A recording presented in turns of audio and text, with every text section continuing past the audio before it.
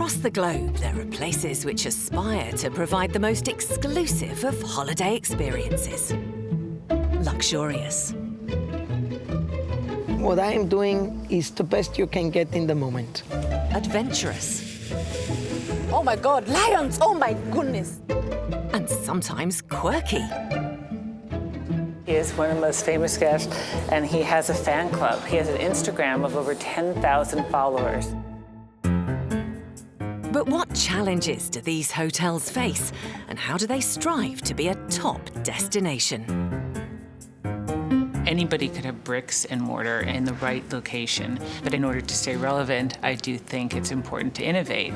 With exclusive access, we go behind the scenes. All right, now let me take you to one of our specialty suites. Following the staff who work around the clock. Guys, we need to be fast, yeah? The guest is waiting. To deliver to their guests whatever it takes to impress. When you go from one room to the other, you go into another piece of art. Notice the view is like no other in the world. All our guests love fantasy and happiness. We take care of every guest and make them feel like kings. From Asia to Arizona, Kenya to the Caribbean, Dubai to India. Step behind the scenes of some of the world's most incredible hotels.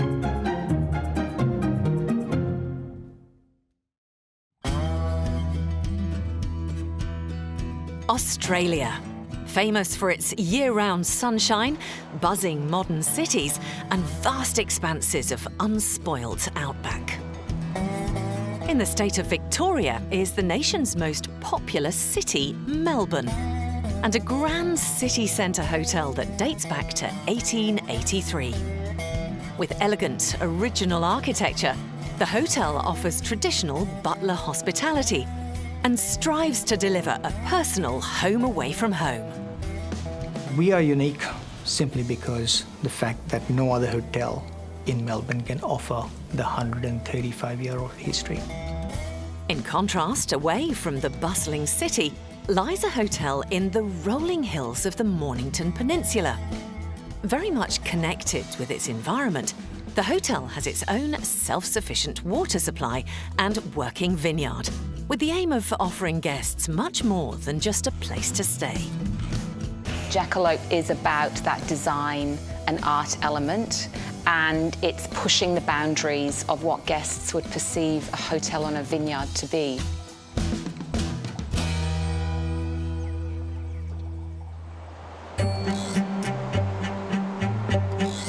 In the heart of cosmopolitan Melbourne is the historical heritage hotel, the Windsor. With a premier location in the middle of the restaurant and theatre district opposite Parliament House, it's been welcoming guests since it first opened in 1883. George Nipper, who was the first owner of the hotel, he had the foresight to see that the city, Melbourne, would require a prominent hotel that could be a landmark as far as Melbourne is concerned. The hotel pays homage to its rich history by showcasing heritage memorabilia throughout. It's something for the guests to take a look at in terms of and get a feel and understanding of the history of the hotel. Again, the history goes back 135 years, so we've got a very, very strong history and lots to tell our guests of the story of the hotel. Ajit Ral is the hotel's chief financial officer and has been working there since 1993. We have a hotel that has a 136-year-old history. So keeping that in mind, tradition is very important to us. We have to make sure that we give a level of luxury, a level of service that meets the requirement of the modern traveller, but at the same time reflects the history and the level of services that take us back all this time in history. Having welcomed guests for over a century, the hotel likes to think their front of house makes a good first impression. Hello, welcome back, ladies. Bunny got hit by a UFO. Russell Wilson is one of the hotel's doormen and is responsible for helping to shape a guest's stay in the city from the moment they enter. First impressions make a count. You're leaving us. Would you like a taxi? Your first impression was so wonderful. Appreciate it. Thank you so much. First impressions, I believe, is important in all aspects. So if you can win the customer before they even walk into the hotel, smile or make them feel welcome and so on. So like a snowball effect. Please, ladies, come on in.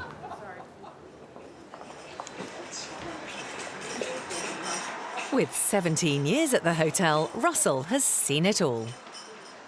Working in hospitality, you get to meet people from all walks of life. In this job, I've met prime ministers. I've met a lot of people in different walks of life in movies. So I've met people from all walks of life. With 180 rooms, the hotel can sleep up to 300 people per night. Things can get busy very quickly. Sometimes there can be pressure. You know, it all happens at once. People checking in, and because I'm by myself, you know, it can build up, and you would like to just scream sometimes. Morning. Excuse me. Hello, welcome. Would you like some help with your bags?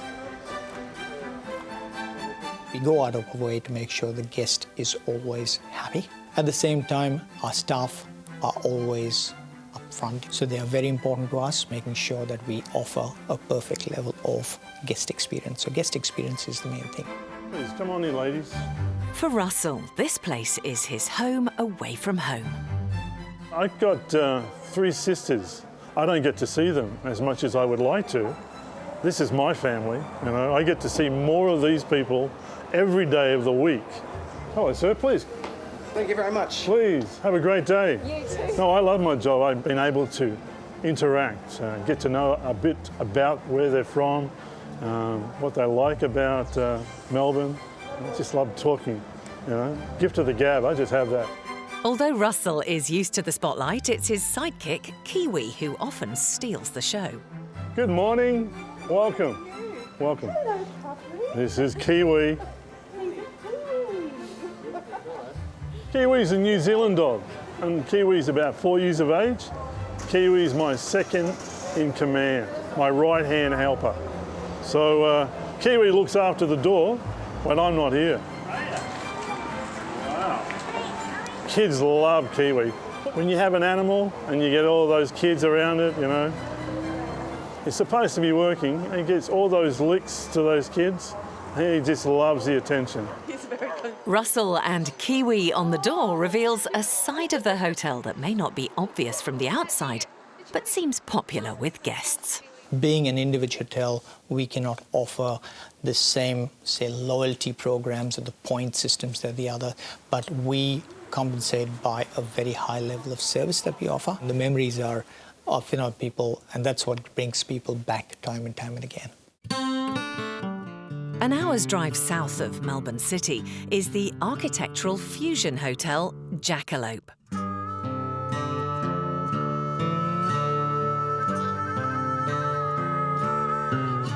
Its striking zinc-clad exterior is in stark contrast to the rural farms and rolling vineyards of the Mornington Peninsula that surround it. It's these unique qualities that make it so unusual. Jackalope is a mythical creature. It's a cross between a rabbit and an antelope.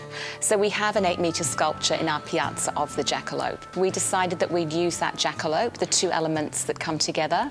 So the rabbit is the bunny, the cute, the cuddly, the warm, the friendly, and that's what we want our staff to be. We want our staff to be engaging with our guests. We try and avoid using sir and madam. We try and use first names to be really friendly and like we're welcoming guests into our home, and that's the rabbit side. Then we have the antelope side that has the antlers, and that's quite fierce, and it's also quite dark and masculine. And that's what we want the architecture to be. So as each jackalope opens, the architecture will be quite bold and striking and dark and mysterious. And those are how the 2 elements of our brand come together. The hotel has become well known for offering guests a tranquil place to stay away from the busyness of the city. And they also have their own on-site vineyard. With just 45 rooms, it could be described as a boutique hotel. Guests who want to stay here book well in advance. Tracy Atherton has been working as the general manager since it opened in April 2017. Hey Jessie, how are you? Good, good. All ready for today? One of our mottos is that we want our guests to escape reality. And when they come here, they stay here for at least 2 days. And because there are restaurants here, there's wine here, there's swimming pool, there's so many aspects, and the guests just stay here and we get to know our guests, rather than just being a one-stop shop and they sleep and they leave.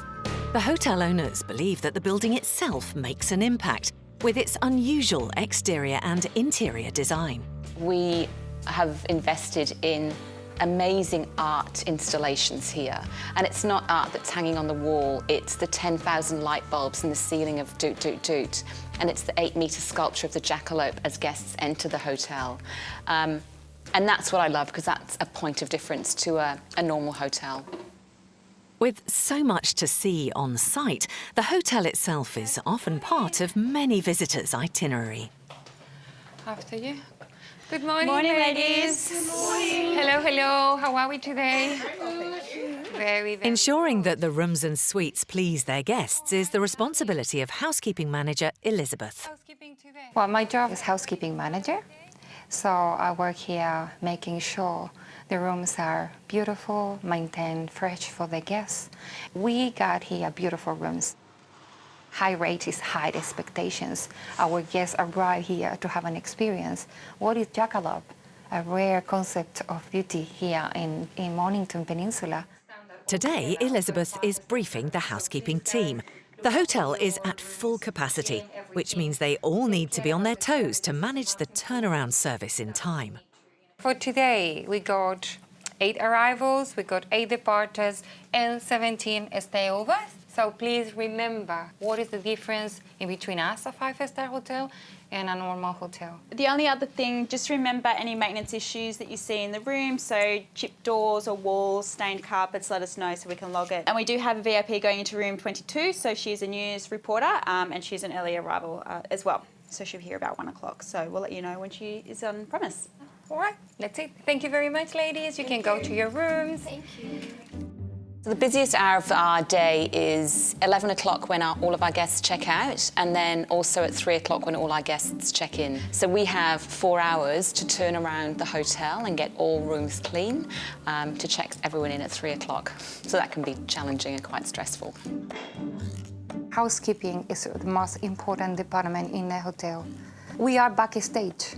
We are the one make things happen and not a lot of recognition.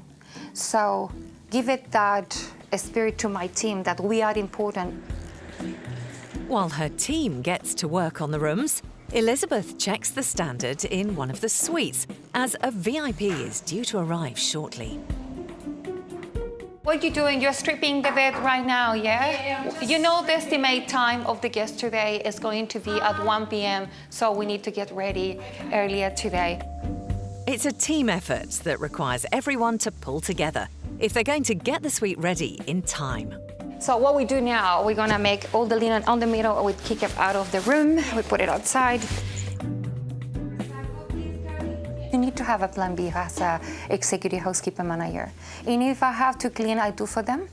I strip for them because it's actually my role to make things happen. Housekeeping. They may be under pressure to get their room ready, but Elizabeth won't sign off on any room until everything is looking perfect. I'm concerned about that one here because it's, you know, sometimes the guests take it and here it's broken on the corners. Sure. So is a possibility to do something about we'll repair that today. Yeah? Yeah. That's starting to crack again as well. And what we do to solve this problem? I'll be able to repair that. Fantastic. The guest has arrived and is ready to check in. But does the room meet Elizabeth's standard of perfection? Well, the room is ready, so I'm gonna contact reception to bring the guests up to the room.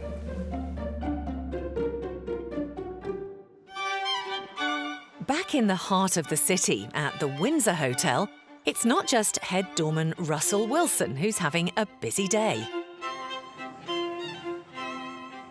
My job is a chief concierge, and chief concierge basically I'm involved for every single thing that guests request to make everything comfortable.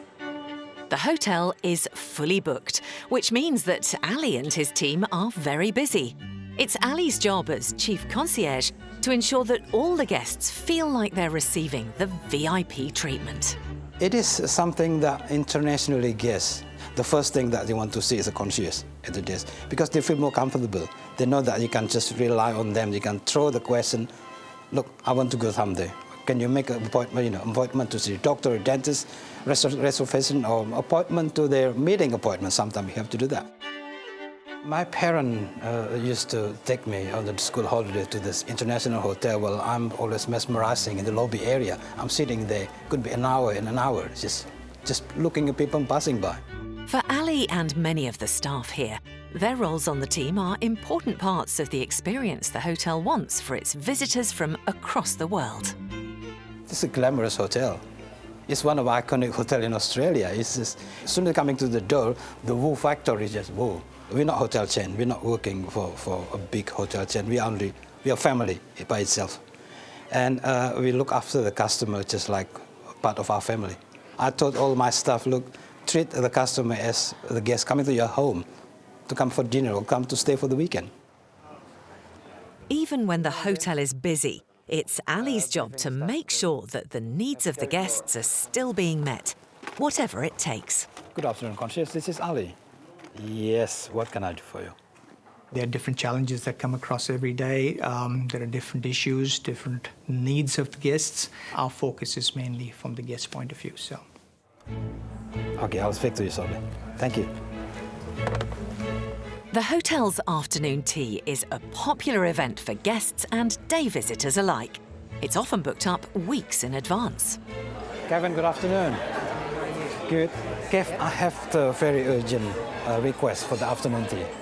It's for 4 people. Can you fit it up for you? This is a VIP guest. VIP? Yes. Ali's worked at the hotel since 2008. His charm and powers of persuasion help when trying to get last-minute requests organised with his colleagues. Can we arrange the table in the side, Barbie? Just 4 people.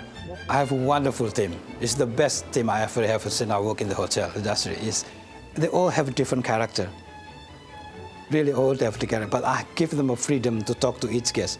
I'm not strict. I'm not going to run my staff with stiffness. Everyone have to stand there. We have said, look, the flexibility. The multicultural that we have from any corner of the country that working with us, which is a nice way to do it.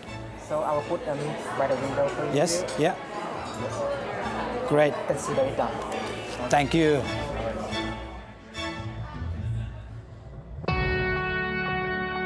In the wine region of the Mornington Peninsula, one of the biggest draws to the Jackalope Hotel is its location. An hour's drive from the busy city district, the hotel also has its own vineyard, producing wine that guests can experience. David Rain is the cellar door manager and in charge of overseeing the wine operation. Right now we're just going to head out into the vineyard, see if there are a few of the last remaining grapes to pick.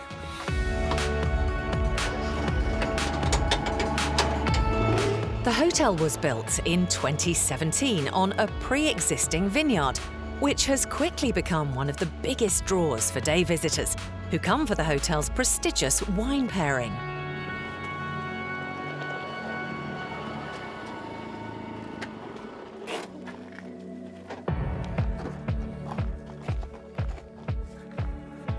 I know that there's a rogue Chardonnay vine among the Pinot Gris down here that we've missed.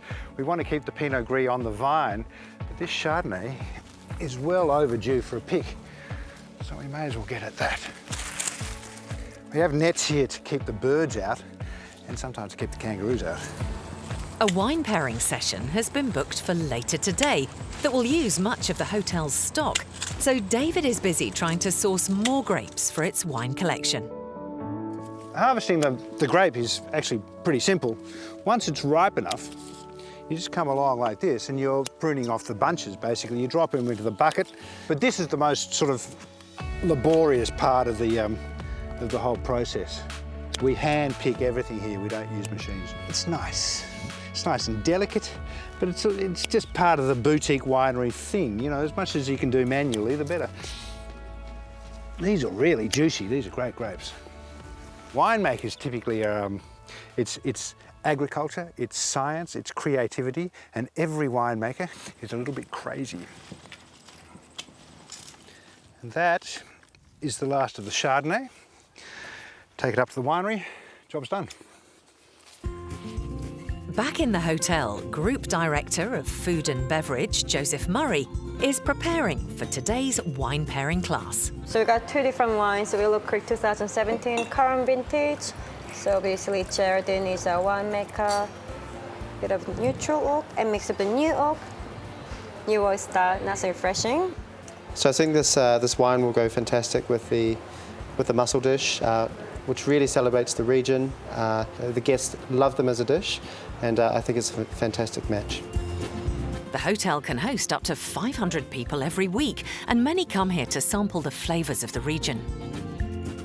Because it's a vineyard and people do park and leave their car and hand us their car keys, and we say you can escape reality. So on arrival, our guests are given a complimentary glass of wine, and then we encourage people to head over to Rare Hair, do the wine tasting with David, come back and have a cocktail and flag a doot. When we think that our guests have had a little bit too much, we have to cut them off, and it happens quite often. It's getting busy in the kitchen as the hotel group executive chef, Guy Stanaway, uses a local delicacy that will be paired with one of the wines. So Michael here is preparing our showcase of Flinders mussels. So within 20 minutes drive from here is the most beautiful mussels that we've ever come across. So we offer a kariagi mussel, which has just been fried very lightly, and we serve it back in the shell. Beautiful chef. Cool. So this is the first component for the dish. As you can see, we've got beautiful amaranth in there, we've got some salad burnet, we've got dill, and then we've obviously got some basil as well. Really, really sort of light, fresh, super textural, great sort of showcase for the mussel. So this is the second component, and yeah, again, just really sort of focusing on those beautiful clean flavours. And then this is the final mussel here. So this is the kariagi, or the fried mussel with the wakame butter. And then we've just got some samphire, which has been very lightly pickled, and then just dusted over the top. Back in the vineyard, David is about to start his favourite part of the winemaking process.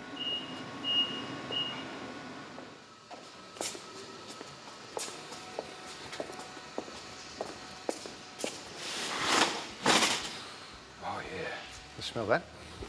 This is the 2019 Pinot, which is currently fermenting in this tub here. It'll do this process for about 3 weeks. And what happens is the skins rise to the top, and what we do is we just gently plunge the skins back through the juice, and that imparts flavour and texture and colour. It's actually a really sensual part of the process. The idea is to not get too boisterous about things here. It's all about a gentleness of touch. That's why they get me to do it. Every year, the vineyard produces around 5,000 bottles of Pinot Grigio and 12,000 of Chardonnay.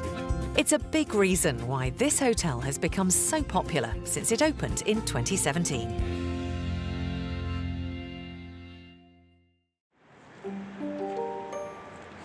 Back in the city, at the Windsor Hotel, behind-the-scenes staff training is taking place. With a reputation as one of the oldest and most established grand hotels in Melbourne, it has to ensure that all staff get the training that prepares them for the traditions and customs that it's known for.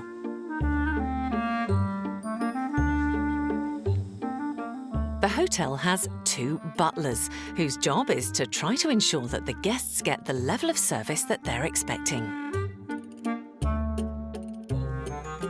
There's no such thing, you're VIP or not. So everyone who comes to the Windsor Hotel is VVIP guest. Yes, and my job is to look after them. When the VVIP comes in a hotel, we are always here to accommodate them. Joseph de Rosario has been working at the hotel for 45 years. It's his experience and attention to detail that makes him ideal to help train other butlers coming through the ranks.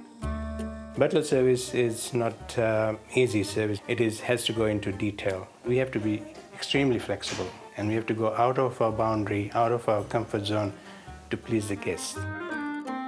Today, with the help of fellow experienced butler John, he's teaching new trainee Tom how to set up for an important dinner party that's taking place this evening. Okay, just a little bit on this side, so it'll be all right. So. Is it okay if there's No, there shouldn't be, because yeah, there you go. And then this is just an underlayer for the table. So on top of this, we're going to put a proper tablecloth. And if it needs ironing, we're going to iron a little bit, just to smooth it out a little bit, yeah? Okay. Thank you. We have to make sure that the team here is doing everything that reflects on the styles, the tradition that comes across with that time. The role of a butler isn't just meeting and greeting. They also need to have a good eye for detail, something Tom is keen to learn. And this one, if you stand here, and you can see... Okay, Tom, perfectly what you have done so far is good. But one thing you have to make sure it looks straight, right? Like this one, you have to put in a straight line. So that's it. And then you go on the other side and have a look. Still crooked, but that's it. So that's very, very important. When the guest sits, they don't want to see anything missing, yeah? So not many hotels today offer butler services. We have butlers as a part of our team, which is a service that we offer to make sure the guest is welcome and sees the tradition there. So we're going to start from here. Shall I set it onto the table? No, you hold it. Yeah, we don't put the host first, we put the host last. We start with the guest first, yeah? Thank you. Joseph may have 45 years' experience, but it doesn't mean his job is easy. And then you put the entree knife and the main fork, a knife and a fork first. Training a new butler is very hard and very patient. You have to be very patient. You have to be very polite to them, because you can't just rush things. You have to give everything in detail. The more you explain, the more communication you do with them, the more you communicate with them, the more they learn. It has to be identical. So make sure this and that one straight, and this and that gets straight. Yeah? Always you have to be thorough with them. You just can't say, put this glass on the table. They will put the glass on the table. You don't know. You didn't explain to them where it goes, so they don't know. So you have to explain, a lot of communication, bits and pieces, and eye for detail. You have to have eye for detail. That's very, very important in the job. Tom might be learning the tricks of the trade, but his lesson isn't over yet. What do you think, John? It looks good? Looking good? Yeah? I think the host will be very pleased. For Chief Financial Officer Ajit, the butler service is vital in maintaining the hotel's deep-rooted history. We offer service with tradition. So that makes us different, and that is what we are always trying to offer, a guest experience that is different to others, but a high level of service, comfort, and all the modern facilities that a guest would expect. In the Mornington Peninsula region, away from the chaos of the city, it's shaping up to be a busy day for the staff at Jackalope. It may have a relaxing location and look like a stress-free environment, but that doesn't mean that it's not hectic behind the scenes. Aaron, maintenance. Busy day yesterday with the power outage. Yeah, yes. The fire alarm and the had a fault last night. Yeah, I got the message at 3 a.m. Did you? Yeah. That was just the communication. Aaron is the hotel's maintenance manager. I've spoken to the dishwashers in the restaurant. They're going to be serviced before the restaurant opens today. Okay, just a general service? Yep. Brilliant. Thank you. This morning, Aaron is doing his checks of the hotel. So this is the basement of the hotel. We've got 200,000 litres of storage water at any one stage, and then we filter 30,000 litres of that water to be used at the hotel or by the restaurants. And it's all filtered by the filtration system here. At the moment we've got 100% of filtered water and 60% full tanks. When the hotel was built in 2017, there was no running water supply. So the management had to think of a sustainable and self-sufficient way of getting water that wouldn't affect the guest experience. So when we built the hotel, we had to build the basement large enough to accommodate all of the water tanks that are down there. Engineering had a very hard time in making sure that the hotel operated. Running a luxury hotel sustainably and self-sufficiently has its own challenges. The roof had to be built in a certain way so that when the water comes off the roof, it gets trapped and goes down into the basement. So the very complex decisions that we had to decide actually at pre-opening stage. Below, the kitchen staff are busy preparing for their lunchtime rush, unaware that above them, Aaron is trying to ensure that they have basic provisions like running water to work with and that the whole hotel can operate. One of the main things that we have to keep an eye on here at the hotel is the water. We don't have any mains water supply. We catch all our water from the roof, and day to day we'd be checking the chemistry of the water and also checking water levels and making sure that we've got enough water to get us through to the next day. Up here on the roof we have hot water for all the hotel and kitchens. That's solar hot water and then boosted by gas. We've got all our aircon units for all of the rooms and the extraction for the hotel, and we've also got solar hot water blanket for the pool. A luxury hotel can't leave anything to chance, and it's Aaron's job to try to ensure that the guests are never adversely affected by the eco-friendly operations.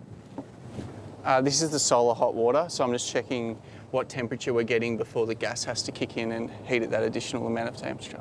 So these are the backup gas heaters for the kitchen, and then we've got gas heaters for the hotel. So they kick in when the days are overcast and the solar can't keep up. I think behind the scenes is vital to a guest stay that they don't see. It's engineering who are making sure that the hotel is immaculate at all times to make sure the guests have the most amazing stay. As the evening draws in, things are getting busy in the kitchen as they prepare for a full service at the in-house restaurant. Group Director of Food and Beverage, Joseph Murray, is briefing his team. Good evening, everyone. Good evening. Welcome to this evening's service, Doot Doot Doot. Let's just run through our guests for the evening. We have 3 guests on 8 to 9. We do a long service, breakfast, lunch and dinner 7 days a week. So, you know, there's a lot of people, a lot of different moving parts, let's say. So just make sure that everyone's okay and make sure my managers are supported well enough, that their teams are okay and everyone's doing what they need to do. 2 guests on table 18. The wife is pregnant and with their second child. Thank you for letting us know. So please check on dietaries. As we know, every lady's different when it comes to being pregnant, so just check. And they would like to have a really good time simply because this is the last time they will dine out before they have 2 children. So let's make sure that they have a wonderful time. This restaurant has established a reputation not only within the Melbourne region, but across Australia. In this particular restaurant, we have a lot of people here celebrating certain things, you know, which could be anniversaries, could be birthdays. So people see it as a restaurant that they can celebrate a great occasion. And so we like to deliver, let's say, a formal, but not too formal kind of dining experience where people engage. The focus on locally sourced produce has also influenced the way this restaurant was designed, and its centrepiece draws in the crowds. Doot Doot Doot is all about fermentation. That's why we have the ceiling of 10,000 light bulbs, and it reflects when wine is being made, it's bubbling away in the vats, and that's called the fermentation stage. So the ceiling of 10,000 light bulbs reflects the bubbling away of when champagne is being made. In the kitchen, Group Executive Chef Guy Stanaway is preparing a dish for some guests who've just sat down in the restaurant. They've booked the special 5-course tasting menu. One of the dishes that we've got on at the moment is a Mooloolaba king prawn, which we've just cooked really lightly on the char grill. But yeah, we'll get it on. So the charring of this gives it a really sort of smoky flavour, which we really like, and it works really well with the pairing of the carrots. and we try and utilise as much as we possibly can from our garden too. So obviously we're really lucky. We've got 100 metres of raised beds, and yeah, we grow for a lot of garnish, a lot of flowers, that sort of thing. I think for me it's really sort of showcasing some beautiful Australian produce. We do a lovely sort of 5-course tasting menu, which includes wine pairings, and we change our menu once a month, which presents its challenges as well, because then we have to, of course, train all of our staff, prepare tasting notes, prepare for any allergies, dietary requirements. At this day and age, there's a lot of different eating habits, let's say, so probably in the last 5 years, it's exploded in terms of vegan guests, pescatarian, vegetarian, you name it, there's everything. So we have to get all of our staff to be aware of these changes in society and make sure that we cater well and do it professionally and do it with passion at the same time. The restaurant is starting to fill up. And while Guy continues cooking the 5-course tasting menu in the kitchen, beverage manager Tioni Nasland is getting ready for the after-dinner drinks. So I'm just going downstairs, just setting up the bar, getting it ready. So I'm just grabbing ice, fruit, anything that needs, spirits and all that kind of stuff. We have a wonderful cocktail bar. You would have spent some time with Tioni, my bar manager, who was in Flagadoot. So I want to make one of our signature cocktails called 2 Years Abroad. And this story I got from Selena at the front desk. It's about the time she went to Canada and absolutely loved it and met her boyfriend. So in it is fresh lemon, which I've just done. And what we do is we kind of pre-batch our spirits, just things that won't go off, that can last for a long time. So in here we have Blanco tequila, a little bit of amaretto, just around amaretto, and a little bit of peach liqueur, so from the brand's Merlot. There's a lot of flavor in there. And then we do freshly pressed lemon, little bit of orgeat. So orgeat is a almond syrup. Then a little bit of cinnamon, house-made cinnamon syrup. So we use cinnamon quills for this rather than your cinnamon powder. Just has that, it's just a different kind of flavor, which I absolutely love. A few dashes of absinthe. So yes, this cocktail is served in a highball glass with just a nice little ice spear. Double strain the cocktail.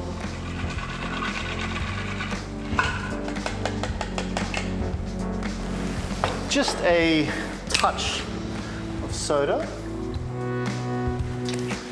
Then a cinnamon quill. Just kind of torch just to bring out those cinnamon flavors.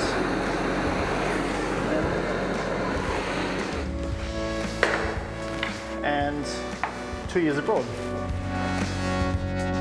The cocktails have become a popular part of the experience for drinkers staying at the hotel.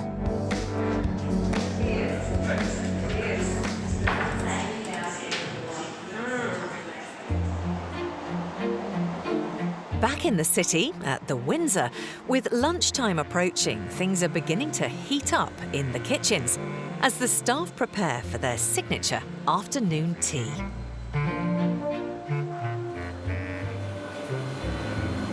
Morning, guys. Morning. How are you? Every day we need to run very fast because of we have a lot of customers here, so a lot of guests, so around 100 to 200, 250 per day. So we need to be very efficient.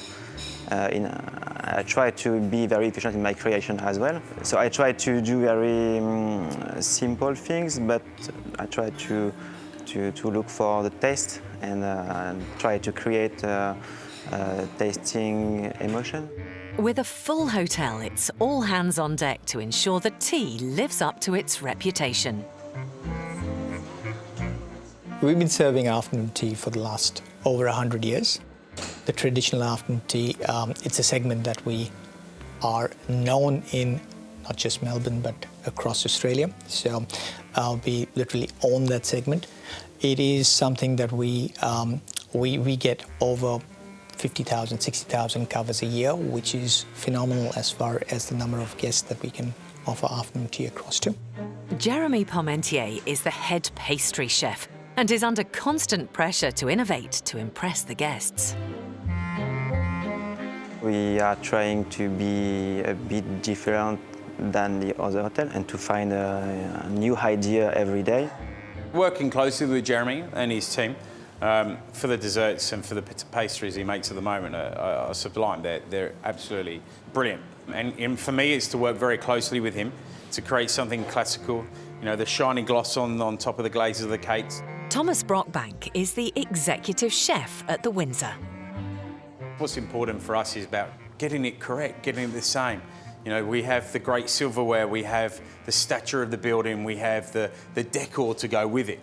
And I think it just shines with all our glass and our silverware. You know, it just sets the mood in the room. A big part of the afternoon tea is the cakes that are made in-house.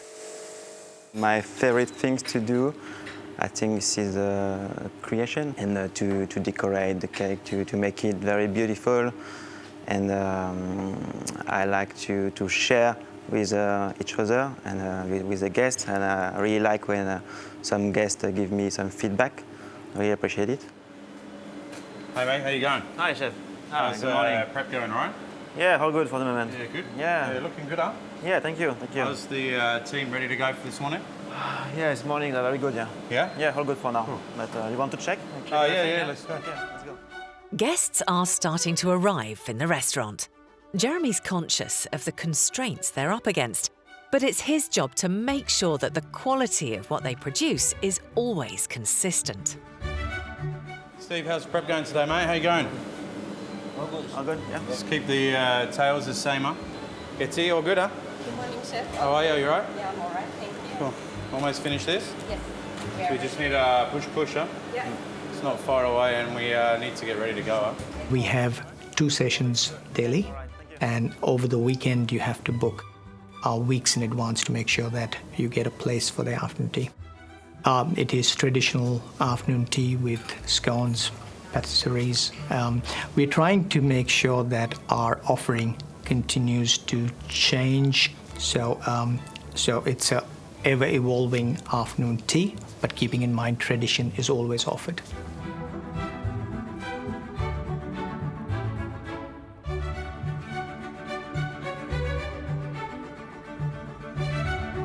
The VIP guests who Ali booked in earlier have arrived. How are you both today? For a Saturday, not too bad. Come on through.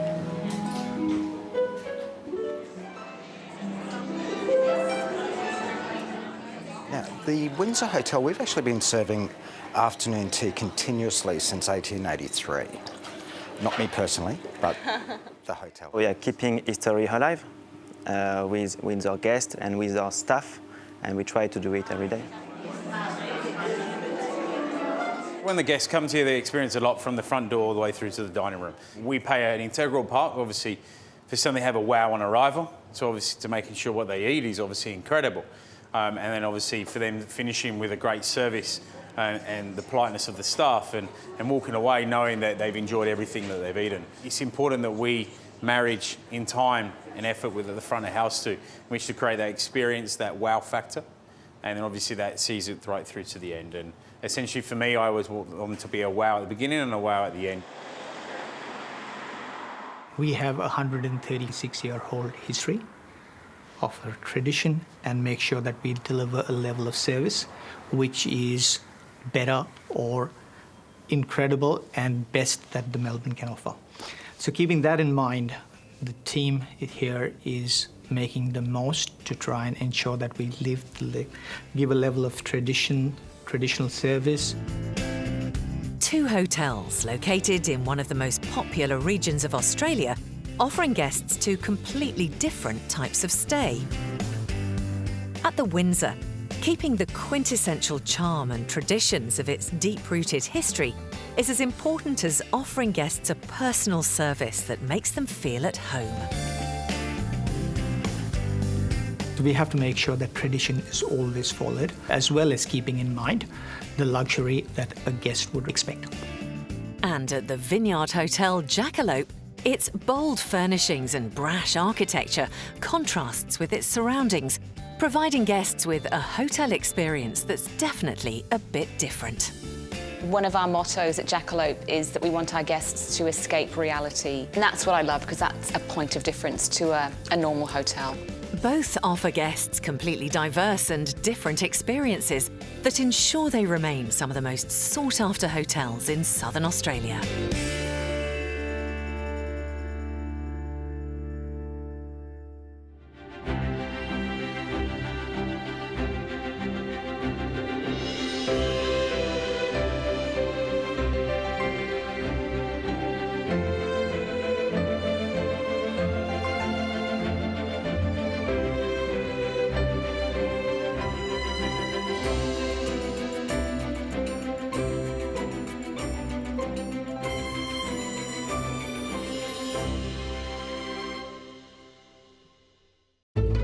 Across the globe, there are places which aspire to provide the most exclusive of holiday experiences. Luxurious. What I am doing is the best you can get in the moment. Adventurous. Oh my God, lions! Oh my goodness! And sometimes quirky. He is one of the most famous guests, and he has a fan club. He has an Instagram of over 10,000 followers. But what challenges do these hotels face, and how do they strive to be a top destination? Anybody could have bricks and mortar in the right location, but in order to stay relevant, I do think it's important to innovate. With exclusive access, we go behind the scenes. All right, now let me take you to one of our specialty suites. Following the staff who work around the clock. Guys, we need to be fast, yeah? The guest is waiting.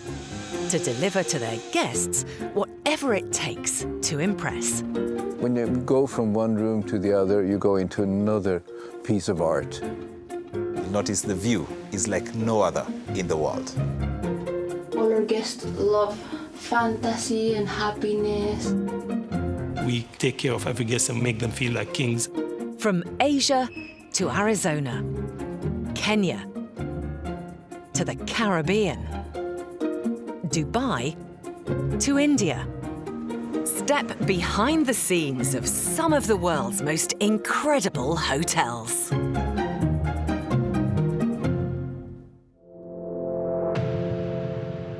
Southeast Asia, an eclectic mix of ancient lands and cultures waiting to be explored. Vibrant and beautiful, some areas have the atmosphere of days gone by. In Thailand and the island nation of the Philippines are two hotels providing an insight into their stunning and captivating environment. One is situated at the very heart of nature, where animals roam freely, whilst the other provides a nostalgic journey back into its country's history. How do they provide an authentic experience for those wanting to immerse themselves in a Southeast Asian culture? Thailand, exotic, opulent, and majestic. Beyond the hustle and bustle of its capital Bangkok lies an enchanting land for those willing to explore off the beaten track. Its most northern province, Chiang Rai, offers lush jungle, peace and tranquility, as well as the infamous Golden Triangle where three countries meet: Thailand, Laos and Myanmar.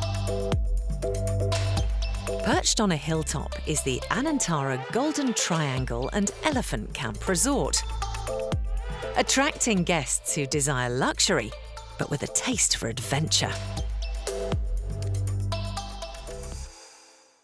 You get to wake up in the morning, the sun rises above the Laotian hills, grassland gets filled with condensation which rise from the grounds. So I would say they definitely provide a mystical experience that enabled the guests to experience the legend of the Golden Triangle. Resort manager Goderic Harang Service makes it a priority every morning to ensure the hotel's 5-star standards are maintained. So checking the rooms is part of my daily jobs, which I do. I try and check every VIP rooms, ensuring that every little detail is on par with what they would be expecting checking in with us. These expansive suites, costing from around £1,500 per night, are decorated with traditional artwork and teak furnishings. With a very large tub to soak in, you can while away the day on your private balcony, enjoying the amazing view. Perfect. Cap kun pasadi. Being in the jungle, the facilities are always impacted by the nature and the environment that we have around. Howdy cap kun jam, sabadi mai cap. So we need to ensure we stay sharp, everything stays functioning, and it's not every day the easiest thing in the jungle, obviously. Guests here are treated to luxuries that are special to the resort. One of those is a cup of coffee with a very unusual origin. This is our little black ivory counter. This coffee is unique in the world. It's made out of coffee coming from elephant poop. So our elephants eat about 40 kilos of coffee, and out of it we manage to get about 1 kilo of black ivory coffee. With a price tag of around £130 per 100 grams, ivory coffee is one of the most expensive in the world. But luxurious facilities and jungle surroundings are not the only reason visitors come to this resort. Anne and Tara were looking to design guest experiences that were more about the elephant and were things that people hadn't seen before. We said, well, let's do something that can help guests know more about elephants. Given the hotel's close proximity to wildlife, it's not surprising it has its very own elephant camp. It's also home to the Golden Triangle Asian Elephant Foundation, which rescues these glorious animals. Once used for logging, which was subsequently banned, the elephants and their owners, known as mahouts, resorted to begging on the streets of Bangkok. That obviously is not very good way to make a living for a mahout, and even worse for an elephant. They've been looking after elephants for generations and generations and generations. They now no longer had any work, so we thought to ourselves, let's see what we can do to help. And that's how the foundation was born. Our rescued elephants are incorporated in the guest journey. Part of the money that they pay to stay here goes straight toward the foundation in order for us to ensuring we keep on taking care of our elephants. The foundation tries to ensure the rescued elephants are well cared for, while also being a popular attraction. Having elephants roaming freely in the grounds is something quite special for the hotel's guests. But these tremendous giants need food, attention, and looking after. Good morning, everybody. Head vet Nissa has arrived at the elephant camp. Walking with giant is morning and the afternoon. Also afternoon, yes. It's the morning briefing for the day ahead. Nissa's job is to ensure its herd of rescued elephants are fit and healthy. It will start in the grassland. Is that okay, Nissa? Yeah. With 25 elephants on the resort, visitors are spoilt for choice when it comes to activities with these gentle giants. Pretty busy. We do have walking with giants, both the morning and the afternoon. So we'll be a bit busy today. Might not have time to think much. So we're updating the whiteboard so all the mahouts actually know where they have to go at what time, so which activity they will have to go as well. The mahouts live in a village on the camp. Being the guardians of the elephants, they tend to their daily needs. So we asked him to come and look at the board so that since I don't see anybody around, so you might have to relay the message to the others. Oh, วันนี้แพ้รับคิวเยอะแพ้คิวเยอะมาก3 รายการคุณรวมก็3 I think we're done for the morning section, really.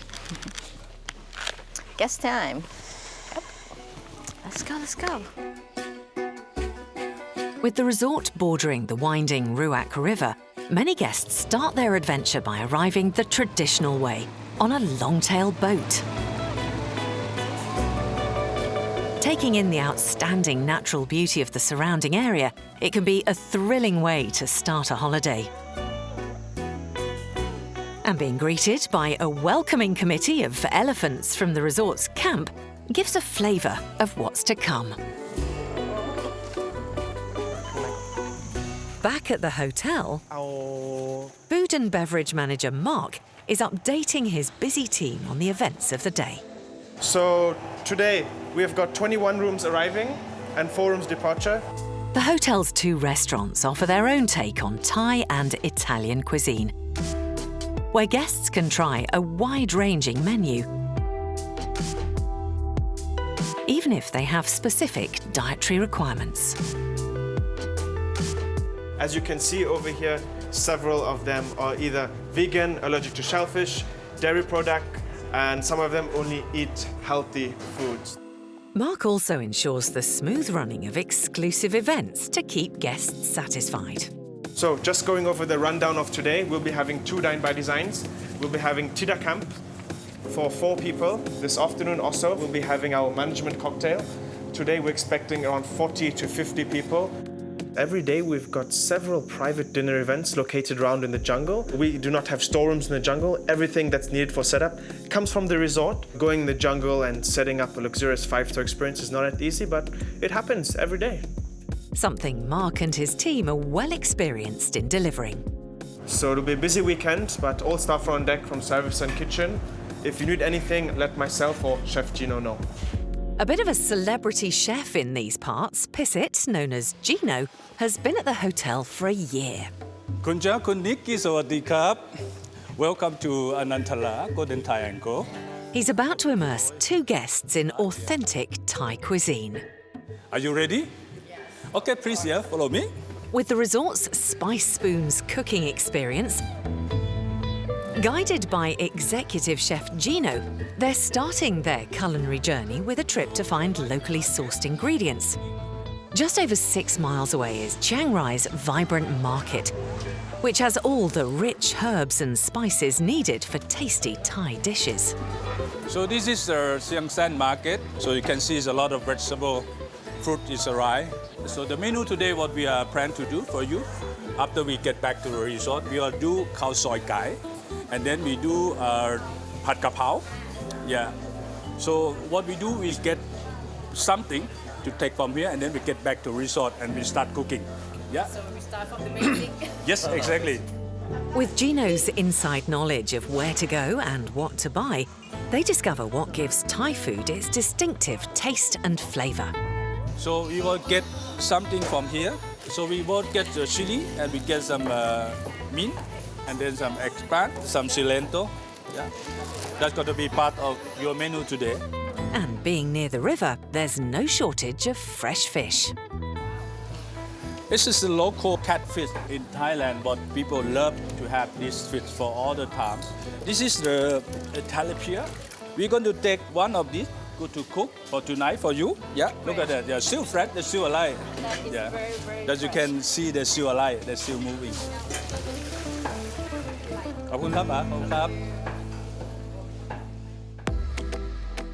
To the east of Thailand, over a 6-hour flight away, is the Philippines. A hidden gem of over 7,000 islands, its striking scenery and rich cultural heritage makes it the perfect place to explore. 2 hours south of its capital, Manila, lies Villa Escudero Plantation and Resort. A working coconut plantation, it's been owned by the Escudero family for 6 generations. With its coconut tree-lined entrance, this picturesque and tranquil villa is brimming with character and the traditions of years gone by. Our Philippine style of life, everything is culture and history embedded in the way we always celebrate what happened. The resort aims to offer an authentic Filipino experience. And it's that attracts many Filipinos who've emigrated and are now returning on holiday. The tourists now, they're so happy to hear the old songs they knew were sang by our ancestors. And they sing along. Bought from a tribal chieftain in 1842, this large plantation opened to the public as a hotel resort 38 years ago. Riverside cottages, with big, comfortable rooms and high ceilings, are full of Philippine charm, with executive suites having a private veranda and their very own hammock. A long-standing member of staff is guest services manager and choreographer Ernesto. Take it from the yung bago yan. This morning, he's in the middle of rehearsals for the afternoon's cultural extravaganza, the Philippine Experience Show. Folk dancing is merely telling the story of the people, the story of Filipinos working, praying, courtship. Also, it depends on which place it comes from. So it varies from every province or places. With the Philippines once being part of the Spanish East Indies, there are influences throughout the show. This is a Venduria. The Octavina is bigger, a smaller guitar shape. This is the guitar, and that's the Bajo de Uñas, or the Filipino bass guitar. Ernesto likes to put his dancers through their paces. But not long into this morning's rehearsal, things aren't going well. Ulit, again, before that. And Ernesto doesn't hold back in telling them so. Oh! Tapusin mo, again! Again! Tapusin mo hanggang doon. Umalis kayo dyan. They're doing it a shortcut way, that's why I'm not satisfied. Next! Forever the perfectionist, Ernesto strives for things to be just right. Okay, ready? Go, yung single. Go, and 1, 2, 3, 4. 1, 2, 3, 4, and... Okay, next. Still not happy, Ernesto takes things into his own hands, showing them how it's done. Okay, let's go. They cannot believe I'm going to dance. Because I haven't danced for years.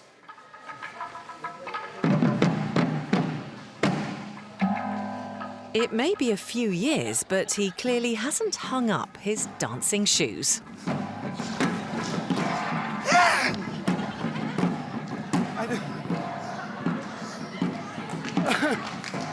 I don't have any patch.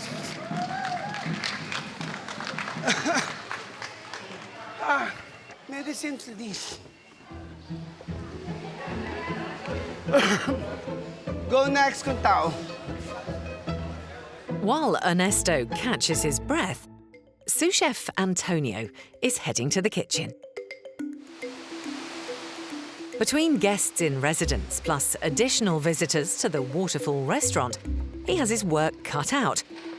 With such a large group for lunch, preparation, planning and coordination are key. Ang mga niluluto namin pagkain dito, siyempre pangkaraniwan, traditional, dahil yun ang aming kinagisnan. So, nagugustuhan ng mga guests, nasasarapan sila. Antonio's first job of the day is to focus on roasting the chickens. Ilang piraso tabale? Stuffed with tamarind leaves, these tender herbs will add a hint of spice, giving a wonderful exotic flavour. Good. Pagkatapos po nating ituhog dito sa kawayan, diretso na po nating ihaw sa charcoal o uling. Kasi meron na po tayong paapoy na charcoal o uling. Kaya diretso na po natin ang ihaw. Bali, ito naman po 2 oras ng luto na. The dining experience at the villa is something out of the ordinary. They have a busy outdoor restaurant that aims to connect guests with their surroundings. With lunchtime looming, there's no time to waste, as Antonio's team prepares a banquet of traditional Philippine recipes with a variety of fish and meats. It might be a hive of activity in Chef Antonio's kitchen, but outside, Water Health and Safety Officer Venerando is working at a more leisurely pace in the peace and tranquility of the Labasin River. Panahon ngayon, kaya alam namin na madaming darating na mga guest para pumasok dito sa Villa Escudero. Hello po, ma'am. Hello, sir. Sasakay po? Rafting? Before lunch, with the villa being so close to water, guests can enjoy a few hours on the river in a traditional bamboo raft. Ma'am, paalala po, ha?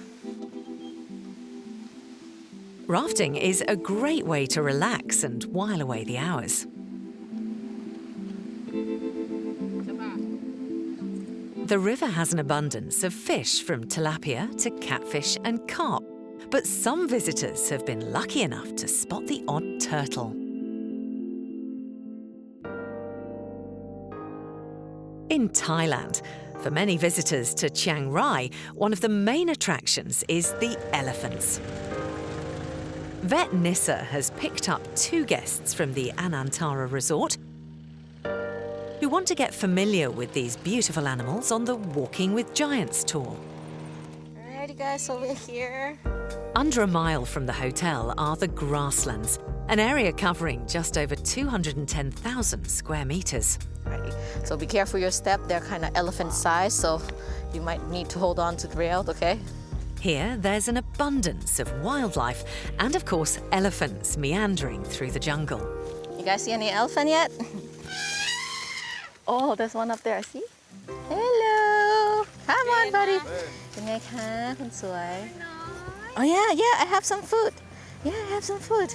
Here, this is something for you to give to the elephant. To the trunk, it's okay. Yeah, you can put it right there, so it's just like this, it's okay? Oh, okay. Oh. Oh. It's yummy, right? Oh, you like it. Yeah. So this is Menoi, 19 years old. Today, the guests are walking with Menoi and Bo. Hi, Bo. So Bo is about 40 years old. She's one of our largest elephant that we have on site as well, so kind of big. These animals have a hefty appetite. Daily, they're fed about 10% of their body weight. Menoi, don't go too far, buddy. With 25 elephants on site, that's a whopping 3 tons of food a day. If you see an elephant that doesn't eat, that's when you know that there's trouble. Oh, wow. Oh, Bo. Oh my God. Yeah, she looks so happy with that. In this lush green area, the rescued elephants roam freely, of course under the watchful eye of their mahout. This morning, the guests are spending 90 minutes in the company of these magnificent beasts, strolling with them side by side in their natural environment and at their own pace. So, hello, Menoi. Hello, Bo. Here, go ahead. You can touch the skin. It's okay. I know, buddy. It's a memorable experience and an opportunity for guests to find out more. There we go. Yep. So this is what we call sand bathing or mud bathing in elephant. If it's mud, usually they threw a lot of sand and mud onto the bag, onto their belly, so that they can actually protect their body from the sun. And when they flap the ears, so they feel cool. Oh, I see. Let's go. Elephants love water, and with them leading the way, the fun begins. Shower time, let's go, buddy. Bo, you can't jump from there either. It's very tall, buddy. Or you are? Realising it's too high, Bo has a change of tack. Oh my God. And uses the path. Go, go, buddy. Menoi and Bo love nothing better than playing in the water. All right, someone is very excited to be in the water over there. And know how to ensure no one can spoil their fun. They know the mahout is not going to swim to get them unless they're really forced to. They're so intelligent. They are. This really is a once-in-a-lifetime experience for guests. Away from the elephants and back at the hotel, in the kitchen, guests Jar and Nick are joining executive chef Gino for their lesson in authentic Thai cooking. So this is the ingredient what we bought from market this morning. With these ingredients, they'll make a 2-course meal. So basically, the first one we're going to do the fish soup. We call tom yam pa. Tom, whatever in Thailand, is mean boiling. Pa is mean fish. Yeah. This typical Thai dish is called Tom Sang Pla Top Ting and is infused with flavour. And for a connoisseur such as Gino with 26 years' experience, it doesn't take him long to put it together. You will smell some nice and you feel hungry on that. Yeah, yeah, it's very, very nice. Let's take a taste, yeah? Wow. Thank you very much. It's very, very good. Okay, now your turn. Now Chef Gino has finished his demonstration, the tables are turned as Jar and Nick roll up their sleeves and turn chef themselves. First, you have to cut the vegetable. So who the one is more cooking at home? So Jar, you would cook. So he not cook anything for you, right? Never. So make sure the stock is boiling and then get the herb, lemongrass. In Thailand, this dish is served as a first course. Get the fish in, yeah. Looks nice. So you can add, prawn, you can add the scallop. So using the fish sauce, have to be careful because it's quite turning to salty easily. Tom Sang Pla Top Ting is a relatively quick dish to make and ideal for guests to apply their culinary skills. That's lovely, yep. Very nice. I can smell some very, herbs already in this.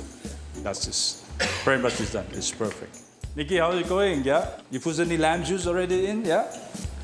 Now it's time for Gino's taste test.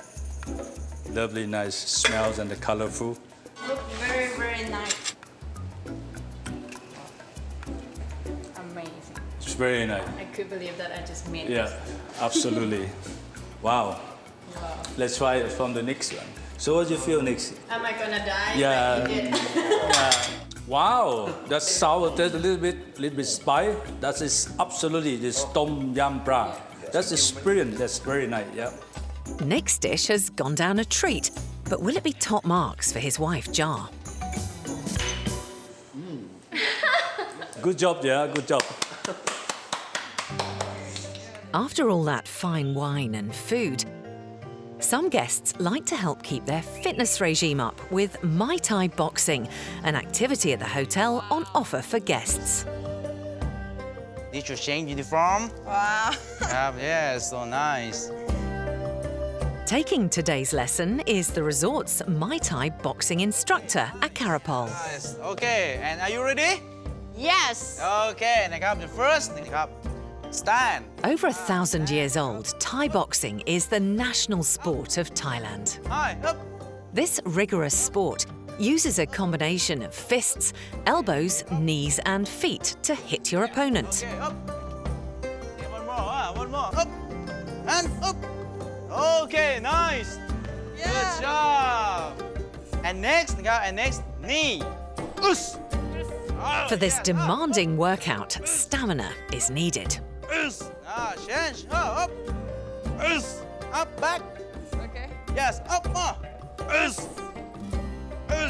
And okay. Ensuring an intense workout.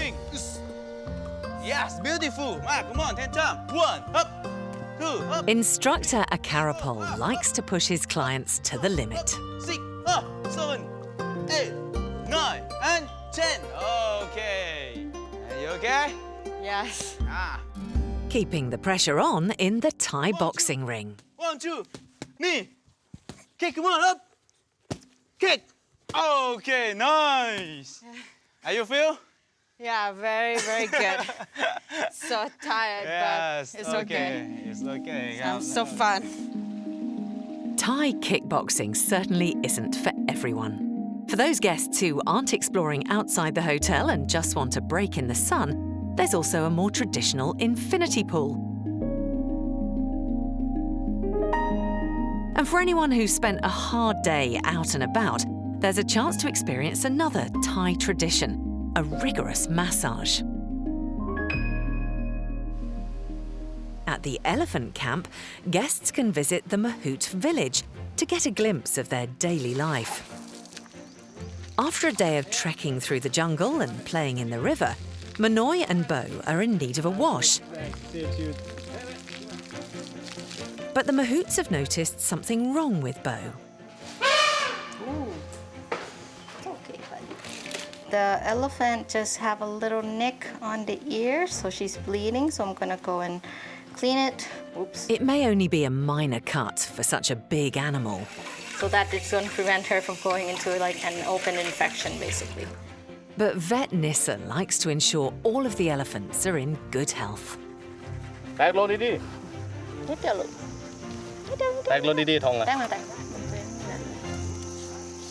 buddy. It's a little bit stinky.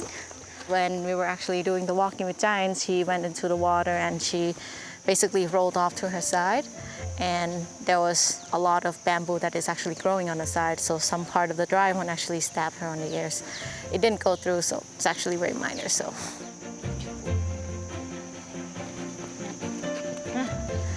put on the antiseptic cream, and that should be pretty much okay for the elephant. And yeah, nothing serious. There's so many things to love about this job, really, but definitely it's the elephant themselves.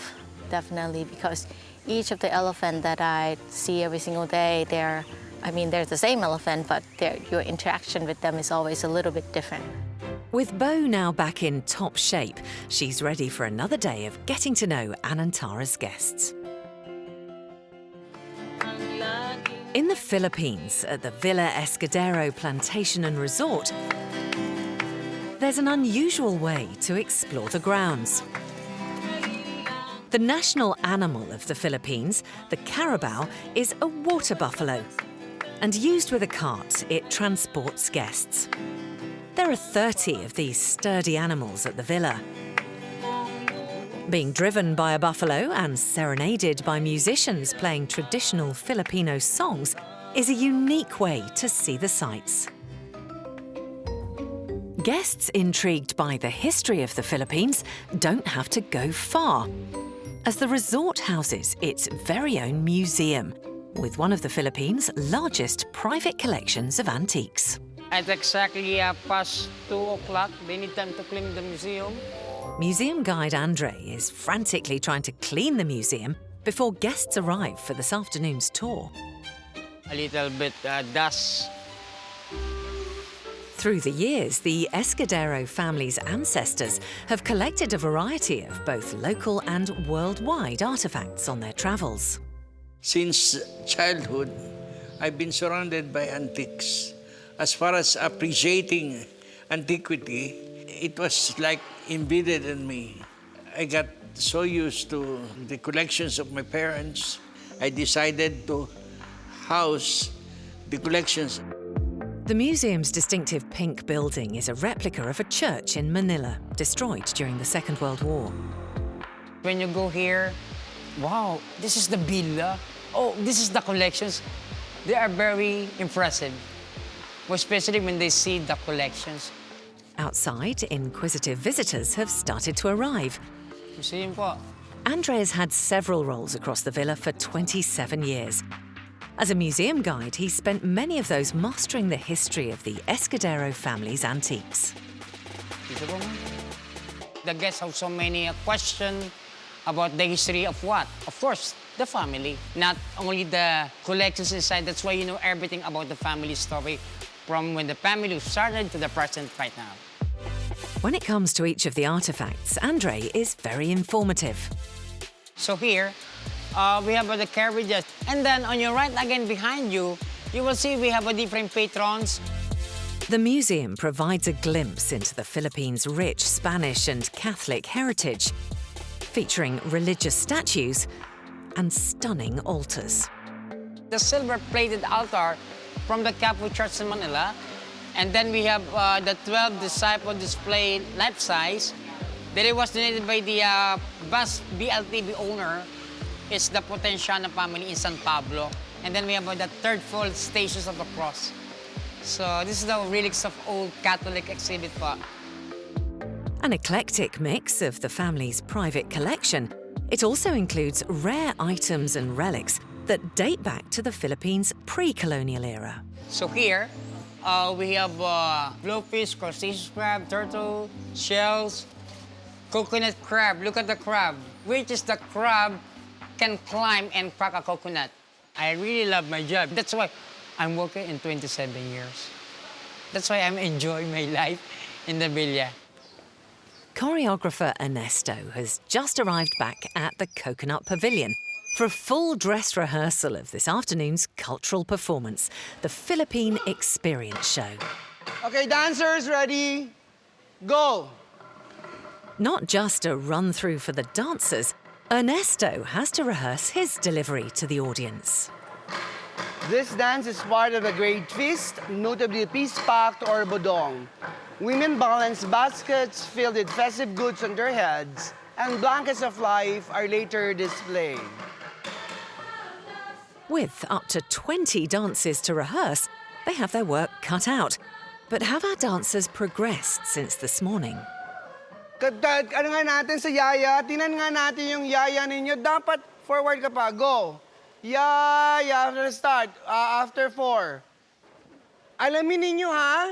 Ikaw, kasabay na naman kayong dalawa. Ready? After tan, tan, tan, tan. Yaya. Go. And. Go. I am branded as a screaming person when it comes to it. You will not believe it when I scream. Down your blankets! My challenges are those my trainees that's stubborn, hard-headed. You taught them during training, you taught them during the proper training on stage, and then you taught them before the show starts. Ready, 7? Go. Yeah.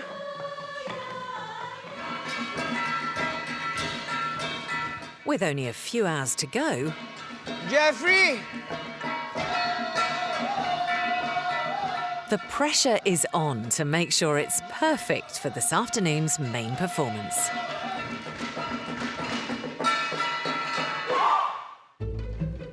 In Thailand, at the Anantara resort, Chef Gino is busy in the kitchen. Everyone loves chili. Right, everyone ready? We got to pick up now, we got to go now. He's preparing for this afternoon's Manager's Cocktail and Canopies event for guests, with colourful drinks and exotic flavours, all delicately prepared by Gino. So this is another dish we call prawn cocktail. That's going to be one of the highlight menu for tonight's cocktail. It's just a grilled prawn with spice chili, some Sichuan pepper. For Gino, presentation is everything. Okay, I'm ready now. Let's go. Once a week, this social event is held on the lawn for visitors and staff to gather in a relaxed atmosphere with the senior hotel team. So you'll get, most of our managers will be there taking care of the guests, sharing stories with them, telling them what we do at the hotel, stories of our elephants. We've got some special cocktails, wine, beers. This is the time you can relax with management, sit down, talk about anything you want. Just a few more finishing touches. Wonderful. So everything here. So ready for the cocktail tonight. The guest is on the way coming. And bon and fente. With the resort covering over 160 acres, one of its modes of transport, a jeep, dates back to the Second World War. This evening, 2 guests are indulging in one of the hotel's luxurious experiences, dining by design. A private dinner with your very own personal chef in a beautiful setting in the resort's grounds. So from this platform, you get to see the elephants right here, walking together all throughout the dinner, coming and asking for food just here because they just really love their food. Resort manager Godric is ensuring that everything's ready to make it a memorable experience. We are located in the jungle, which means that you have to get an experience which is going to be a little more rustic than if you were dining in a Michelin star restaurant in a city. However, it's important that we still preserve a fantastic luxurious standard, right? All the more impressive if you manage to really pull that off all throughout being in the middle of the jungle right here. For Godric, there are perks to the job. Obviously, one of the little pleasures of my day is wherever I walk around, I always get to see an elephant. That's absolutely fantastic. I don't think that many people can say that about their job. Happy that everything is set up for later, he can head back to the hotel. And he'll be just in time for the resort manager's cocktails and canapes. The fire is lit and the musicians are playing. Gino's canapes are going down a treat. It's an occasion all the staff look forward to. On the other side of the resort, at the elephant camp... Sawadee krap, sawadee krap, welcome krap, krap. Thank you very much for tonight. 2 guests have arrived for the Dining by Design experience. So your menu today is varieties of the fish and the meats. In the main course, we have the local fish tilapia served with the rice noodle and then with some spicy sauce. That's going to be main course for tonight. Wow, sounds yummy. Hope you enjoy tonight. Yeah, looking forward. Yeah, but not so spicy. Of course, absolutely. We already do some spices on that, yeah. Dinner here is mostly very traditional food, but is also an opportunity for a one-to-one with the camp's elephants. Guests who pick this experience can choose from a variety of menus or exclusively design their own. This evening, Gino's prepared a selection of northern Thai cuisine. Thai salad, papaya salad, chicken. There are several courses for the guests to sample, and Gino's aromatic dishes also attract the attention of the resort's other residents between courses.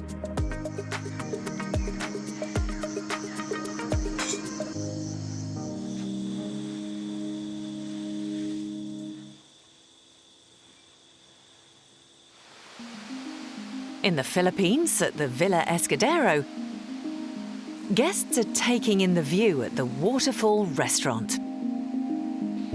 Dinner is a banquet of traditional Philippine food with grilled fish, pork, roast chicken and stir-fried noodles right next to the waterfall. There are fresh fruits for dessert picked on the villa's grounds. So has Chef Antonio's hard work preparing dishes in the kitchen paid off? Madami kaming guests ngayon. I'll make sure na sinusupervise ko sila yung aming pagkain para hindi kami kulangin o kung may dadating pa na guest ay masuportahan namin ang pagkain namin. Tsaka mga staff ko naman okay naman sa pagtatrabaho nila, tsaka napakasisipag nila. The Waterfall restaurant is the centerpiece of the villa. Visitors wade in the shallow water whilst eating, leaving their shoes at the side. The combination of the waterfall and the Philippine cuisine makes it a really memorable experience. At the Coconut Pavilion, Ernesto and his performers' moment has arrived. As crowds have turned up for this afternoon's Philippine Experience show. From its far-off origin, Andalusian Spain, Paseo de Andaluz. With so many dances, Ernesto has his hands full making sure all runs smoothly.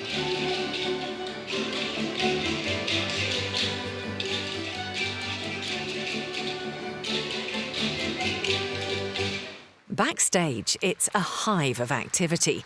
And with several hundred people in the audience, the pressure's on. It brings the Filipino in me because they keep the tradition. Balikbayans are Filipinos who stayed abroad or migrated there and come back to visit us. They all love it. Sometimes most of them cry when they hear the songs, when they saw the dances, because it's kind of nostalgic and dramatic to them, and so most of the time they cry here.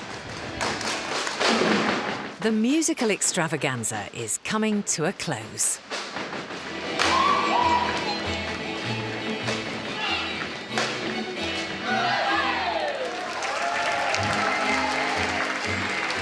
Whilst it was enjoyed by an appreciative audience, not everyone's happy. Well, I'm satisfied. There are minimal mistakes, but it's tolerable until the last dance. I am now mad because of one person that did a mistake. She ruined the entire dance at all. So she'll get some beautiful words for me. We're all done now for the day, and we'll do it again tomorrow. Striking Southeast Asia and two incredible hotels. Thailand's extravagant Anantara Golden Triangle and Elephant Camp with 5-star luxury in the jungle and an unmissable opportunity to walk side by side with one of the world's most incredible animals. I am not aware yet of other resorts where you get to experience anything as close as the experience that we propose to our guests with our elephants, that being ethical, and so our guests participating into a journey of recovery for these elephants and of preservation. And in the Philippines, Villa Escudero Plantations and Resort, offering a real authentic taste of its rich, radiant history and culture. My favorite is that you go back in time, the old traditions and customs of our country, including food, including dances, including traditions. Both play a part in preservation to protect their heritage and future, providing an exotic adventure and amazing memories for their guests along the way.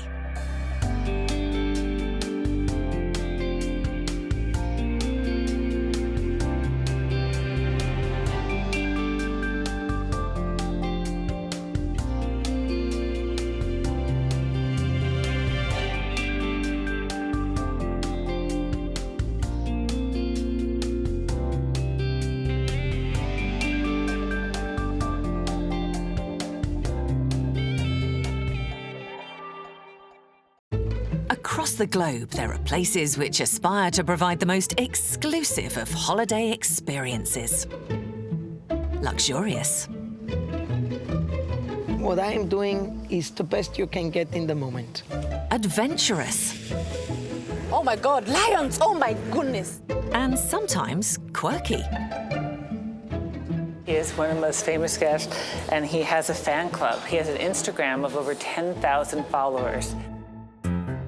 But what challenges do these hotels face, and how do they strive to be a top destination? Anybody could have bricks and mortar in the right location, but in order to stay relevant, I do think it's important to innovate. With exclusive access, we go behind the scenes. All right, now let me take you to one of our specialty suites.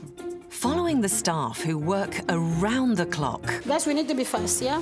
The guest is waiting. To deliver to their guests whatever it takes to impress. When you go from one room to the other, you go into another piece of art. Notice the view is like no other in the world. All our guests love fantasy and happiness. We take care of every guest and make them feel like kings. From Asia to Arizona, Kenya to the Caribbean, Dubai to India. Step behind the scenes of some of the world's most incredible hotels.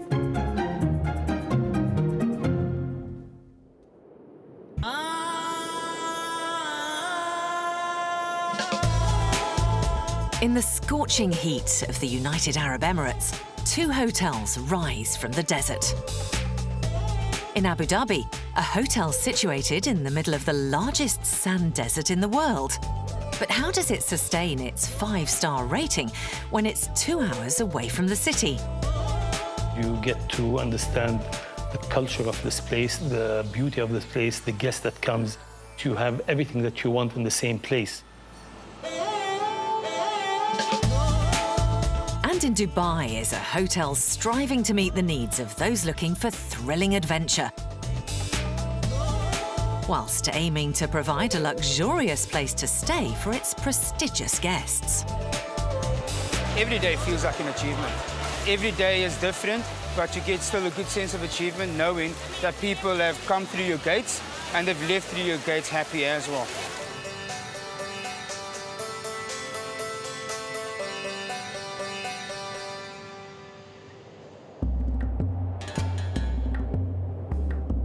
Approximately 200 kilometers from the bustling city of Abu Dhabi is the Anantara Qasar Al Sarab.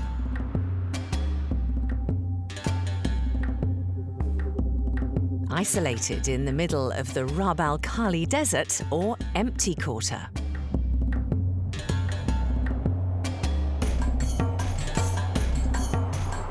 Empty Quarter is the largest uninterrupted desert that extends from Oman, UAE. The largest part is in Saudi Arabia and some of it is in Yemen. We discovered that it's rich, one of the richest deserts with minerals, water, oil, and all kinds of things that used to be here because this was an ocean before.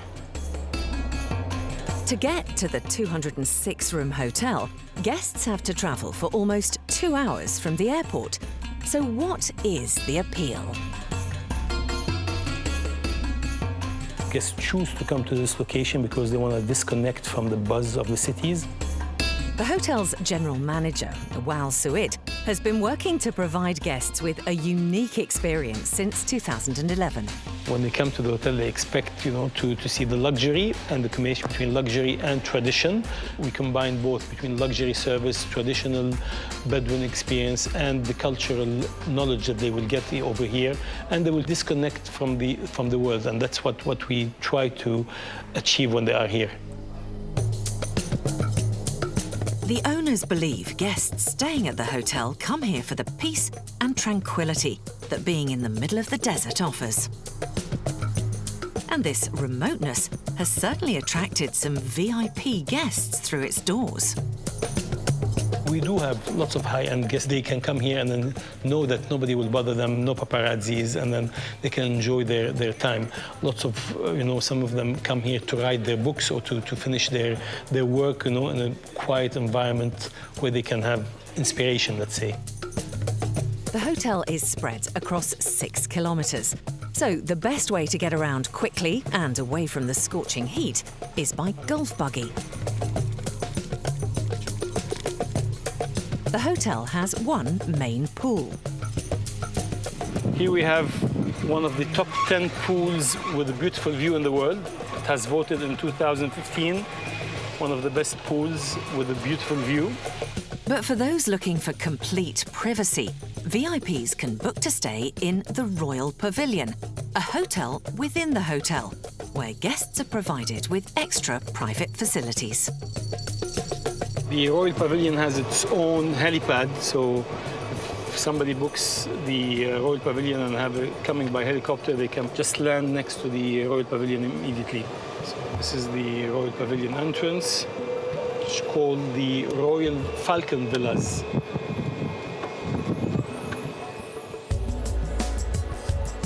Guests who pay over £1,200 to stay here benefit from their own spa, personal pools, and even their own restaurant. It's an upper-level service that we give to all our guests that uses the Royal Pavilion. But for those wanting luxury without the price tag, guests can stay in one of the 42 villas. They start much lower, in the hundreds of pounds, and have unspoilt views over the desert. Although the hotel has developed a reputation for being a place to relax and unwind, some guests choose to make the most of its desert location. Amro Abu Afra is the Activities and Recreation Manager. It's a little bit linked for the cultures of Emirates, as camel ride or arch. It's a hunting, horse riding, dune bashing, desert hike, and it's adventure every day. All of these activities, it's linked to the culture. One of the most popular experiences on offer maximizes the desert location. We call it dune bashing because we are kind of smashing the dunes, but we do it on the safe way. We climb up and down. We reach almost 150 meters in some areas, and we have to go on the big drop. There are some skills you need to learn it before you start off-road, how to read the dunes, because the colors of the sand, it has a meaning. You cannot just drive anywhere. The red one, the dark sand, it's a sand mixed with the oxide iron, and the sand, it's hard, easy to walk, easy to drive on it. Usually we try to avoid the white one. The white one, it's mixed with the salt, and it's like a powder. It's easy to get stuck, and where you need to push the car more to go out. So we try always to avoid it. Here you need to learn how to see it and to read it, so you can know where to drive. Just because the hotel is in the middle of the desert doesn't mean that the weather is easy to predict. The landscape as a dunes, it's created because of the wind. And most of the time, the strong wind coming from north to south. and make the dunes on nice shape, smooth, where you can drive and climb it. But from time to time, when the wind comes from opposite side, it's make the edge of the dune like sharp, which is not easy to climb it. So we need to be careful while we are driving in that situation to not get stuck. Amro has been taking guests out on this experience for the last 7 years. It's taken quite some time to hone the skills to perfect it. During my drive on off-road, I got stuck many times. Every time when you get stuck, you learn more things and you will gain more experience. And you learn how to be patient, actually, because sometimes when you get stuck, you will stuck for like 45 minutes to 1 hour. And you need to be patient. It is a unique experience because you won't find a desert like what we have over here. The empty quarter is a completely different desert with different views, and that's by itself it's an experience.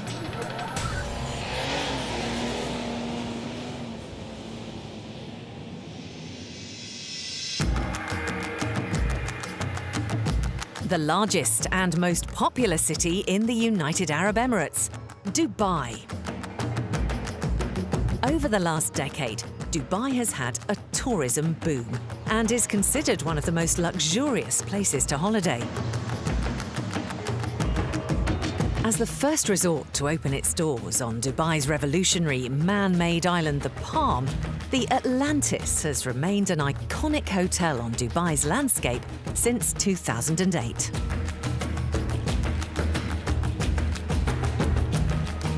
Costing over £1 billion and towering over 20 stories high, the hotel has over 1,500 rooms,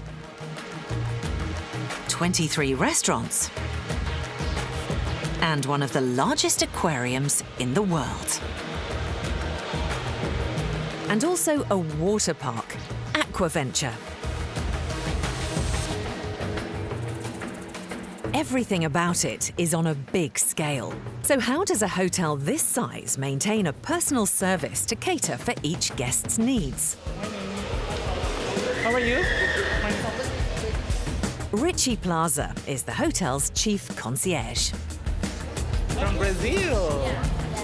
The job of a concierge of Atlantis is basically functioning as guest services. So those restaurant reservations, itinerary bookings, what are the things that you need to do while in Atlantis, while in Dubai in general.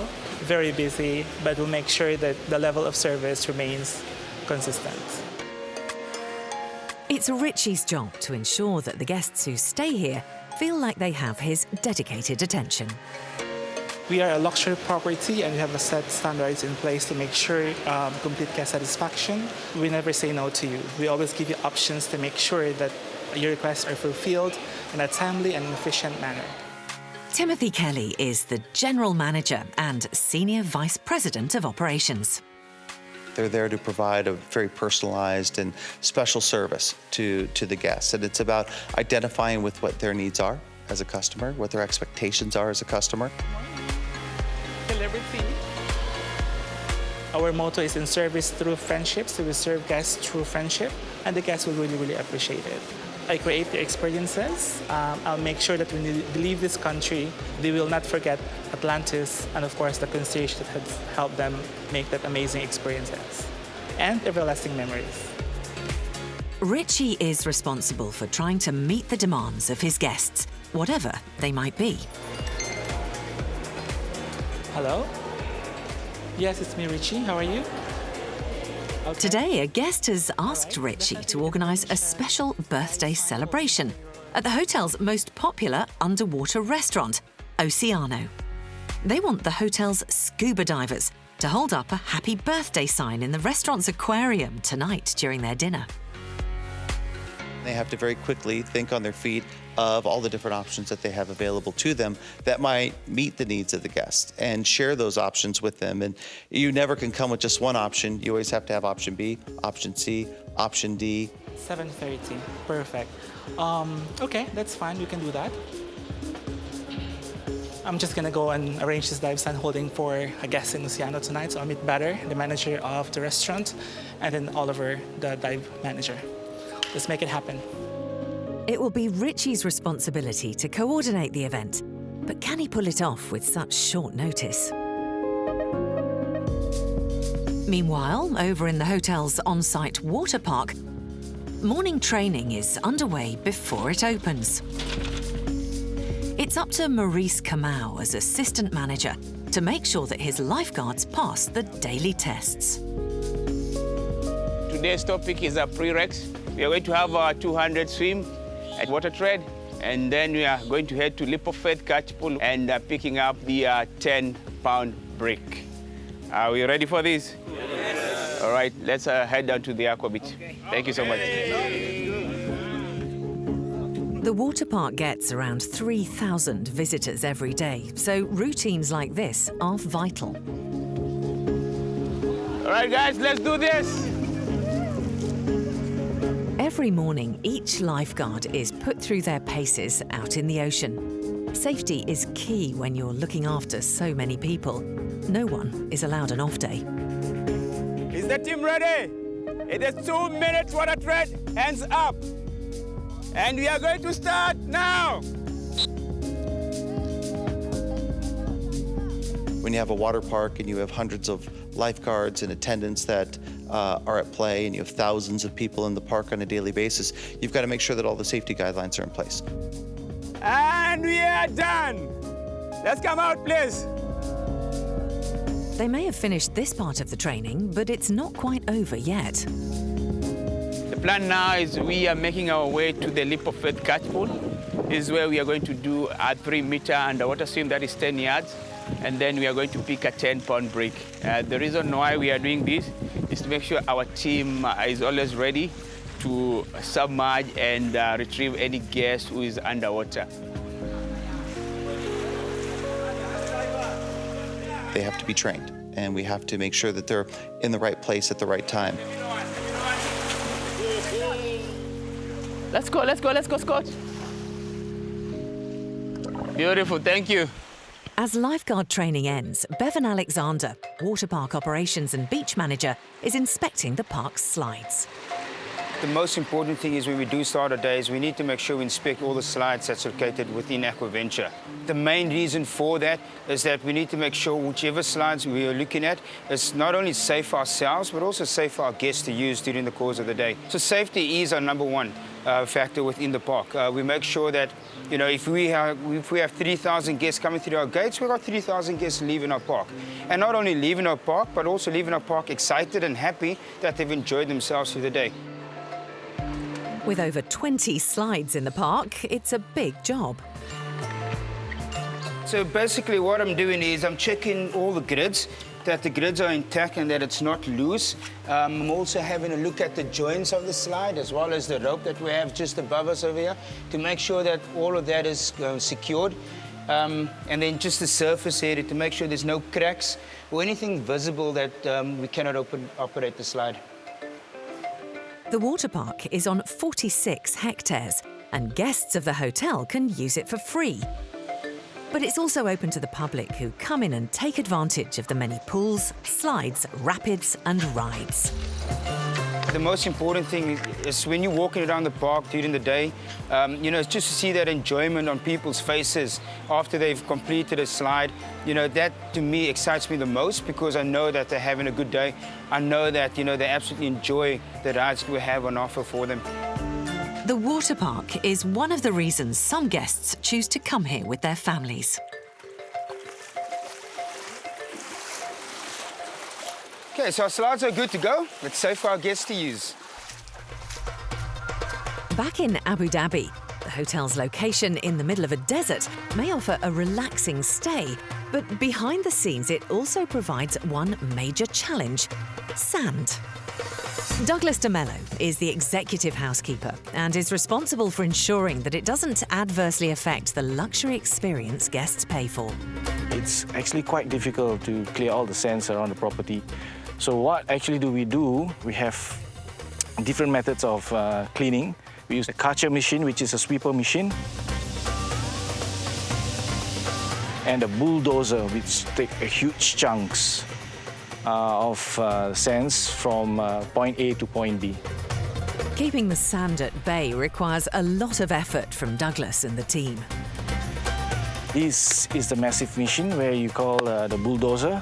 and it will be all the time in the desert. So it covers 12 kilometers, and from the entrance of Qasr Al Sarab, Anantara, to the main point where you enter the Anantara Qasr Al Sarab. So every single day, these guys will be handling these missions, the bulldozer, to clean 12 kilometers of the roads. It's a big job and one that's keeping things busy at the hotel today. We also have manual sweepers where 2 of our team members will be all around sweeping all the sands around the property. The sand is very fine, so it goes everywhere. Everybody goes into a cleaning mode. The surrounding dunes also provide problems for the operations team, whose job it is to ensure that the hotel's 5-star facilities aren't affected by the sand. Upali Baragay is the hotel's chief engineer and in charge of the operation.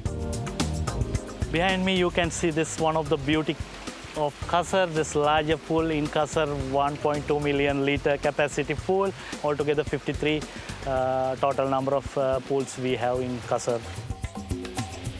We are having some challenges by desert because it's next to desert, and during sandstorm we have quite challenges.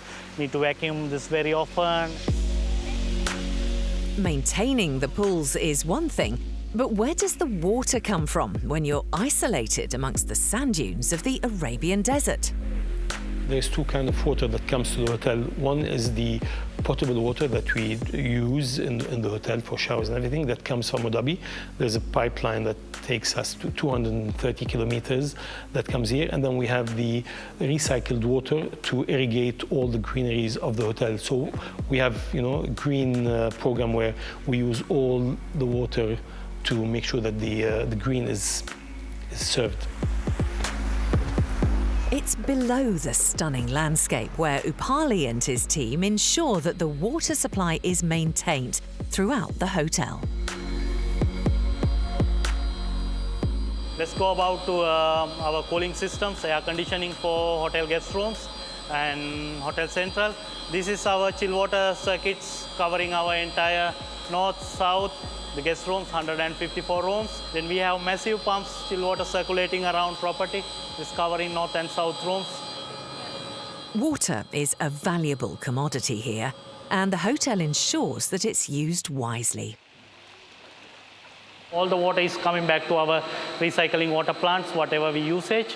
Then plus fresh water we are using for irrigation, almost 1.3 million litre per day. Then from here we are pumping to the water in different locations, in different sections, covering this entire property. We do a lot for the environment in terms of the green. We have from water reduction in the room where we use special material just to make sure that the water doesn't go. We recycle the water, we recycle the food. So we work with the Environmental Agency of Abu Dhabi. We have a program with them that we continue on doing everything for the environment. Back in Dubai, it's shaping up to be another busy day at the Atlantis.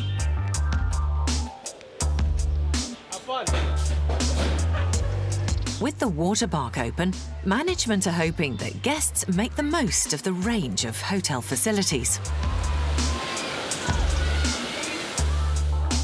Alice Brown, the housekeeping impression manager, looks after a team of cleaners who maintain the rooms and suites. Detail is very important. It's a very busy operation for us, and it's every room that check out, the guest is waiting. We need to turn up the room on time. We have luxury amenities that we use for all our super suite. Those amenities are called Lyric, and they are very beautiful. It's made of gold, kind of. We have a soap that have a cold dust powder on it. Timothy Kelly oversees the hotel on a day-to-day basis. When you have 1,539 rooms at the Atlantis, you run an occupancy of about 90% on an annualized basis. Housekeeping is probably one of the most important roles and job functions of the property. In addition to that, it's also one of the most challenging roles, both from a physical perspective in having to take care and process and ensure that all of our rooms are prepared to our standards. Vineyard is part of the house cleaning team, and has been working with Alice for 5 years. Vineyard is our super sweet staff. Vineyard is one of the colleagues who's been here for a very long time. So he is very special. He knows what to do, and they are very important for us because not everybody can do what they do.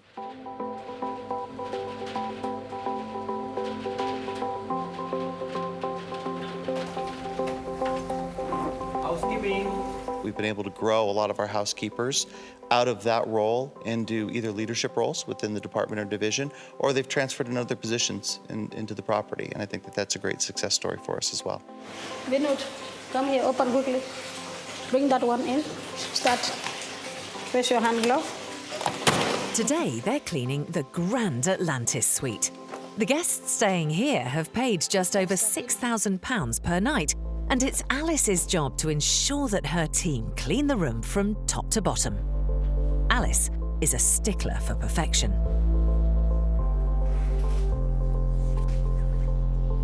Detail is very important in our job because a big suite like this, there's a lot of kids, family, you know, things are thrown around. So we need to make sure that the next guest coming in shouldn't find somebody's slippers under the bed or things. So our job, yes, detail inspection is really important. It's a very challenging task in the fact that you have to move at a pretty brisk pace in order to make sure that you're taking care of the number of rooms that you have to handle on a day in and day out basis. To impress the guests, Housekeeping Impressions Manager Alice oversees the cleaning operations of all the rooms to ensure that they meet her high standards. Just make sure that you don't press it too much, okay? We don't want it to be crumpled, yeah? So it's about things where a guest might return to the room and find something where they go, wow, this has been different, it's special. They're thinking more than just taking care of the room, they're thinking more about me. And that's an opportunity for us to make a difference in the guest stay. So I need you to start doing vacuuming. And Vinod, you start placing the amenities. We need to be fast, the guest is waiting. Yeah, please, let's go. Fast, fast, fast, guys. Bring your vacuum. Set up the amenities. Okay, Pradinas, myself and you, we need to just check the drawers, make sure nothing is left in the room. See the under the bed, make sure nothing is there, and that's it, we move, okay? With the guests waiting to check into the room, the pressure is on. But keeping them waiting just a short time is worthwhile if everything is perfect. Yeah, even though we're under pressure, even the guest is wearing, our standard must remain standard. You know, we have to make sure that we stay with our standard, even though we are very, very busy or whatever the situation is.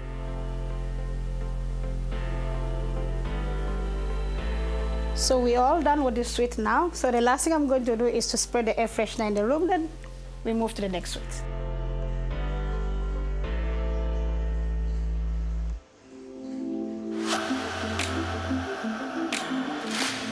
Building started at the Qasar Al Sarab Hotel in Abu Dhabi in 2007 and took 25 months to complete. Over 10,000 people worked on getting it finished 3 months ahead of schedule, opening in November 2009. Today, the hotel is spread across 1.7 kilometres and has over 400 people who work there. But it's not just a workplace for these staff members, it's also home. We have the mini mart and the accommodation office, and then we have laundry facilities, the gym, and then we have here daily activities for the posting on every day. The hotel's remote location means that all staff who work here also live on site. Tasitha Jayarathna is the accommodation manager and responsible for looking after the staff village. This is the main place people meet each other, having chat, playing together. So it's kind of it's like binding together. We provide them with one of the most comfortable housing. We give them all the comfort that they need. We have for them 2 cafeterias, we have a gym, we have a pool, we have all kinds of activities that keep them running and keep them happy. Tasita and his wife, Sui Yi Min, have been living and working here together for over 3 years. I came 2015 here, and when I came first time, I feel like wow, this place is amazing. And then when I enter from the main gate, so I was thinking, oh, maybe this place looked like another planet. We feel like here is like a big family, and we are always seeing each other and helping each other. And I'm very happy to work here. I feel like it's like my home. Yeah. The bond is extremely essential because you can't do it alone. You have to have the whole team together. And I'm lucky enough to have a team that has bonded over the years, and we have teams that have started from the day one of the hotel till now. And without them, we cannot do it. We cannot make an incredible hotel. So the whole gratitude is towards the staff that works 24 hours, 365 days, and make sure that every guest leaves with a story out of the space.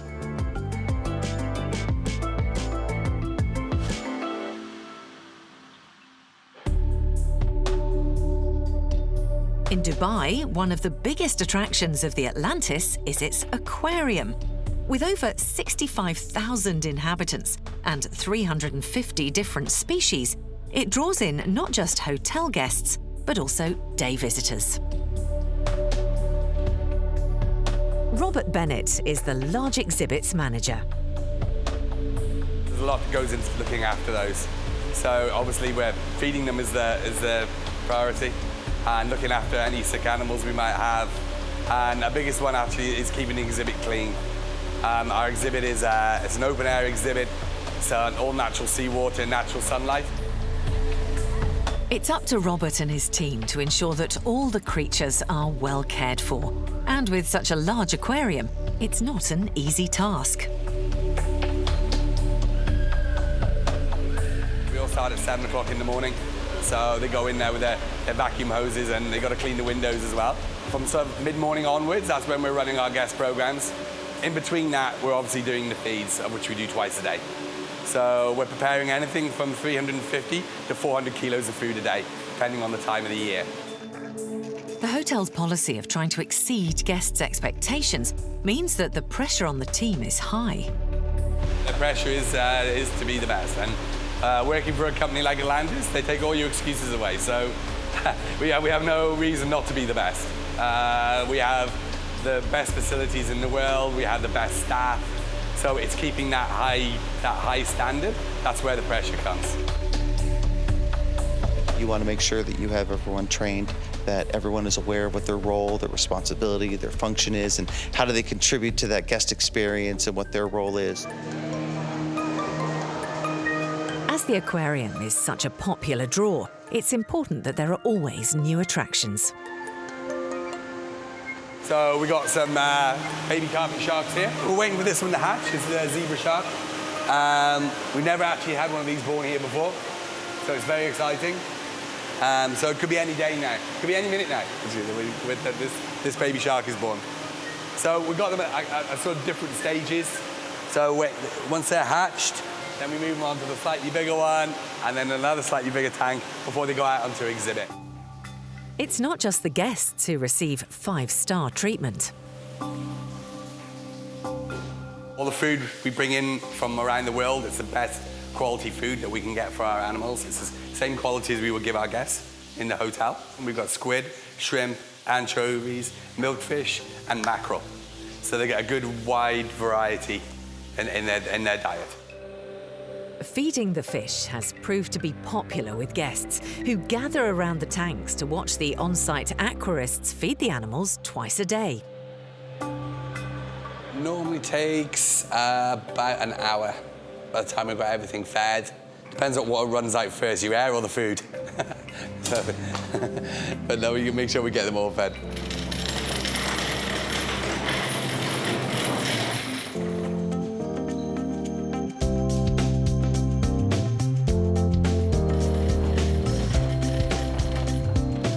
We don't have to feed alone. There's two of us. Two main reasons. One is obviously for safety. And secondly, we have a lot of sharks and stingrays. So for one person, just to feed all those stingrays will be very, very difficult. As you will see, it gets quite chaotic. So having two there just takes the pressure off a little bit. For Robert, this is one of the most fun parts of his job. What we try to do is we try to obviously leverage what is our differentiating factor. And for us, that's Atlantis, and it's the underworld. And so what you see kind of the theming throughout the property in many ways, in the public space as well as in these areas, is everything is really kind of predicated and surrounded by water and the sea.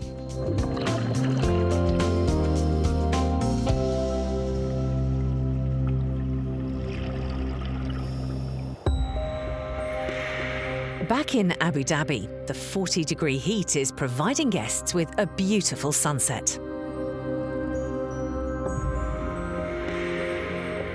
The hotel's position, 200 kilometers away from the hustle and bustle of Abu Dhabi, means that some guests who stay at the Qasr Al Sarab spend all their time within the confines of the hotel and its grounds. Others choose to climb the dunes that surround the hotel to watch the sunset, or make the most of their Arabian location by opting for a horse or camel trek.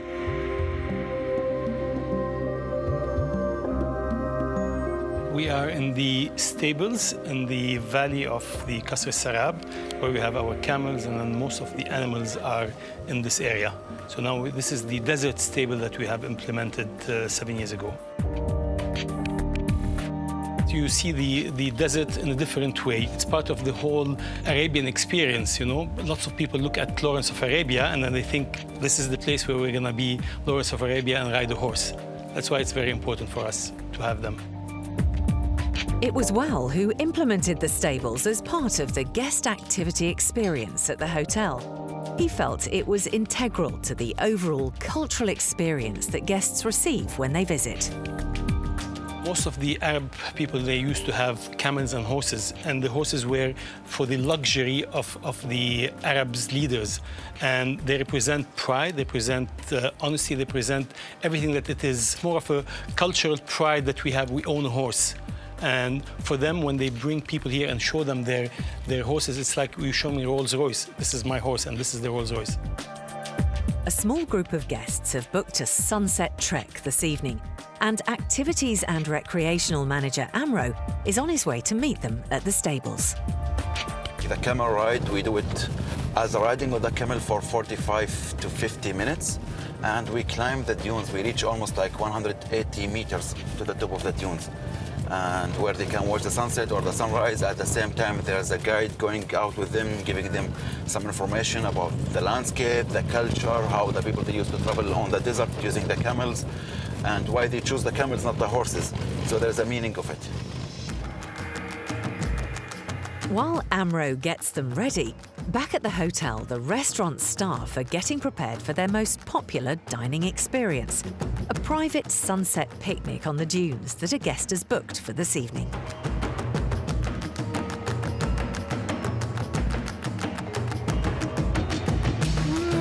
The sun sets quickly here, so time is of the essence if these guests are going to make the most of their sunset trek. Travelers of these days wants to be, in a place where they get connect with nature, connect with each other, and then lose all this technology way far away from them, and then be, connected with what they do in general, being with their families or just to really relax, and that's what we do. Back at the hotel, the guests who've booked tonight's private picnic by the dunes have arrived. There's only one thing left to do, and that's to serve one of the hotel's specialty cocktails.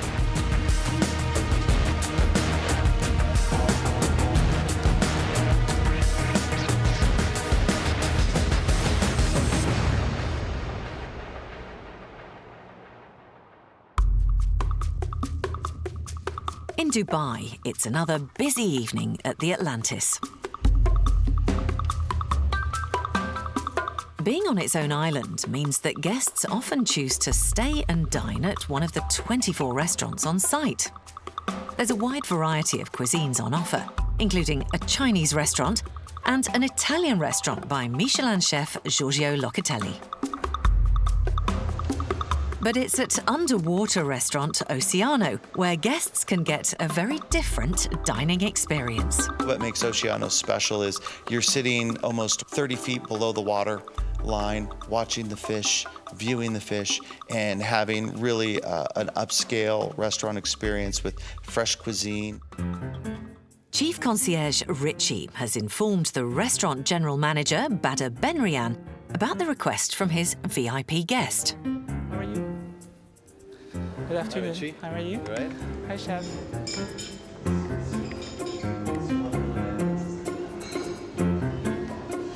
Bader is briefing his team ahead of the busy dinner service. Very busy night. We have a few guests on the waiting list as well. We have a top VIP coming in today. It's a last-minute booking, a very important birthday celebration. They're going to be seated on table 2. The diver will come at the same time as the oyster, around 8:30 p.m. And at that time, Rocio, please, I would like some champagne glasses at the table. All right? What is our #1 objective? Yes. Excellent, guys. Thank you very much. Let's rock and roll. Our guests have very high expectations. We get guests who are celebrities, royalties, high net worth individuals, and they expect the best. And our standards is to go above and beyond their expectations and really blow them away. The guests' VIP dinner is important, but it's also up to sous chef Craig Rode to make sure that every diner is made to feel special. On average, we do anything between 65 and 75 guests a day. We don't do much more than that because we tailor to unique experiences. So our aim is to make sure when we serve a guest, it's probably something they'll remember, something memorable, something that they can hold on to or cherish whenever they leave here. So our key focus is to work with great products and also to satisfy the guests and to make sure they are extremely happy when they leave our restaurant. Memorable moments are exactly what this restaurant is all about. Chef! Hey, what's up? So what's the plan for tonight? So the idea is to serve the croque monsieur on the clocks tonight. It's about not only being able to offer ideas, but then it's also being able to execute upon those ideas and then following through to make sure then that you've taken this special moment and that it has actually been delivered as a special moment. I think the delivery process is the everything because that's when the customer will then reflect back with such positive memories and positive thoughts about the property and the experience. This will be something for them to go back on nostalgia, something for them to remember by. Whenever they can come back, they know what we did for them to remember the special birthday they're gonna have tonight. Awesome, this looks great. No problem. All right. Cool, see you later, cheers. We help our guests celebrate the most important moments in their lives. So we have on average 2 to 3 proposals a week, birthday dinners like the one we have tonight. So it really means a lot to the guests coming and having dinner in this restaurant, and we take it very seriously. People from all over the world have an emotional attachment with Oceano. Some have got married here, some celebrated their birthdays, and in style, and we really connect with our guests on a personal and emotional level. Tonight is especially busy in the restaurant, and Richie's guests have arrived for the birthday meal. He is totally unaware that his wife has organised a special birthday celebration. And whilst they dine, the hotel's on-site scuba divers are preparing for a big birthday surprise.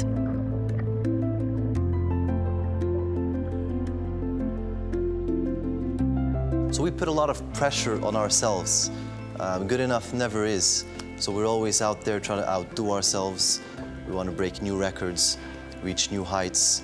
And it's, we've just never satisfied, and that's what pushes us to do greater things.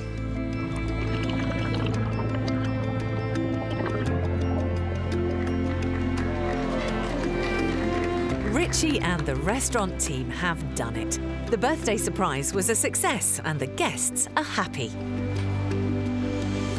It's not always, to me, about price, it's about experiences. People come to Atlantis because they want an experience that's unique.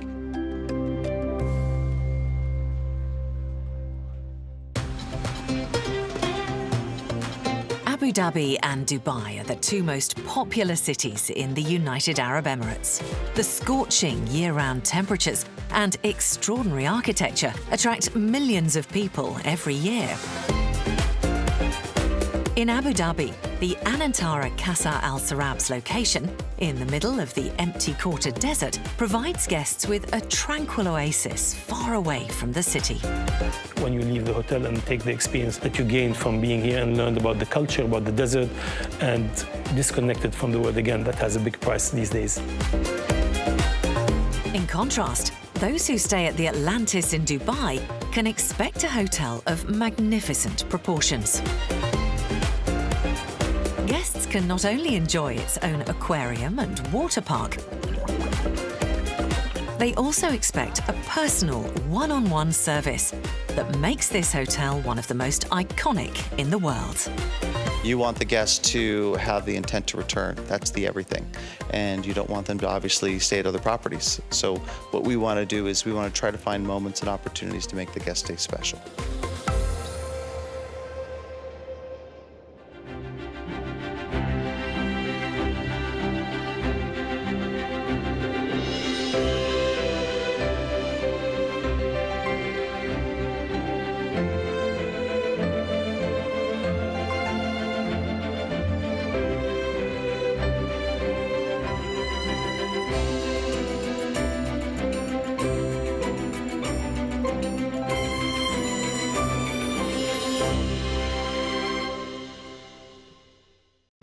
Across the globe, there are places which aspire to provide the most exclusive of holiday experiences.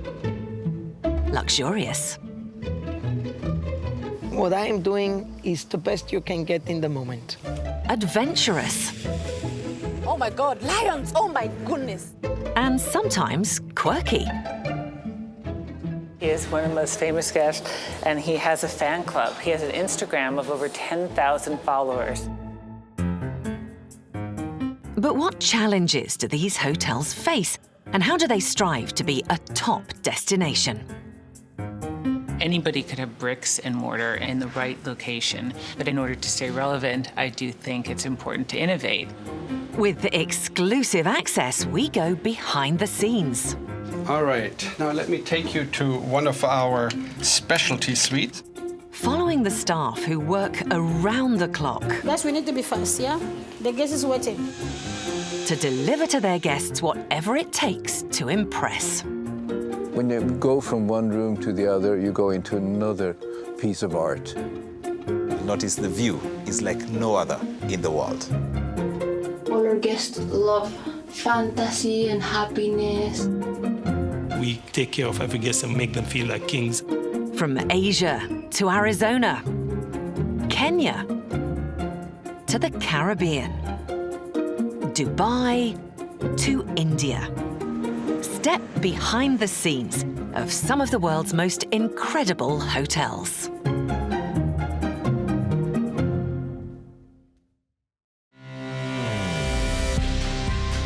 In the frozen landscape of Northern Europe, 2 hotels have used their extreme locations and temperatures to offer experiences you can only get in a few places around the world. In Sweden, a hotel built from scratch each year, made only of snow and ice. The 29th version is about to open its icy doors, enticing visitors from across the globe. It's a part of the magic of the ice hotel. People are coming for the experience of the ice and the art. By combining unique engineering and artistic creativity, this hotel is more than just a place to lay your head. We have the pure material of the river, and the artists are not allowed to bring in any other material than snow and ice. In Finland, a hotel in the middle of the Arctic forest. Something which I couldn't get my head around is quietness. Resort is actually famous for sound of silence. Not in many parts of the world you can actually experience. Where the owner invented an unusual type of accommodation that's turned out to be this hotel's most popular. To sleep in a glass igloo and view northern lights all night long. That is how the resort became world famous.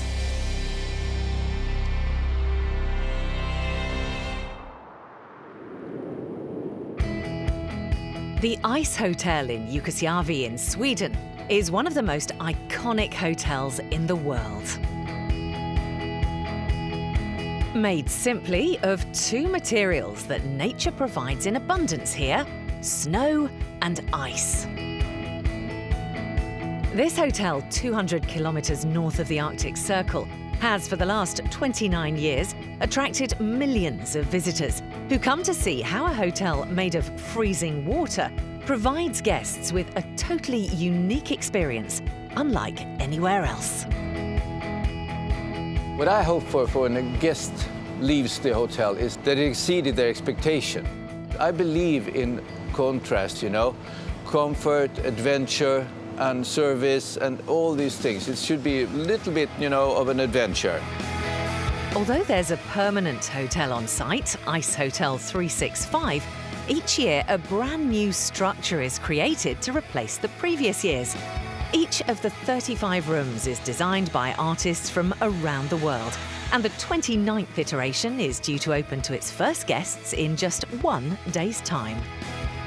From the very beginning, our founder had the idea of creating a concept that is the most sustainable there is. Because of his nature, we built every season a new hotel of ice and snow, and at the end of the season, it goes back to the nature. So that's a relationship with the nature has always been in our DNA, has always been the major aspect of our concept. Arnie, originally a sculptor from Stockholm and part owner of the Ice Hotel, is one of the people behind the concept and development of both hotels. When I came along here like 25 years ago, would I imagine, I thought, I was just taken by the environment here and what people were doing here. Jukkasjärvi, the name of the village, means coming together by the river. It's a meeting place. It used to be a meeting place for the Sami people. And now it's an international meeting place for our guests. They come from all over the world. And for our artists and builders and staff. It's like an international meeting place at the river. Ice Hotel 29 is only open for 4 months of the year, from December to April, and will welcome visitors from all over the globe. So we are here in the reception. We're going into the main hall. There's still some stuff to do. Everything has to be cleaned out and done so we can welcome our guests. So we have this, still we have the sky behind us. It's an open arch, and on the other side here we have the ceremony hall where they will work until Christmas. Getting ready for the opening has had its challenges, and not ones that the hotel can control. As we had a hard time because of the weather. Sometimes it happens, winter comes late, and so it was really warm, and it was like no snow, and we need minus degrees to produce this nice, and we need minus degrees to build the Ice Hotel.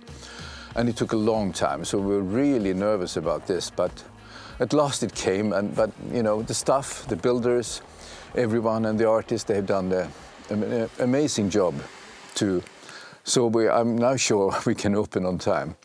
But it's been really tricky. Arnie isn't the only one feeling the pressure. Down the hall in the Ocean Room, father and daughter Jonathan and Marnie Green from London in the UK are two artists chosen to create an art suite for 29. Over 150 people applied to create an art suite, and only 15 were chosen. They've been working on their concept for the past 12 days. We didn't really expect to get the chance to do it, but we came up with a design and we got accepted, so here we are. Making a hotel room simply of snow and ice, snice, is no easy feat. I'm going to have to do this with my bare hands. No, you don't. I'm going to, just so that I can really You'll regret it. Feel that it's gone in. We kind of thought about various ideas for rooms, and we had a look online to see some of the other art suites that have been done, and realised that we needed to come up with something quite spectacular. So this year we have architects, interior designers, product designers, painters, light designers, fashion designers, what more? Sculptors, of course. So really variety, and every year it is. John and Marnie won a place based on their creative ocean design. We're both interested, but Marnie particularly, in the environment, and we decided that something to do with the oceans, obviously all the sort of pollution aspect at the moment is quite big news, so we thought what better to make something out of water that is share a message and create an ocean. So this is one of the fish that we made at home. We sculpted it in clay and took a mould, brought the moulds to Sweden with us. And the plan was to have about 12 on each side, but I think we're going to have a few less now. And we're going to light them as well. We have the pure material of the river, and the artists are not allowed to bring in any other material than snow and ice, and see what's possible to create from this basic, from the river, and then being in the cycle of nature. And we know that all this is done for just 4 months, and it is returning back to the river. There are 15 art suites at the hotel, and guests who come here pay over £500 for the experience of staying in one of the world's most unusual rooms. Anyone can apply to create an art suite, but with only 15 suites to be made, competition is fierce. To be with a group of amazing artists from all around the world is really fantastic. Very inspiring. When you go from one room to the other, you go into another piece of art. And it's for the artists. I mean, they are totally free what they design, but there has to be a bed. That's the only obligatory thing. It can be any kind of expression. Of course, in the daytime, it's like an artwork, it's an exhibition. In the nighttime, it's a hotel room. And that's how it works. That's the Ice Hotel. They have just 24 hours to finish, and the room is nowhere near ready. There's not really any prep you can do until you get here. You can kind of figure out what you think you need. The support team have been brilliant in kind of talking us through how much ice we'd need to order for the room and all the logistics, so that was really helpful. But you can't really do anything until you arrive.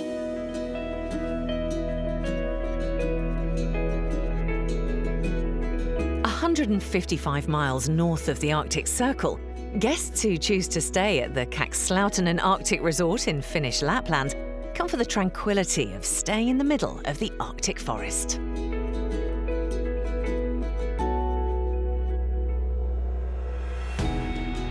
Last year we had 85 different nationalities, and when all the way they come to Arctic Circle, UC, our boss, always encourages our guests to walk in the nature. He always used to say, our guests should detox digitally, and then they have to walk around, inhale the fresh air, connect to the nature, and this is what we encourage. This resort was opened over 45 years ago by owner Jussi Eramo, who started by opening a small coffee shop. Today, the hotel offers 650 beds in a variety of different accommodations, over 600 hectares, split into an east and west village. Hello, good evening. Hello. How are you? Fine, thank you. In his 70s, Jussi is still actively involved in the day-to-day running of the hotel. Soy yo, Nina. Hola. ¿Cómo estás? I always tell our team members, Jussi go to bed to wake up in the morning to again come to the resort, come to Kakslautinen, and this is how dedicated he is. And that is what motivates all of us when we see him. Winter has finally arrived here. A relief, as most guests come to experience the extremities that Lapland has at this time of the year. But it's these conditions that make things more challenging for the team at the hotel. Between the 1st of December and the 3rd of January, the region experiences polar nights, where it's dark for the majority of the day. It's 7 a.m, and overnight the hotel experienced a heavy fall of snow.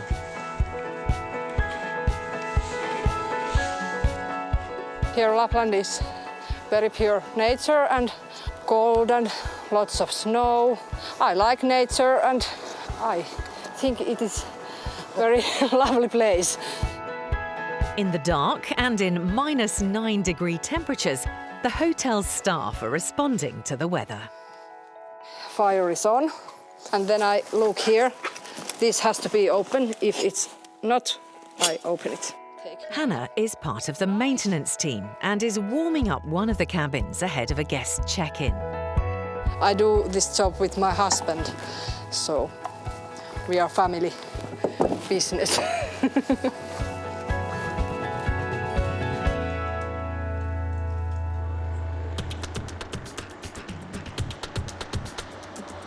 A few hours later, General Manager Jyoti Naluri is inspecting some of the accommodation ahead of the new guest arrivals. Ahead of Jyoti's inspection, the hotel's room service team are stocking up for a busy morning of cleaning. They're on their way to the East Village, to the glass igloos, around 400 metres away from the main reception. So they'll need to make sure they have everything they need, or it's a lengthy trip back. The hotel's location makes for a unique way of getting around. Everybody who living here, they have own sledge also here. And also our housekeeping team used also the sledge here. That is normal here in Lapland. It's Linda Reginska from Latvia's first season working at the hotel. First we're gonna go to the 8 and then we go to the 7.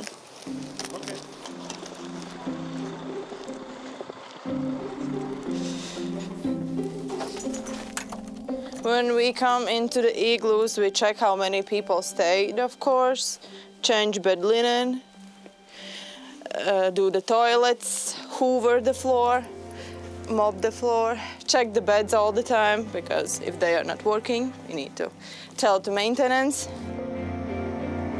These glass igloos may provide guests with an unspoilt view of nature, but it doesn't make it easy for the housekeeping team. Here's no space to do. Only 2 people can come inside and clean, and we need to do it fast. So yeah, it's like cozy and nice for someone, but our job it makes more difficult to do. The people react to the igloos. They like this. They are shocked when they see this. I've seen the Northern Lights in here a few times. It's like so beautiful. It's green, it's pink, it's red. It's like in all colors. So we are finished with this one. We will go to the next igloo. While the cleaning team continue with their duties, General Manager Jyoti has arrived in the East Village. Mr. Jussi Airamo have invented glass igloos for the first time in the East Village.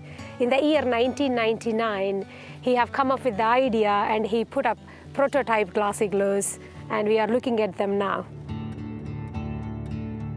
We are now in a small glass igloo where it is comfortable for 2 guests. This is why Jussi have built a luxury Kalo glass igloo, because the space out here is a lot smaller, and Kalo glass igloo have a combination of log chalet and glass igloo together. But I personally really like this because look at the view, it's beautiful. And the main concept behind is for our guests to sleep and view Northern Lights all night long. Bed actually can move up, and you can also put your feet up if you choose to. They are designed to be as comfortable as possible. While Northern Lights are up, our guests can actually comfortably view them. The igloos are also fitted with something rather unusual. Here we have our Northern Lights alarm. We have installed it actually this year. Northern Lights alarm concept is to wake up our guests when the Northern Lights are up there. And it is centralized system. All 213 units are hooked up to it. And our reception team, when Northern Lights are up there, we ring the bell. And once guests wake up, if they want to silence it, they have a button to silence it.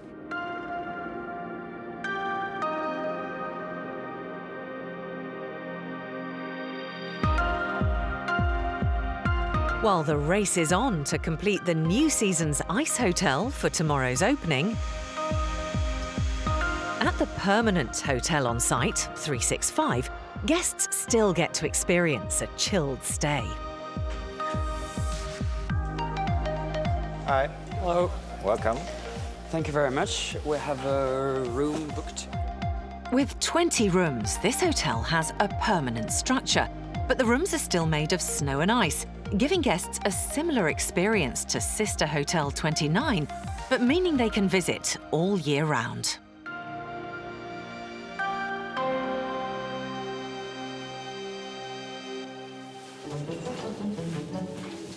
While Anton shows these guests where they'll be staying, work is continuing at a steady pace at 29. Still resembling a building site, they're going to have to work continually to make it on time.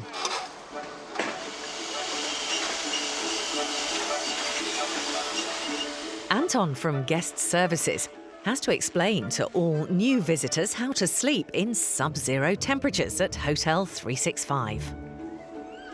The inside here is a lot warmer than outside, as you can feel. It's only -5 in here. Christoph Fizinius, the hotel's general manager, says the creation of Hotel 365 with its permanent infrastructure has allowed guests to experience sleeping in the cold all year round. Our concept is very much about offering a cold experience at night. That offer our guests this real experience close to the nature, close to more simplicity actually in the sleeping experience. And sometimes they are surprised to be confronted to such a simplicity, but such also the fact of being in a room filled with arts, because that's the real nature of our concept, is to mix hospitality and sleeping experience with art.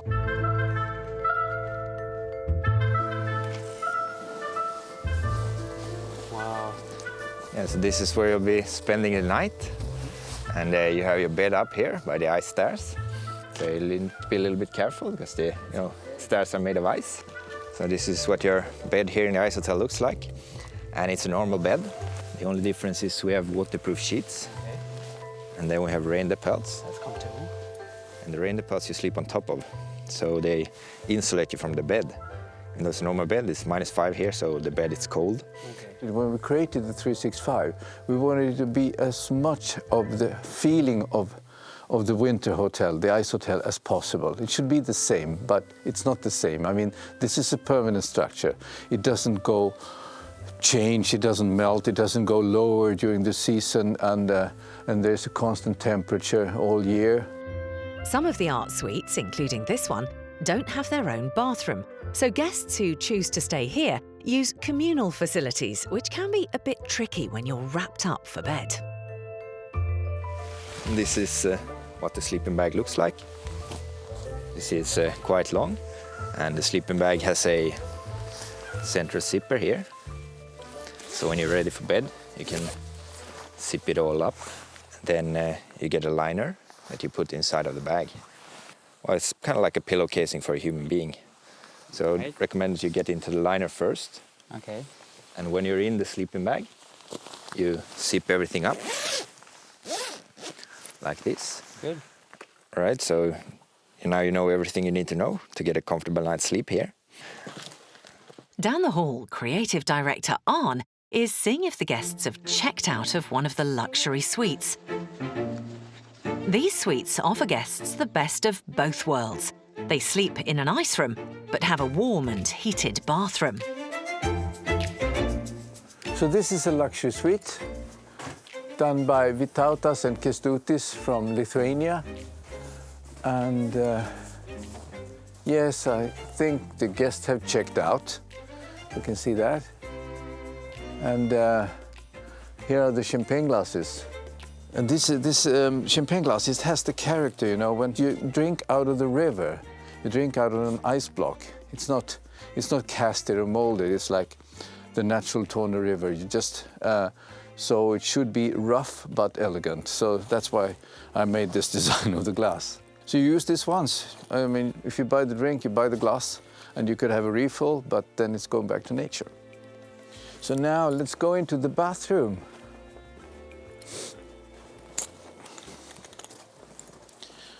So here first we have a door. It leads into a locker. So you have to go into the locker. There's a, oh, they haven't checked out. And so I want to show you another bathroom. Let's hope this one has checked out.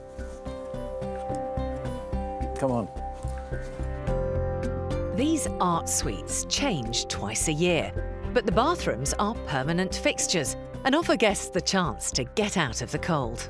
So this is the locker, because you have to have like a locker where it is with the temperature in between the cold and the warm. So everybody has to go inside before you can open the other door. So, of course, you got the best of both worlds, you know. You have the cold and you have the warm, and you have the champagne, the ice glass. You could either have it in your suite, or you could be in the warm bathroom. You can even be in the bath with the ice glass and let it melt there, or in the sauna. That's the contrast. These rooms cost more. They start at over £700 a night. But for those wanting extra comfort, the additional expense might be worth it. So you could say that the guests who stay in the Astor 365, they have the best of the both worlds, you know, both the cold and the warm. Back in Finland, and with snow thick on the ground, the hotel is in full Christmas spirit. One of the main reasons families come to Lapland and to the Kakslautinen Arctic Resort this time of year is for their Santa experience, where children get to meet Santa and feed the hotel's reindeers.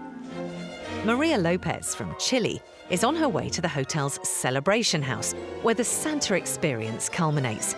She needs to get into character before the guests see her. This is Maria's second season at the resort, and she's in high demand as one of Santa's elves. A guest has booked for a private tour to meet Santa, and it's Maria's job to ensure they receive the full experience. All our guests love fantasy and happiness in all this Santa's visit activity. I need to do this really nice so they can feel the magic around. So this makeup needs a lot of preparation, and also, for sure, kids love the makeup and the fantasies. It's just nice. I really like it because they feel so happy when they saw me with the beautiful faces. When I was a little girl, my dream was see the northern lights. That's why my fairy tale name is Aurora. It takes time transitioning into character, but for Maria, it's all worth it. The best part of my job is see the beautiful face of the little kids when they hug me or when they saw Santa. I need to prepare everything in Celebration House because when we finish the Santa's visit, our guests will be frozen because outside is so cold. So I need to make nice displays. I need to be fast. I don't have so much time to do this. Maria has just found out that the guests are waiting in reception. They've paid over £500 for this private experience and shouldn't be kept waiting. Okay, I'm preparing my basket to feed the reindeers. Now I can go with my full basket.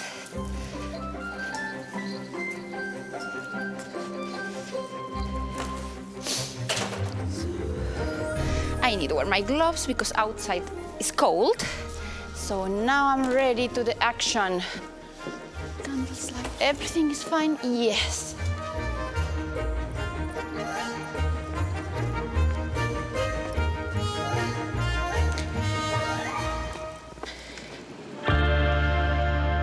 Meanwhile, General Manager Jyoti has left the East Village and is on her way to check out the hotel's most famous accommodation, the Kalo Glass Igloo. We are now going to our West Village, which is 4 kilometers away. And I'm going to show you our Kalo Glass Igloo premium accommodation. December is one of the hotel's busiest periods. It's important that every room is up to standard. This is how our regular day is. Since I manage both the areas, east to west, we often drive back and forth. It takes about 7 minutes for me to get to West Village, 4 kilometers, but then again, we have no traffic like we do in other parts of the world. So 2 kilometers on the road and 2 kilometers into the forest, we are already there. At this time of the year, we get more or less just 2 hours of daylight from the time when we started viewing our glass igloo to now. You can already see it's getting dark, and this is the best time of the day when you get your pictures. It's beautiful, nice blue color pictures you get. The Kalo glass igloo is most popular for families or groups wanting the comforts of a log cabin, but the experience of sleeping in an igloo. Here we have a king-size bed in the Kalo. We have a couple of beds in the glass igloo, as you can see here. We want to people see the northern lights in warm place and in bed. And then we building the glass igloo like here. Here is 2 beds, motor-rig beds, moving beds. And the glass is thermoglass, the glass heating all igloo and also the glass heating outside the glass. It's what's in the bathroom that surprises most guests who stay here. Most of our guests are really surprised to see the sauna.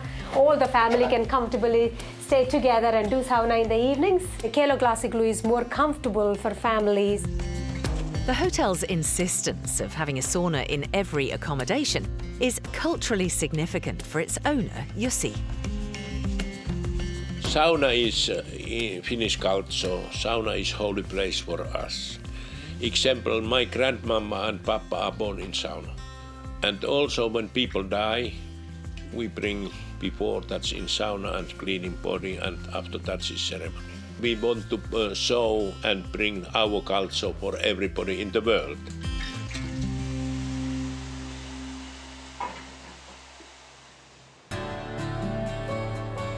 Back in Sweden, Anton is keen to see how the guests he checked in last night got on sleeping in the -5-degree temperatures at Hotel 365. Wake up with the phone, so they get a little bit surprised that they cannot take their phone out with them and use that to wake them up. But as the rooms are -5, the phone is just, it's gonna stop functioning basically. So instead we wake them up with the hot lingonberry juice and make sure they had survived the night.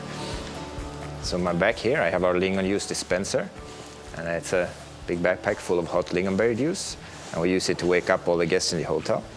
And it's made from a local berry called lingonberry. The story behind it, and because we love stories here, when the Swedish army were the first one to sleep in an igloo, a form of igloo, and our founder in the morning woke them up with a lingonberry juice, and from that moment we kept this tradition to wake our guests with the lingonberry juice. While Anton makes his way to the hotel, things are already busy with the turnaround service. Housekeeping. During the day, the hotel becomes an art gallery for day guests who visit just to see the art suites. It's Jenny's job to ensure that she cleans the room quickly after the night guests have checked out. Today I'm cleaning. We go into the rooms and take away the sleeping bags, and we fix the rooms because after 10 o'clock the hotel turns into a museum. So day visitors and the guests that are staying here in the hotel comes over and have a look around to all these beautiful rooms we have here, the art and everything. So the difference between cleaning a regular hotel room and ice hotel rooms is that if someone, for example, is having a drink and they spill it on the ground, then we need to use one of these ones to dig it up.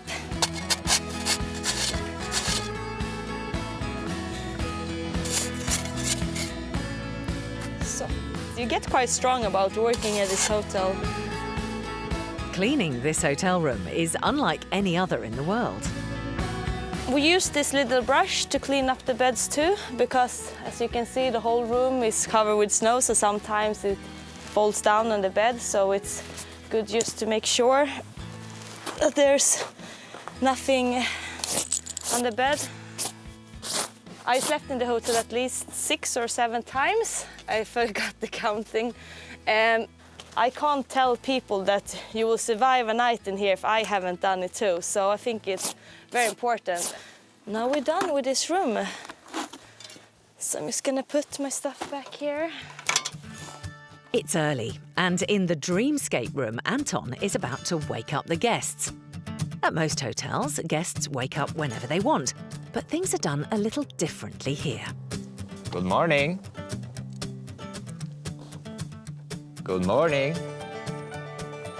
Hi, good morning. This is the wake-up call. Would you like some hot lingonberry juice? All right. Do you sleep well out here in the cold? Yeah, we did. Yeah? Oh, that's good to hear. You survived the night? Yeah, obviously. It's an experience by itself. Once you have done it, that's enough. But it's so special, so fantastic that you remember it forever.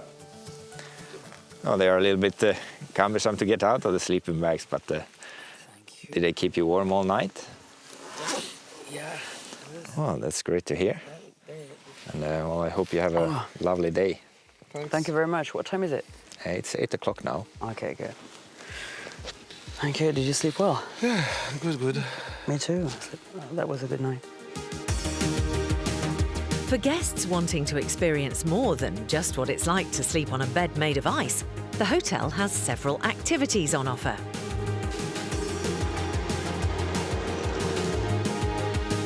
For those who dare brave the minus 25-degree weather, the hotel puts on a skidoo excursion that takes guests out onto the frozen River Torn.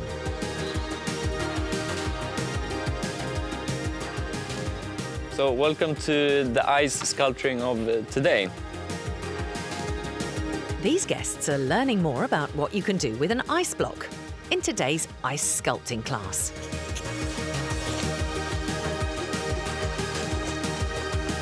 You can have a real deepening into the lifestyle of the Arctic environment. And it's about the weather, the climate, the ice, the snow that we are surrounded with, all the activities that we offer in the winter, but also during the summer. That's the Arctic experience that we want people to enjoy when they come here.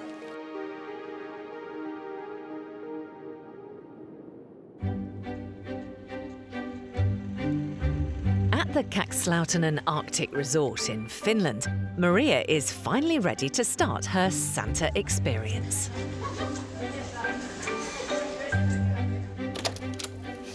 Hello, good morning. Hi, hello, good morning everybody. Hi. Who is coming with me to see Santa today? Hey, hello. The Jeffreys from the UK have paid over £500 so that they and their son Luke can have a private Santa experience. So, it's okay for you like this? Or you want more fast? More fast! He'll get to meet Santa and feed the reindeer. Yes! Aurora is one of our favorite elves from Santa's team, and she amuses being with children, being with Santa, and she does a great job. Yes, we're gonna go, but we're gonna go together, yes? Because we are really good friends. Hello, Santa, good morning. He's my new best friend in this world. He's so nice and sweet boy. Oh. Oh. Can we give Santa a hug? Give him a hug. Give him a hug. The experience has its challenges, but it's Maria's job to ensure that the children enjoy themselves. Follow my instruction. Don't worry, don't feel scared. Yeah. Yeah, he looks. They also walk to the celebration house and have their gingerbread cookies, have a break, and that is where they end it. So this is the most attraction for our guests to visit us. Dad, please, welcome. Mrs. Claus baked this delicious biscuit to share with you now. Oh, yeah. That's nice, isn't it, Brad? With this heart shape. Yes. Maria may have finished her tour for the day, but over in the Sami village, the hotel's preparing for one of their most popular attractions, the reindeer safari. The safari's run by the indigenous Sami people. They work with the hotel to provide authentic experiences for guests. Our Sami guides offer this activity. They come over, meet the guest. Once they arrive to the farm, they introduce the reindeers and they explain how the activity works. And here we have Jarkko. Say hello, everybody. Everybody sit in the sledges and off they go into the forest. Feels like you can experience in olden days how these reindeer herders were using reindeer sledges as their main transportation. Are you comfortable? Yeah? Let's go! With the sleigh ride underway, Karina Arstad has to race to set up the teepee, so everything's prepared before the guests arrive. She only has 15 minutes, and the vastness of the hotel's grounds means she has to get there the quickest way she can. This is a very nice experience for our guests to learn about culture, about Sami culture. They stop halfway through in a little teepee with open fire and do a small coffee break. They also share their culture and they explain about how Sami people were living in the past and how they are settled down now. Now they are not nomading any longer. With the sleigh ride complete, the guests get to learn more about the Finnish Sami culture in the warmth of the teepee. So, welcome everybody to our Lavo in the woods. And now we are going to talk a little bit about Sami culture. So, we are representing the Sami people, indigenous for Lapland, northern part of the world. We are approximately, it's really great because it also helps us to keep our culture intact. And also because we are proud of our lifestyle and our culture.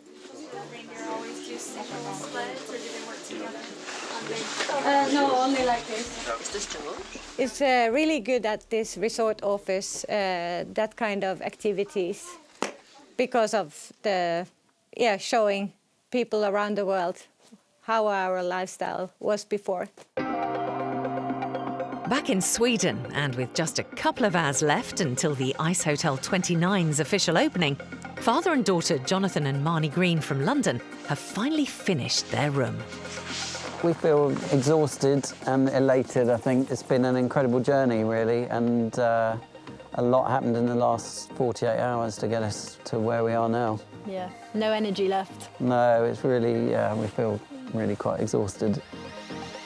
It's been absolutely amazing. Like it was really liberating to me to work with such a different material. And as I'm only 19, it's really exciting to get to try different things. And I'm still just starting out, experimenting. And it's a good place to be. And having this at my disposal is amazing. Having been here and experienced this and completed the project, I would say this is without doubt one of the most unique hotels in the world.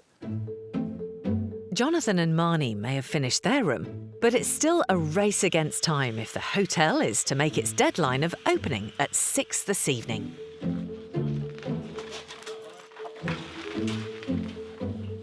I think everything is quite good. I mean, I think we managed to pull it off.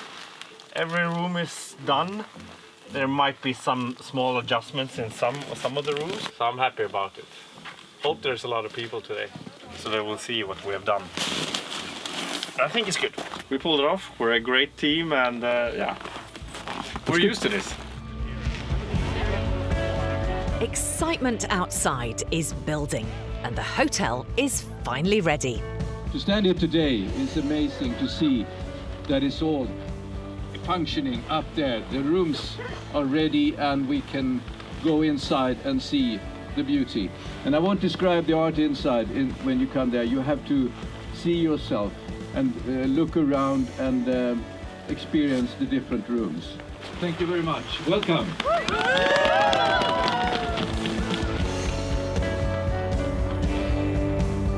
This is the first time that anyone, including the artists, have seen the finished hotel.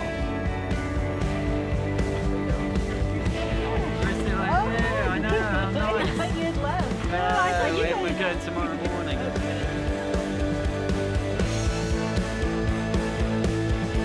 It's been hard work, and the slow winter hasn't helped.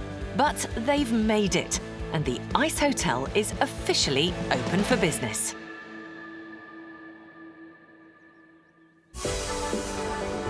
This part of the world offers visitors a truly authentic holiday.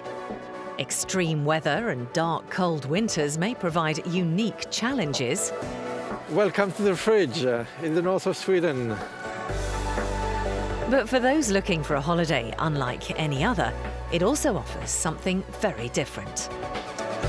Together we're gonna go to meet Santa! Woohoo!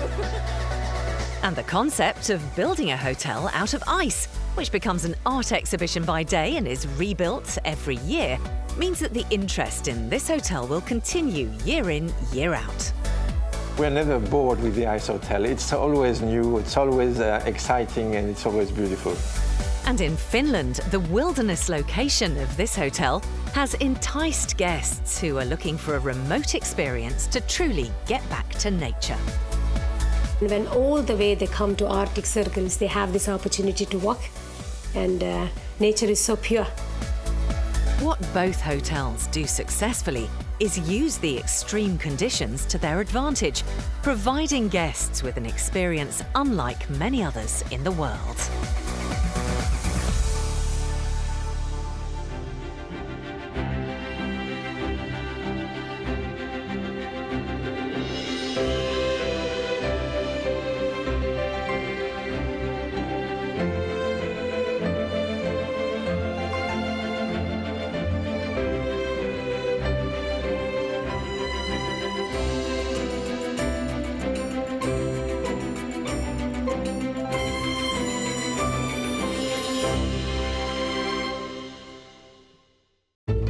Across the globe, there are places which aspire to provide the most exclusive of holiday experiences. Luxurious. What I am doing is the best you can get in the moment. Adventurous. Oh my God, lions! Oh my goodness! And sometimes quirky. He is one of the most famous guests, and he has a fan club. He has an Instagram of over 10,000 followers. But what challenges do these hotels face, and how do they strive to be a top destination? Anybody could have bricks and mortar in the right location, but in order to stay relevant, I do think it's important to innovate. With exclusive access, we go behind the scenes. All right, now let me take you to one of our specialty suites. Following the staff who work around the clock. Guys, we need to be fast, yeah? The guest is waiting. To deliver to their guests whatever it takes to impress. When you go from one room to the other, you go into another piece of art. Notice the view is like no other in the world. All our guests love fantasy and happiness. We take care of every guest and make them feel like kings. From Asia to Arizona, Kenya, to the Caribbean, Dubai to India. Step behind the scenes of some of the world's most incredible hotels.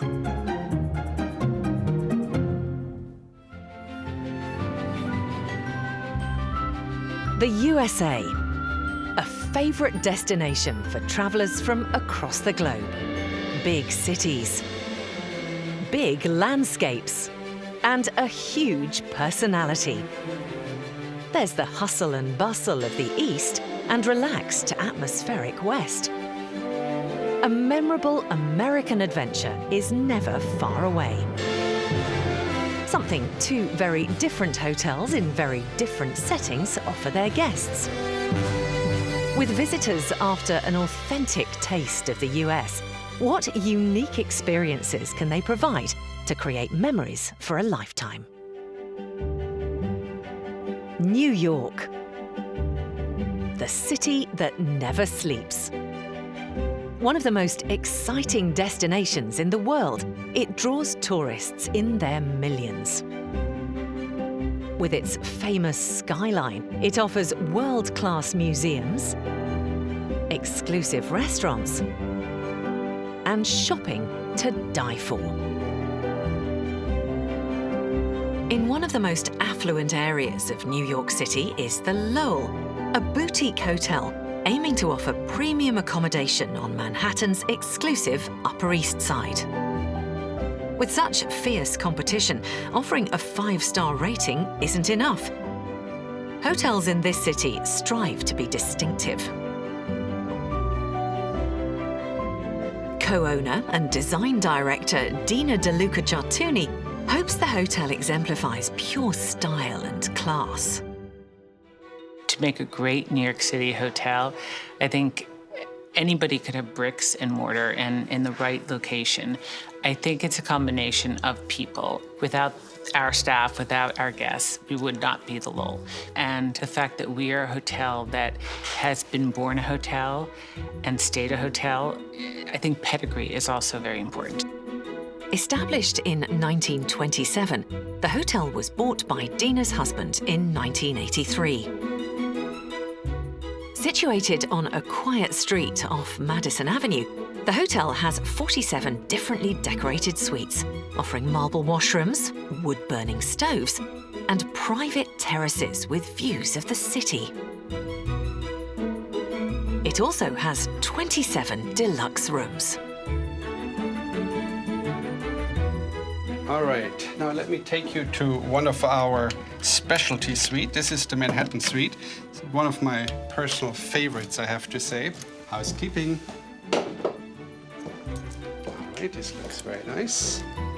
Because of the privacy of the hotel and the residential feel that the hotel clearly provides, we do get a large share of entertainment, business, and they love the fact that so many of our suites are individually designed. It has 2 separate living room setups, allowing a little bit more privacy. Both of them are framed by individual terraces, and one of our woodworking fireplaces, another rather unique amenity of the hotel.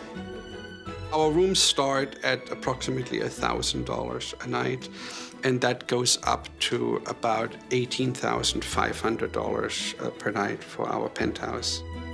That is roughly the range of value that we provide for our guests. This is the bedroom of the suite.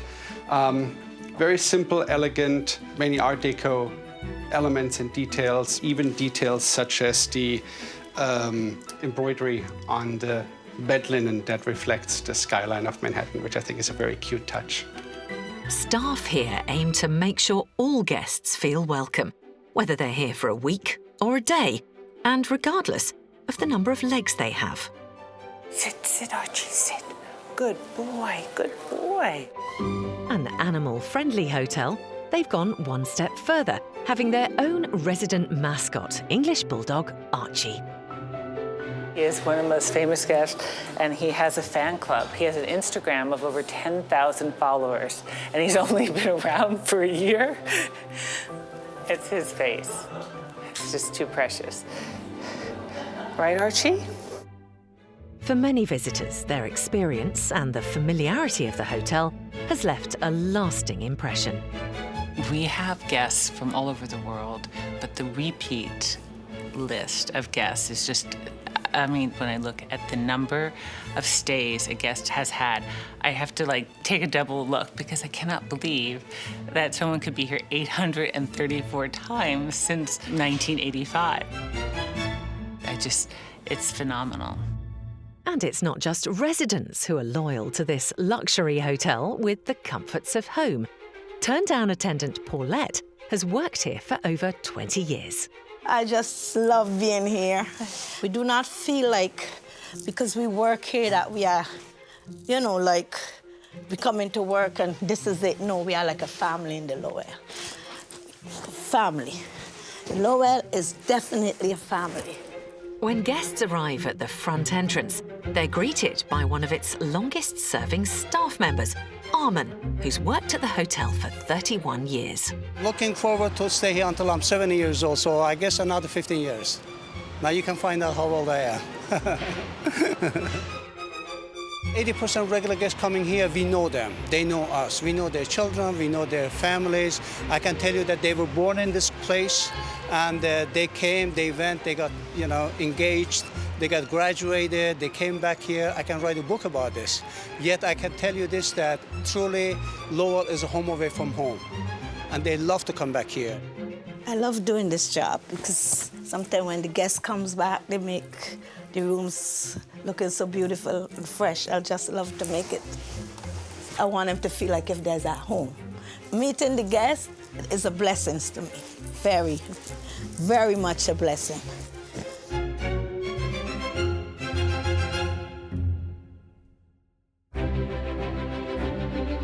It's the start of another busy week. It's early morning, and restaurateur Charles Masson is on his way to New York's popular flower market.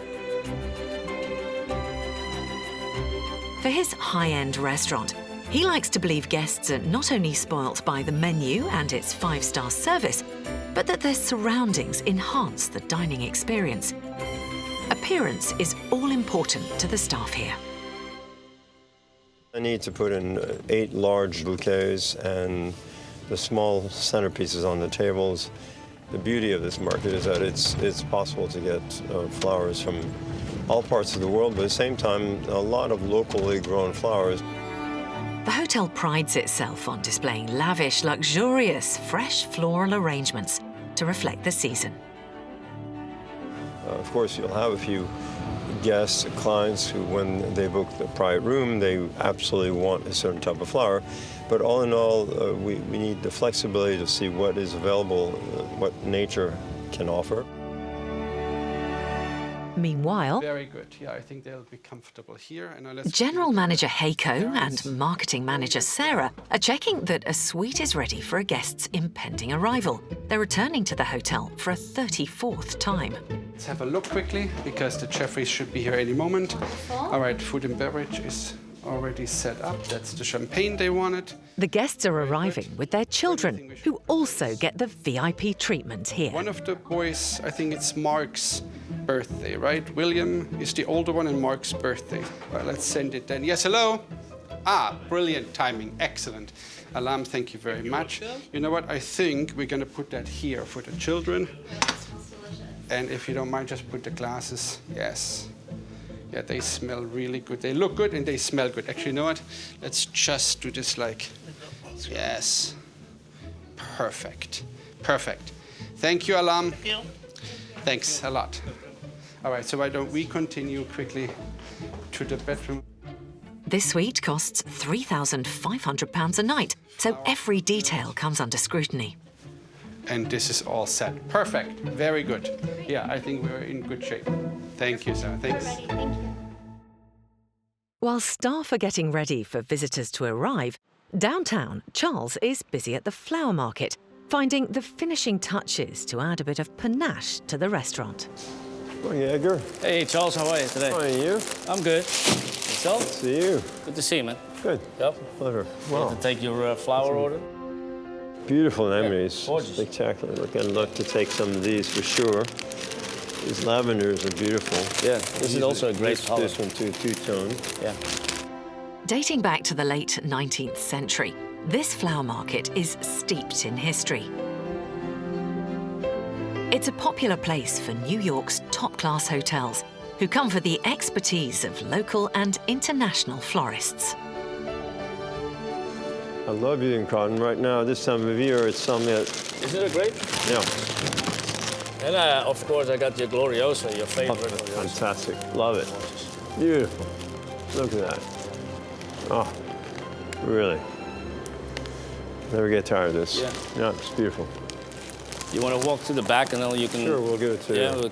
Charles loves his fresh flowers and is planning on bringing this little taste of luxury to his guests at the hotel.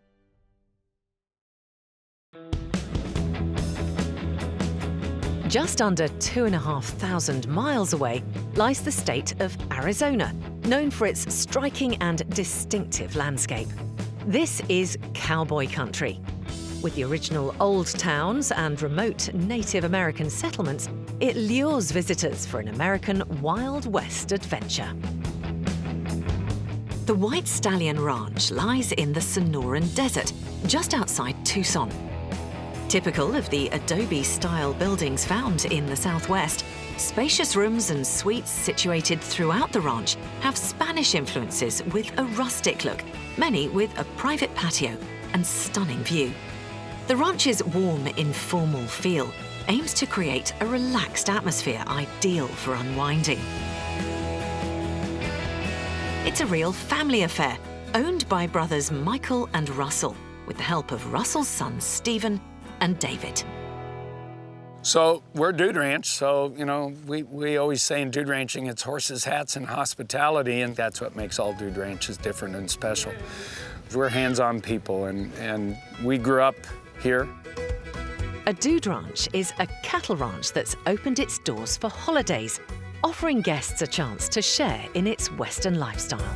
We're in, I think, iconic Arizona in terms of what Hollywood has portrayed, and the big saguaro cactus, these rugged mountains that we see back here. Arizona's very diverse and really a year-round playground.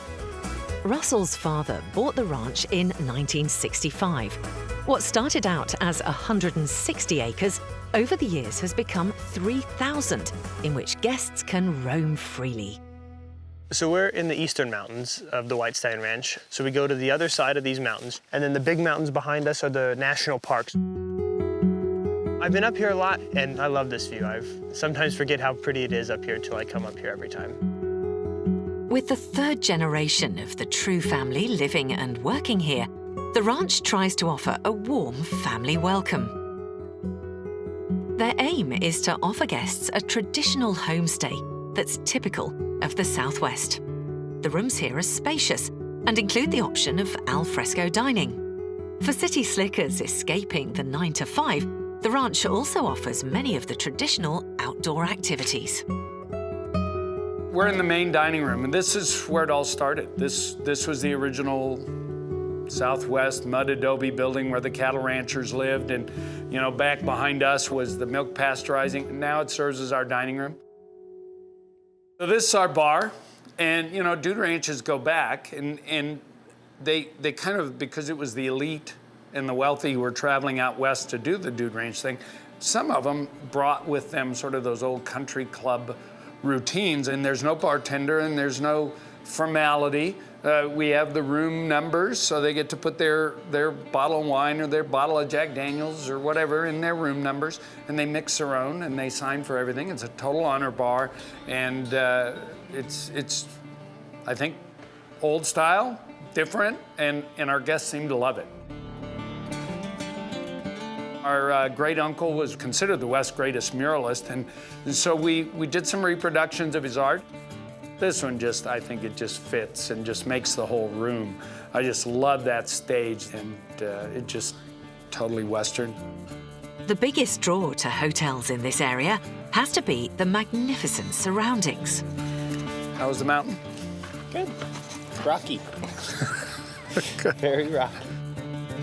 There's one common thing I hear from our guests, is that it's relaxing and that they appreciate that their experience is theirs to choose. So if they want to ride a lot, great. If they want to ride occasionally, great. If they don't want to ride at all, that's cool too.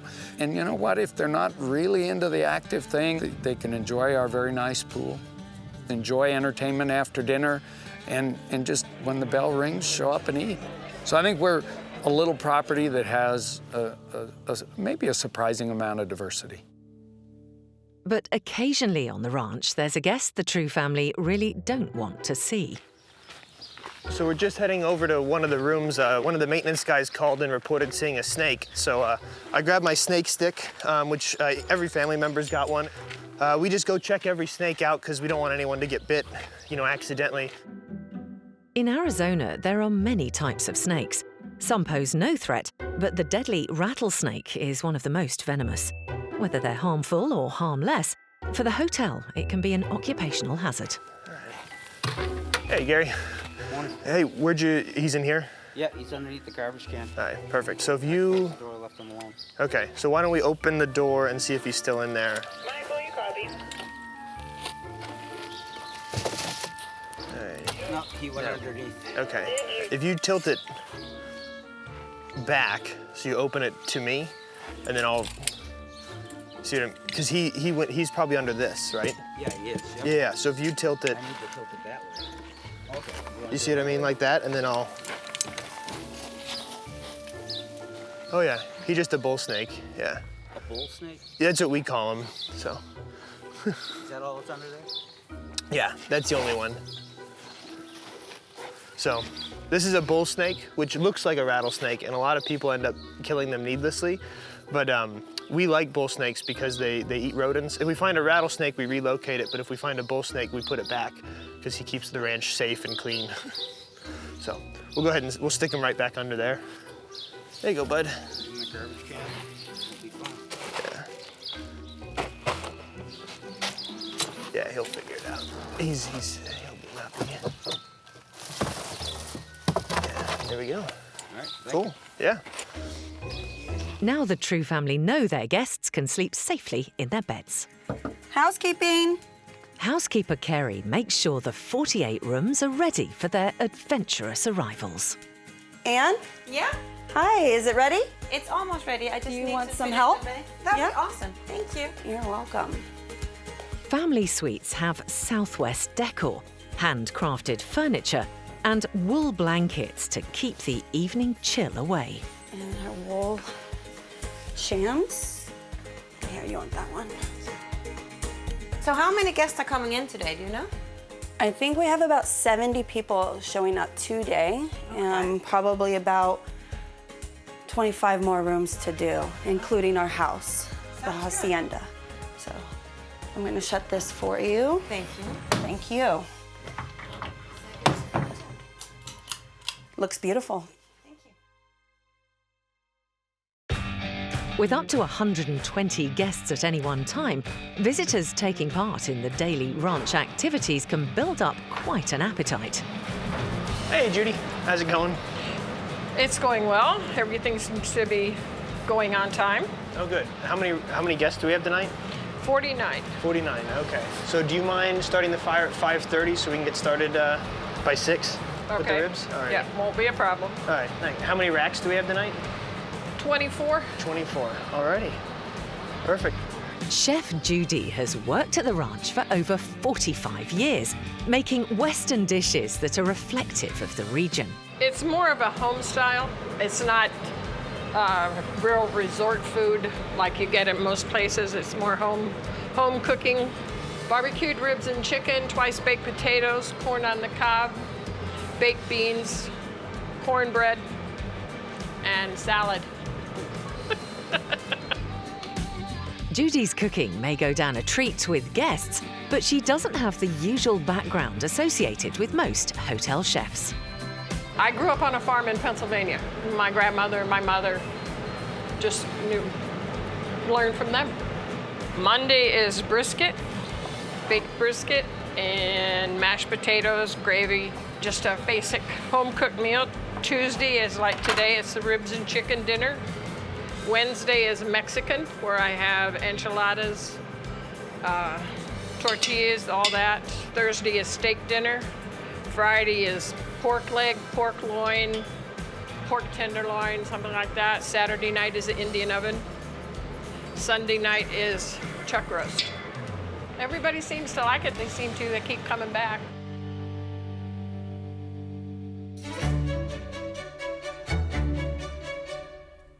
A world away from the home-style cooking in Arizona, over on the East Coast in New York at the Lowell Hotel, Charles has returned from the flower market. Monday morning is a race against the clock because we have guests coming in at 12 at the bar. And so we have to not only do these bouquets, but as important, we have to clean up. He makes it his personal job to ensure striking flower displays enhance the exquisite setting of the hotel's French restaurant for visiting guests. Tropical plants such as the Gloriosa come from Japan, and it really perks up the colors that we already have. These are beautiful parrot tulips. Tulips are, again, evocative of spring. So here are your very first parrot tulips, which I found in the market. Restaurateur Charles chooses flowers every week specific to the time of year to go hand in hand with the hotel's seasonal menu. When you do this, you're really, you wake up early in the morning excited to see how I'm going to do this. Doing fresh flowers in such abundance, it changes the mood. You see these beautiful flowers and it makes you feel very happy.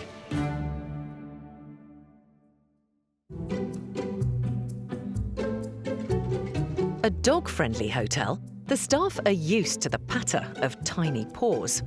Marketing manager Sarah Bolton ensures each room is ready for a guest's arrival and that their beloved pet has all the creature comforts of home. So what we have here are the dog bowls, and I just want to make sure there is water in the dish, treats of course, the pet leash, and then extra bottled water.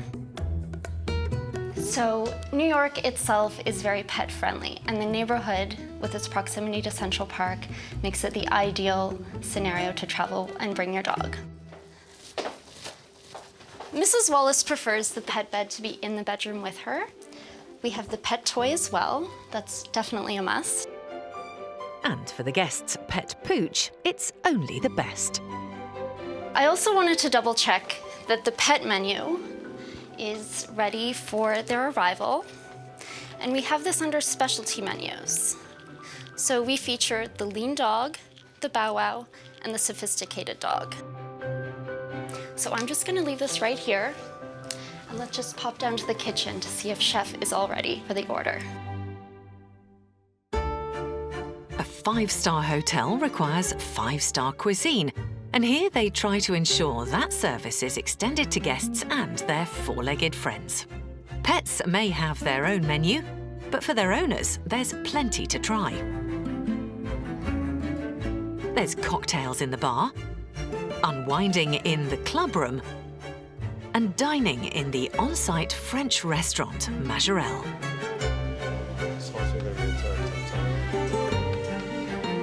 Head of the restaurant, Charles, keeps the team in check, providing innovative menus and exceptional service. Pastry chef is running about here. We're using passion fruit right now to make a passion fruit souffle, a leek and potato soup on this cold, wintry day. We try to bring in what you see in the market, what is seasonal, and really narrow it down. You're all set for the salad of haricots verts and foie gras. Yeah. We'll put a little sliver of black truffle also on the foie gras. With 24 tables in the restaurant, as well as menus in the bar and club room, the kitchen is always in demand. So we are not doing the datier, but we have the tarte tatin and the passion fruit souffle. Is there something else you want to put on? Yeah, we have, I put on the, I'm doing a honey glazed blood orange cassonade. Oh, good. Charles tries to ensure excellent standards are maintained, both in the restaurant and the kitchen. Nothing is processed. Everything is made on premise. We bake our own bread. We make our own stocks. When you're dealing with quality, you can't cut corners. We do everything the old-fashioned way. It's midday, and with a busy lunch service looming, the pressure's on. Michelle is getting everything ready for the tarte tatin, and it's always a race to finish before lunchtime and also before dinner time. How are you, Eliza? All set? Good.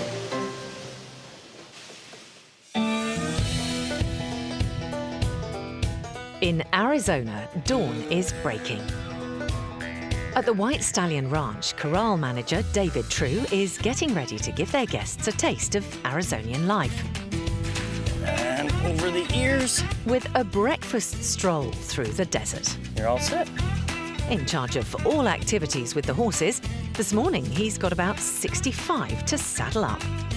Normal day all starts with getting our horses ready. So can't have, a ride without horses. So we bring all the horses in from our pasture, then we brush them, groom them, throw their saddles on, and we assign each guest a horse for their stay unless they want something different. Guests who choose to stay at the hotel usually come to get an authentic ranch experience, which means horseback riding through the desert. All right, whenever you're ready, left foot in there, swing the right one over. You ever drive one of these things before? Yeah. Excellent. How do the stirrups feel? Those actually feel really good. Awesome. Have a great time. Thank you. I have been coming here since 2004. We've got mountains and sky and horses and cactus, and there's just nothing else like it. So this is my time to think about what matters. You guys ready to go? We also encourage our guests, if they'd like, they can groom them and love on them, give them a bath, weather permitting, you know. So that's the best way, I reckon. This morning, around 65 guests have had an early start. It's 8:30 a.m. and they're heading out to take advantage of the natural beauty and tranquility that the Arizona desert offers at this time of the day. Alrighty guys, so you can look to our south, we have Safford and Panther Peak. Regardless of your shape and height, and whether you're an experienced rider or a first-timer, with around 170 horses on site, the ranch hopes to cater for all. Perfect riding weather. So we've gotten so much rain, we see a lot of wildlife. These bushes we're riding past are called creosote, grow like weeds out here. Used for a lot of different things by the Native Americans. They used to make tea that they said was super good for you. Used to make like a paste and like a healing poultice. Got, of course, the infamous saguaro that the Sonoran Desert's known for. It's the only place that they grow, actually, in the entire world. The Sonoran Desert's the only place. Back at the ranch, Russell and son Stephen are cooking up a breakfast to feed the riders when they return from their morning trek. Everybody good with bacon and sausage? With most of the food being grown on the ranch or sourced locally, the riders will be tucking into a real taste of Arizona. We've got blueberry pancakes, potatoes and bacon, eggs and sausage, fresh hot coffee brewed on the fire there. For guests who don't like the early start of a breakfast ride, the hotel's location in the desert still gives ample opportunity for those seeking a bit of adventure. There's shooting, exploring on e-bikes, or you can take in the Arizona landscape from a greater height. This rock is really high quality volcanic rock that's here on the ranch. So pretty unique for Arizona. We have a lot of granite. The volcanic rock leaves a lot of nice holes and pockets to hold onto. The rugged mountainous terrain provides different climbing opportunities for novices and those who are a bit more advanced. I see a lot of climbers here that, they come with their families and extended families, and the kids love to do the climbing, and the horse riding, of course. But one of the most exciting things to me, however, is when their parents come climbing with them, don't really expect to be climbing, and a lot of times they actually end up having more fun than those kids. Back at the ranch, the early morning riders have returned. How was it? Great. And there's only one thing on their mind. Show off your horses. My brother Stephen will meet you by the grill. He's cooked up all sorts of good stuff for you. Having built up a hearty appetite, Extra in your brother's wrangler. I don't know how much he's gonna eat. Russell and Stephen ensure there's plenty to go round. I'm good on pancakes. I'll start another batch in case they're hungry, but we're all good. There's gloves there if you want them too. Come on, breakfast is ready. It was awesome. Yeah, I had a great time. I trotted a bit, and I saw lots of cactuses. They were beautiful. When we were going uphill, it always galloped. Yeah. Any coffee for anyone? Would you like some pancakes? You get on that horse and you ride out. They don't even know where they're going. And they get to have a cowboy breakfast out in the desert, looking at these mountains all around, and that's what it's all about. How's everything, guys?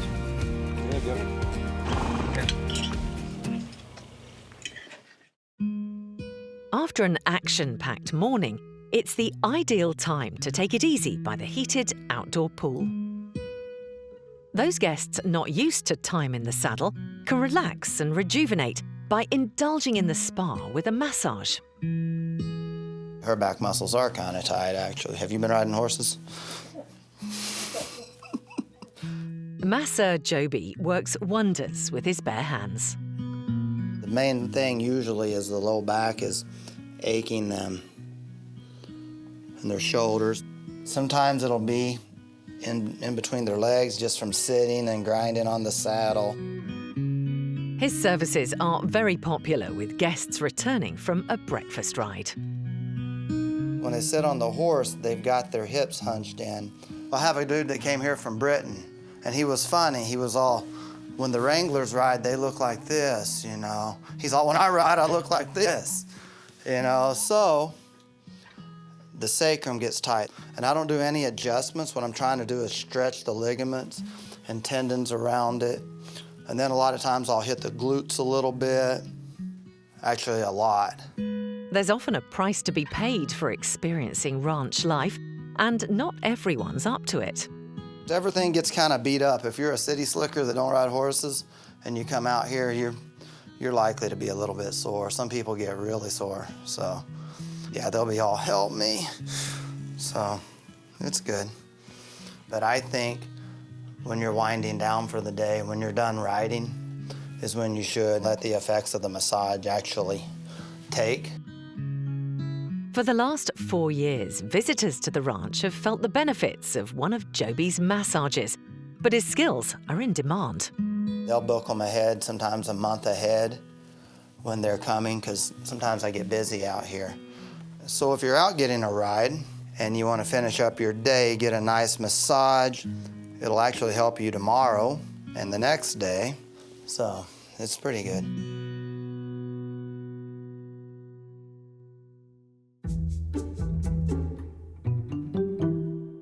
In New York, staff at the Lowell also like to go that extra mile for their guests. With the imminent arrival of a regular visitor and canine companion, marketing manager Sarah wants to ensure both of them are well looked after. Hi, Chef Michael. Hello, how are you? Hello, Sarah? great, how are you? Good. So today we have Mrs. Wallace and her dog checking in around 6 o'clock. So I just want to make sure, because from the pet menu, they often order the top sirloin. So just want to make sure that we have prepared. Absolutely. It's a nice piece of beautiful meat. Maybe perhaps like some rice or some peas. Right, the really sides. good for the dog. Right. We also have the breasted chicken, which we boil, salt, pepper. We also do a lamb, which is great for the dog. Okay. All right, Chef Absolutely. Michael. I will come back and see you if I need anything else. It's not just the diet of the family pet the hotel endeavour to take care of. From dog grooming to a stroll in the park, staff are on hand to help. Well, we're walking dogs. We are a dog-loving hotel. It's a beautiful day, why not? It's nice to come and nice take a fresh walk and at the same time help our guests and make the dogs happy. A holiday in New York would not be complete without a visit to Central Park. Whether it's a carriage ride to enjoy its many sights or visiting Central Park Zoo, there's plenty for the hotel's guests to see and do right on their doorstep. A lot of people, they love to bring their dogs to New York City, especially Central Park. There's a lot of dogs here and they love to bring them outside and they like to see them as well. Yeah, why not?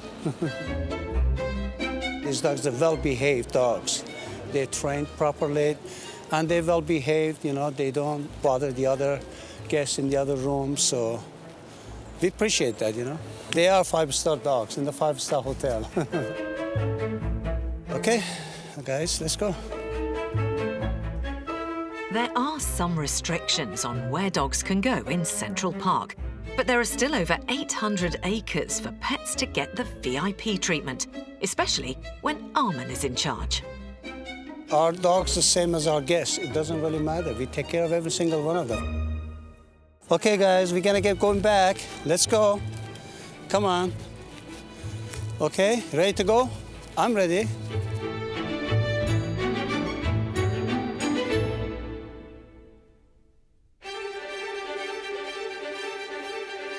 In Arizona, At the White Stallion Ranch, once a week they showcase Western life with a good old-fashioned rodeo. So rodeo really is just competition in the skills that the cowboys have been doing for 150 years in America and even longer in Mexico. Dating back to the Wild West, it's based on cattle ranching. Our guests love our rodeo, and I'm always amazed. It really is a big part of the experience here at the ranch. Yeah! Keeping those close-knit ties of the ranch, family and friends play a part in today's rodeo. It's not the full-blown clowns and big production that rodeos can be. We've had a rodeo here with our family participating, sometimes as little children and now our children, for 50-plus years. The rodeo is a big part of what we do, and I think it's unique here at our ranch. I don't think anybody else does this. With the True family being here for over half a century, they're joined by cowboys and cowgirls to show off their skills at riding, roping, and rounding up cattle. Okay, guys, so we're out here to team pen today. Traditionally, cattle were separated into pens to be either transported or branded. There's our opposition to cattle. The pen is the goal. At the Dude Ranch today, it's done for fun. You want cattle to move right, you move left. You want them to move left, you move right. You want them to speed up, you speed up. You want them to slow down, you back off. The goal is to take 3 of them, separate them from their friends, and put them in this pen right here. Go ahead and get set up. I'll be timing you. It can be tense. Persuading a bull to do something is not the easiest job in the world.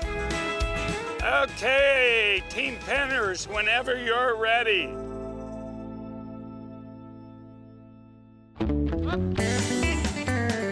Gathering cattle, speed and timing are of the essence. Get around them, get them turned. It's not just the True family that get to have all the fun. There you go. Guests can try their hand at herding and sorting cattle. Go around the front, somebody. Learning all the skills needed to steer any feisty bull that gets in their way. Anushka, go around the front now. There you go. Okay, minute 38. Good job.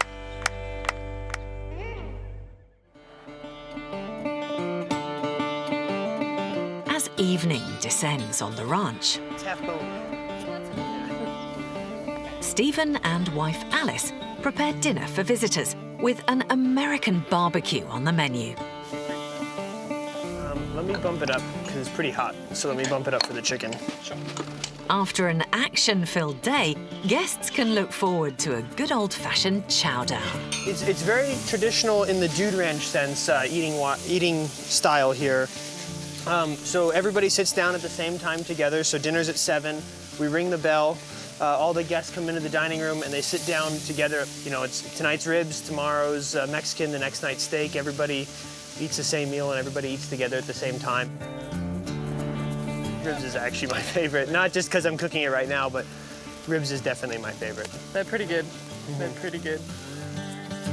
British-born Alice came to the ranch 4 years ago. I was actually a guest who kind of never went home. I came back a couple times, and the second time I came back, Stephen had just got back from college, and we met, and from the first pretty much moment I saw him, I figured he was the one I was going to marry.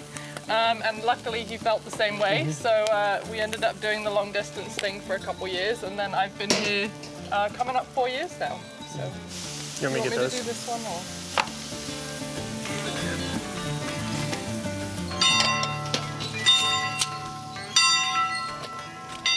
With dinner ready, guests can tuck into a traditional ranch feast of grilled chicken and ribs, mashed potatoes, and a variety of greens. Would you like some pork ribs? Thank you. Yes, ma'am. Salad. Would you like some ribs? Just one? Yeah. My wife out-eats me every time, too, so I believe it. After dinner, if guests don't want to retire to their suite, there's a range of evening entertainment to try. While some may choose to relax by a moonlit bonfire, others get to experience the many evening activities that this ranch puts on. Once a week, there's a Wild West show, Gunslinging just like you see in the Western movies. where you can take in all the tricks used by cowboys and outlaws that would have been at home in a gunfight at the OK Corral. Double spin in the holster, here we go.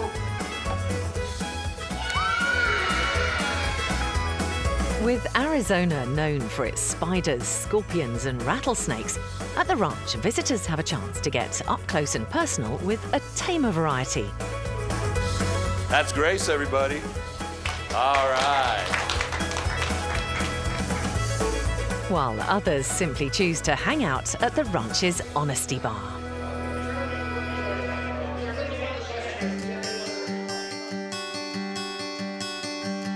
On opposite sides of the vast American continent are two very different hotels. The quirky, dog-friendly Lowell in New York and the southwestern White Stallion Ranch offer two very different experiences, both delivering a true American way of life.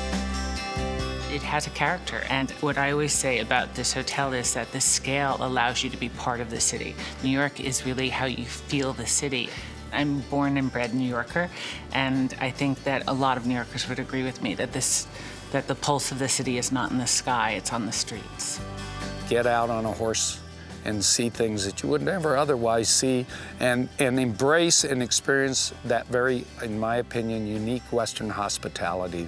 It's very open, very direct, and very welcoming.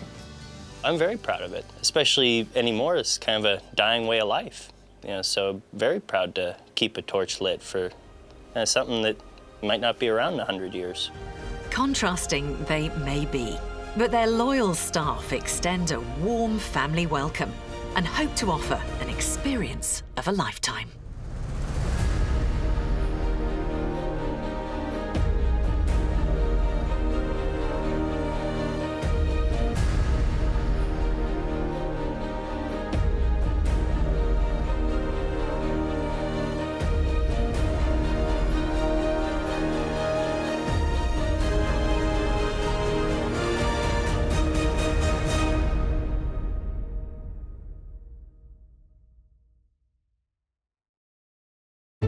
Across the globe, there are places which aspire to provide the most exclusive of holiday experiences.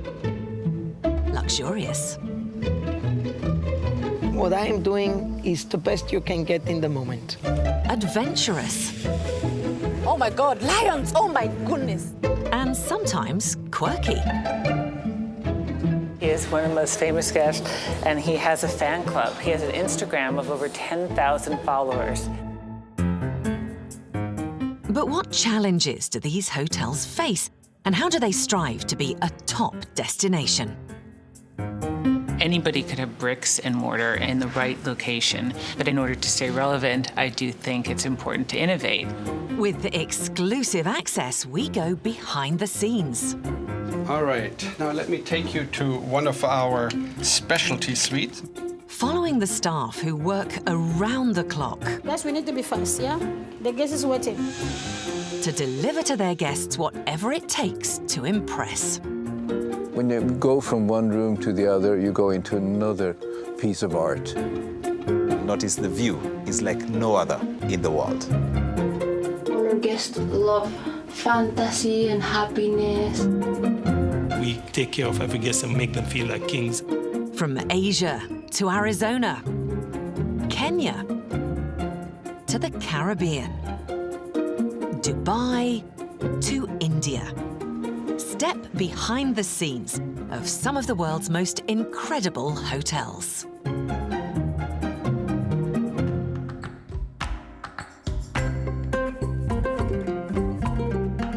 Vietnam, a country known for its tropical landscapes, exotic Asian cuisine, and vibrant culture, which today is enjoying a new surge in popularity as a go-to travel destination. Hoping to offer visitors something special are two very different hotels. One dominates the city's skyline and hotel scene, by bringing a slice of Italy to the Orient, sharing its opulent interiors and internationally sourced cuisine to visitors from around the world. While the other hopes its stunning location can offer a picture-perfect beach paradise, combining European colonial-style luxury with authentic culture from the local community to deliver an unforgettable stay.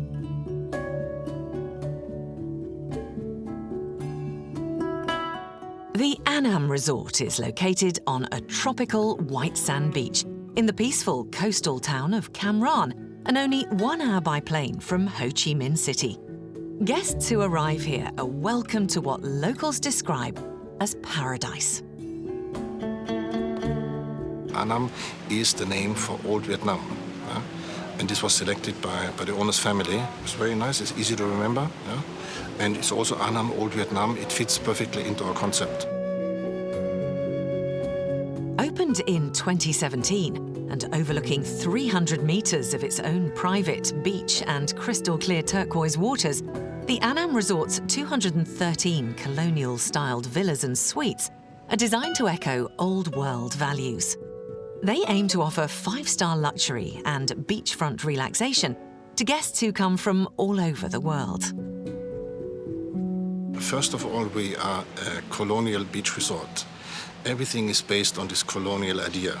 You see the interior design, you see lots of elements in the uniforms, in the floor tiles. So this is first and foremost our concept. Many of the hotel's guests choose to start their day with a morning yoga session. With the session taking place overlooking this beautiful coastline, it should be a very calming experience. But for the staff here, the location means constantly having to be ready for what Mother Nature decides to throw at them. So while some guests wake up to another day in paradise, on the hotel's private beach, a huge team of groundskeepers under the command of lifeguard and recreation manager Ding Jun Tae Guan are busy getting the beach back to its former glory after a massive storm hit the area last night. Ngày hôm qua thì bão nó tới thì hơi bất ngờ một chút, bởi vì buổi tối hôm đó thì nó chưa có gì hết, nhưng mà buổi sáng thì trong vòng cỡ 2 tiếng đồng hồ nó làm kinh khủng lắm. Gió thổi là nhìn tầm 20 mét, 10 mét là mình không thấy gì hết mà chớp liên tục. Worse still for staff, last night's bad wind and heavy rain has knocked over 10 trees on the resort and left its private beach covered in wreckage. While lifeguard Jun organises the clean-up operation on the beach, duty manager Win Lu Hai needs to make sure last night's storm hasn't put guests' safety at risk by checking in with his team. On a resort that covers 12 hectares, having the right transport is key. Yesterday night we have a really big storm, and now I need to come in to check with my staff over there. Everything is working well in that area, in the beach area.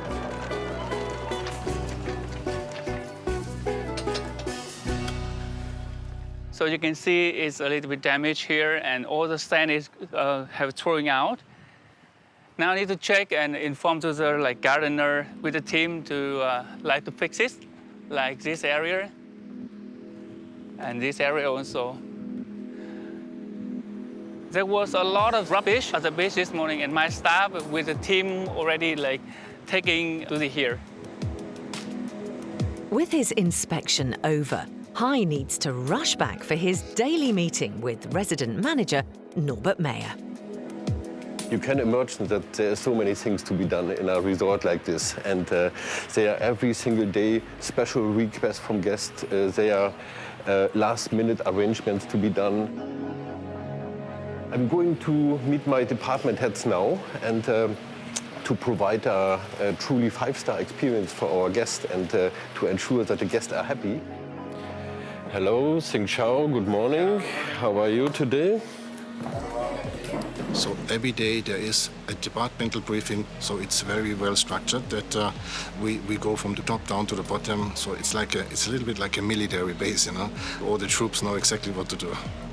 Top of the agenda today are preparations for the arrival of some important VIP guests. Maya, can you update us on the preparation of the arrival of Mr. and Mrs. Lair today? This is the first trip, the trip for their first wedding anniversary. Yeah. So Mr. Nair would like to arrange something special and surprise his wife. So I suggest him to do a romantic dinner on the beach. Very good idea. Yeah, I think Miss Maria will be very happy about that. Yeah. Mr. and Mrs. Lair are due to arrive in just hours. And for Norbert and his team, their focus is to deliver them an incredible experience. But after last night's bad weather, the first priority is to make sure they're safe. Having made his checks across the entire resort, Duty Manager Hai is ready to update his colleagues on the situation. Our team already double-checked with all the departments to make sure of the guest security and safety. There are the room 135, 328, and 401 call and concern about the rain and the disturbance by the thunders. Our night manager already talked with them and said that they don't need to worry about. And we also check the resort all every corner and make sure that there are no flooded or well done, very good. Yeah. Let's take a look today into the weather forecast for the next few days, so that in case we need to arrange accommodations for our associates, so that when they cannot go home safely or cannot come on time, they can stay here and we make sure that there's a place for them to stay. Yeah? So I will arrange that, but let me know about the weather conditions. Yes, sir. Okay, I think a very exciting day ahead, and so let's make sure that our guests are all happy and that everything is arranged before they arrive. Thank you, have a good day. Thank you, sir. Have a day. Thank you. While staff at the coast get to grips with the day's new challenges,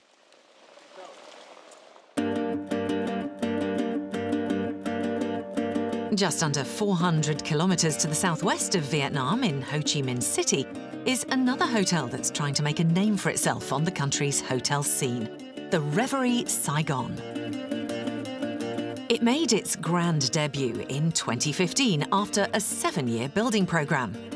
With over 200 guest rooms and suites, offering unrestricted views over the city, and palatial interiors which celebrate Italian culture and craftsmanship, it aims to be one of the city's premier locations for 5-star quality and hospitality.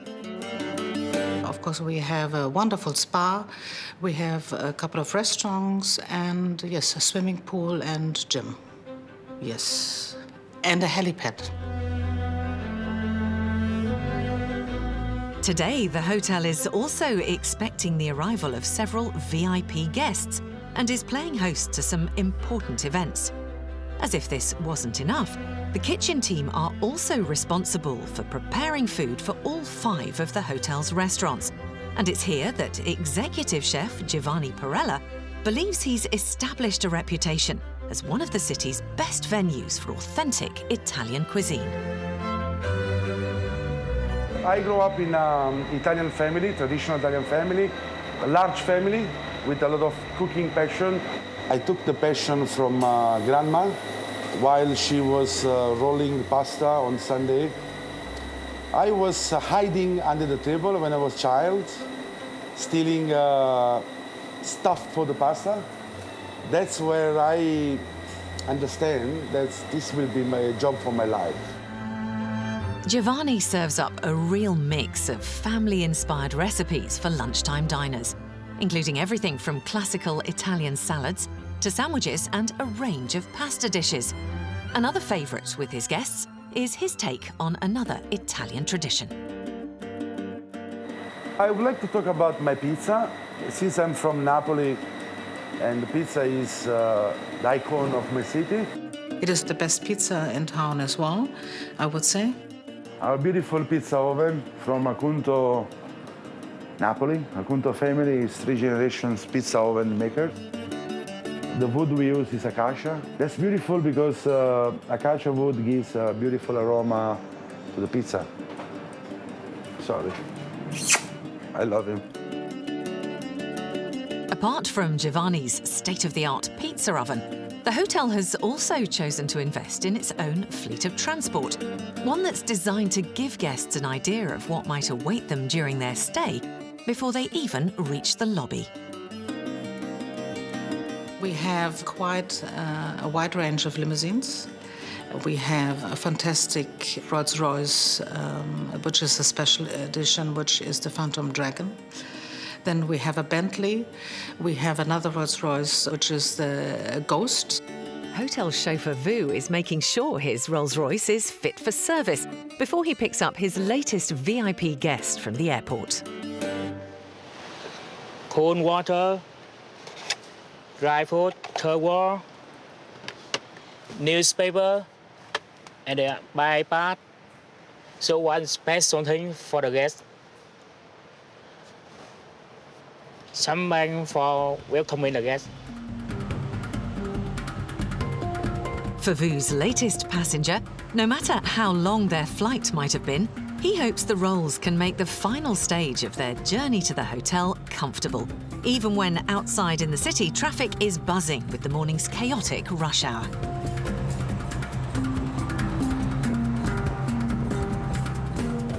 Vu likes to think his limousine is all about calm refinement and sophistication.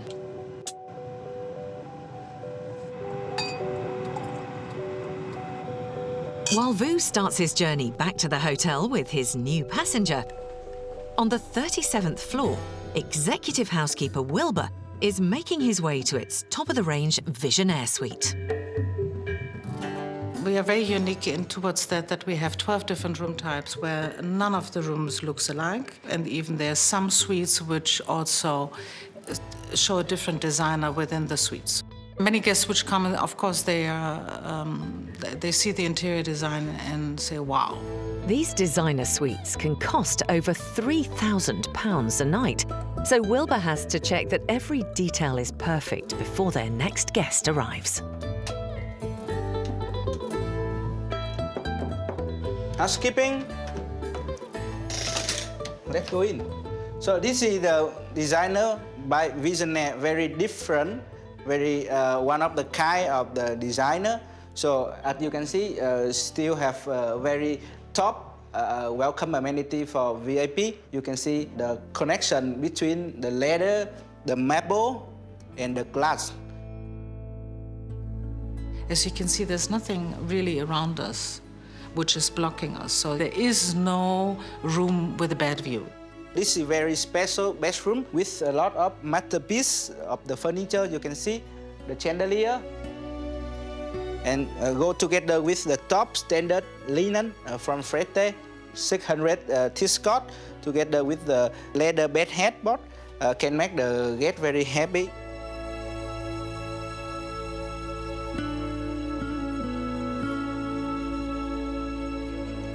With so many VIP guests arriving today, Wilbur and his team have their work cut out. They can only hope the city's notorious rush hour traffic buys them some extra time to prepare this suite for their next special guest.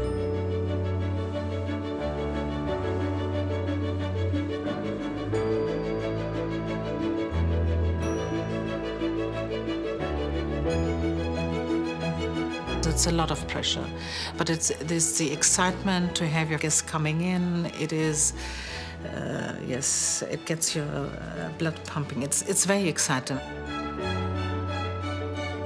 As Wilbur and his team add the finishing touches to the Visionaire suite, hotel manager Christina von Reddy is making her way down to the hotel's lobby to make sure her staff are prepared for another busy day. Welcome to the 7th floor, which is our check-in area. This is where you have the concierge and the reception desk. So the centerpiece of the entire hotel, and of course certainly of this floor, is this fabulous Baldi clock, which is 24 karat gold. It was custom-made for us. And it is, well, the building is called Times Square, and the Times Square building needs to have a clock, and then it cannot be any clock. So Baldi has designed that and made that for us. The hotel's Baldi clock is just one of the features designed to impress its guests. This is my most favorite part, I have to confess, which is our elevator, because there's no elevator like that I've ever seen anywhere. And this is agate stone, which is cut so thin that the light can shine through and makes it that fabulous. Welcome to the ground floor lobby, which is our welcoming lobby. And if you look on the ceiling, you have this fabulous Murano glass, which is shaped in the form of Vietnam. All okay? Everything fine? Yes? Very good. Thank you. Have a lovely day. But the hotel has another new arrival this morning that isn't so welcome. The same storm which battered the beach resort the previous evening has now hit Ho Chi Minh City. How are you?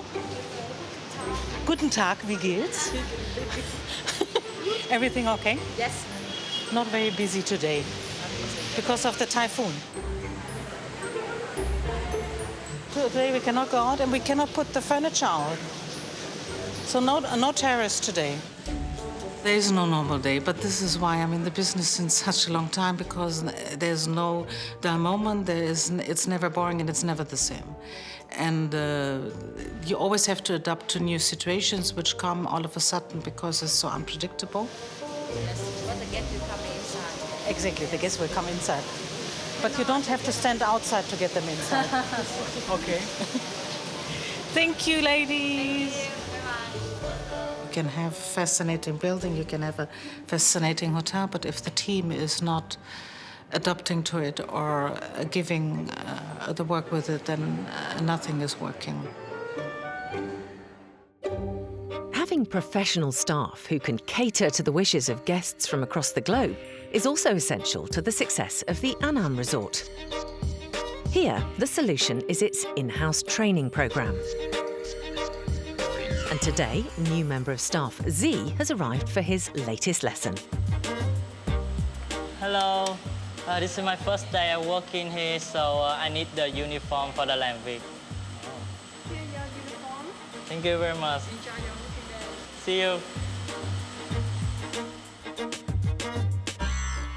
An important element of the staff training programme is role play. And for today's scenario, Z has been selected to play the part of a waiter who has to deal with an unhappy customer.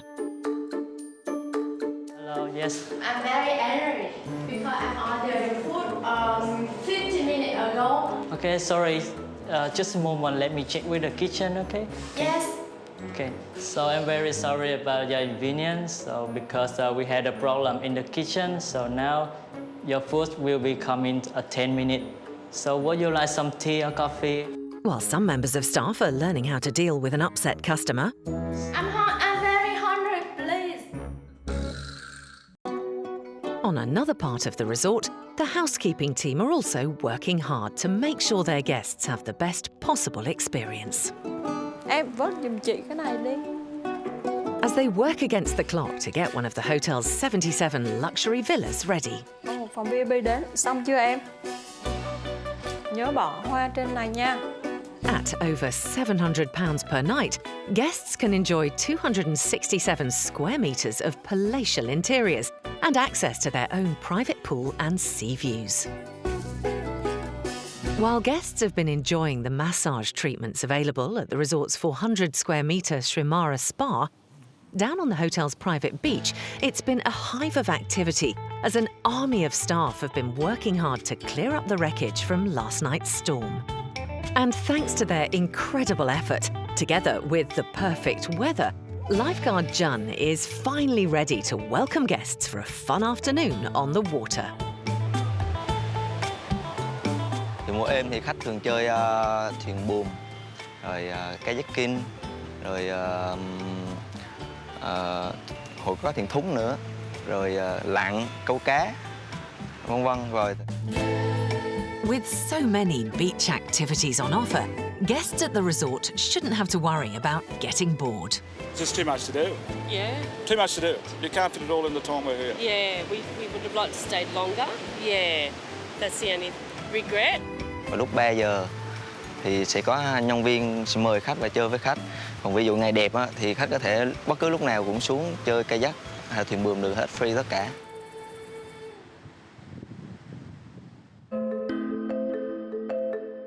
Back in Ho Chi Minh City, the staff at the Reverie are also busy carrying out their daily maintenance. And with last night's storm having made its way to Ho Chi Minh City, the wind has picked up, so personal trainer and recreation supervisor Bao is making sure his own stretch of waterfront the hotel's rooftop pool is ready to welcome guests. But Bao's latest visitors aren't here for a swim. I have been working here almost 2 years, and my passion's still burning every day. We have to vacuum, use the suction to remove everything under the water, such as debris, muds, or dust. And when it comes to making sure this pool is in pristine condition, there's no shortcuts. Just good old-fashioned breaststroke and a pair of goggles. Hi guys, are you ready? Okay, now please go diving deeper and make sure everything is good. He has to dive in deeper to make sure the mosaic tile to be clean. If not clean, he has to use the brush to clean it. Make sure everything is, the tiles is good. Do you need this one?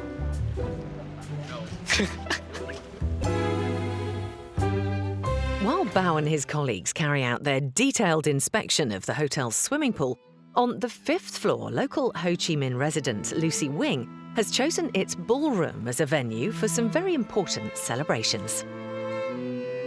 Thì hôm nay có một số bạn bè thân nhân dịp sinh nhật của ông, trong mấy người bạn từ tháng 10 đến tháng 11 mà ai cũng bận không đi được, cho nên hôm nay là tụ với nhau lại. Khách sạn ở đây thì nói đúng ra là mấy em service thức ăn ngon, tức là nó hoàn toàn vừa ý hết. Chỉ có mong là khách sạn càng ngày càng đông khách thôi, đông khách để mà cùng chung vui với mình trong những buổi tiệc lớn.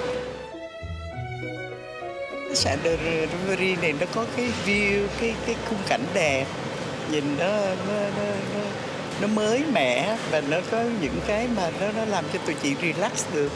Ngồi đây có nhẹ nhàng. Another one of the hotel's amenities Lucy and her friends are hoping to use as part of their celebrations is its popular spa.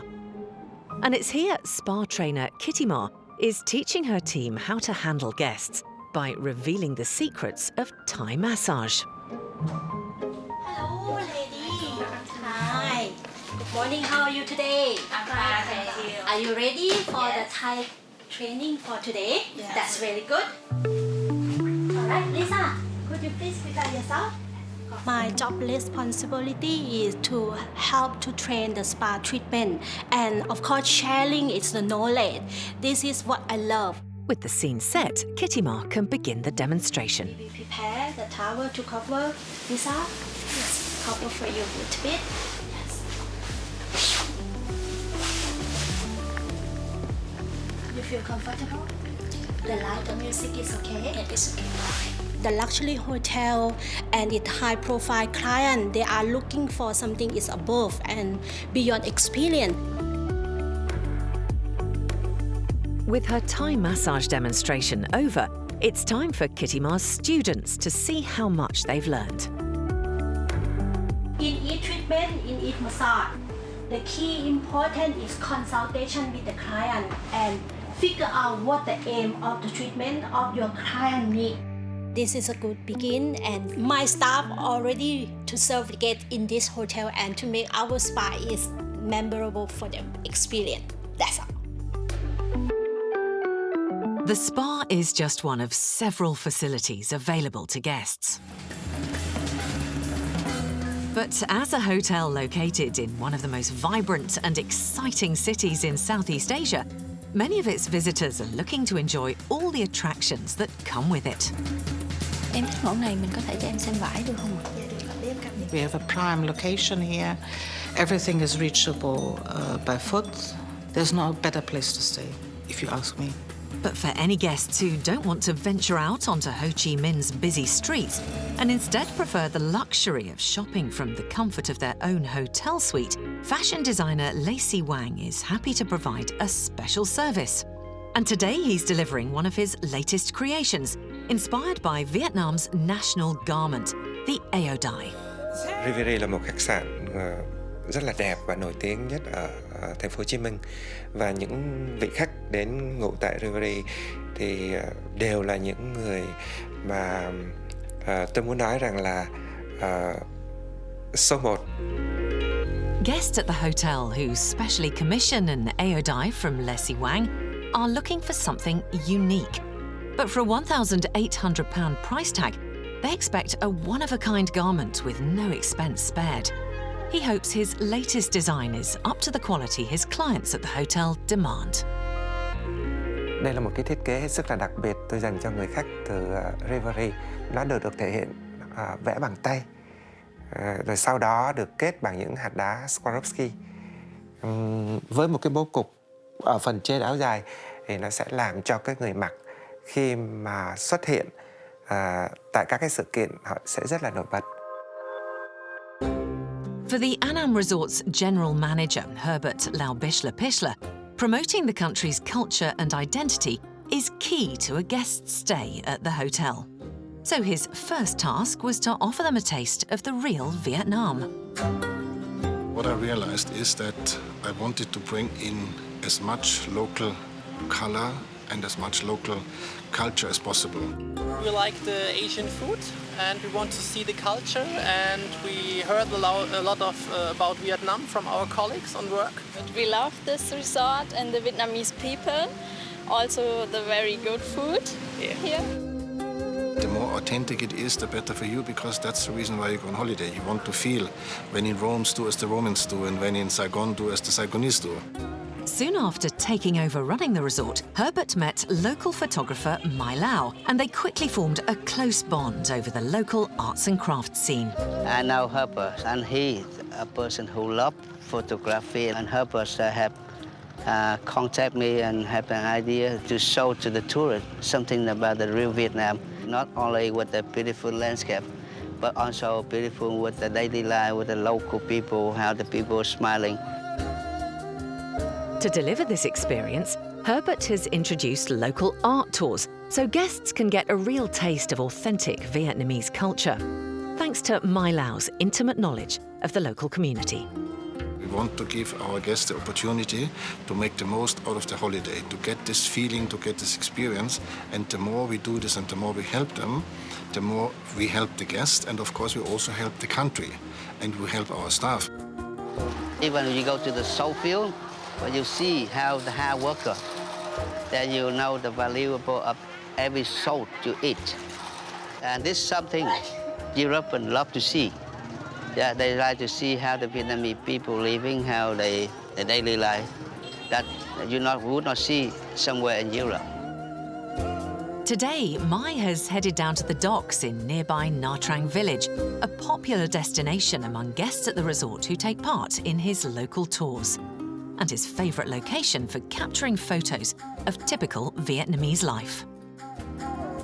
So I normally take some tourists here. Most of the Europeans, they want to see something, to learn something from the real life.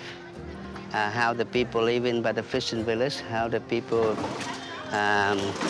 catching the fish, how the people live in the small community.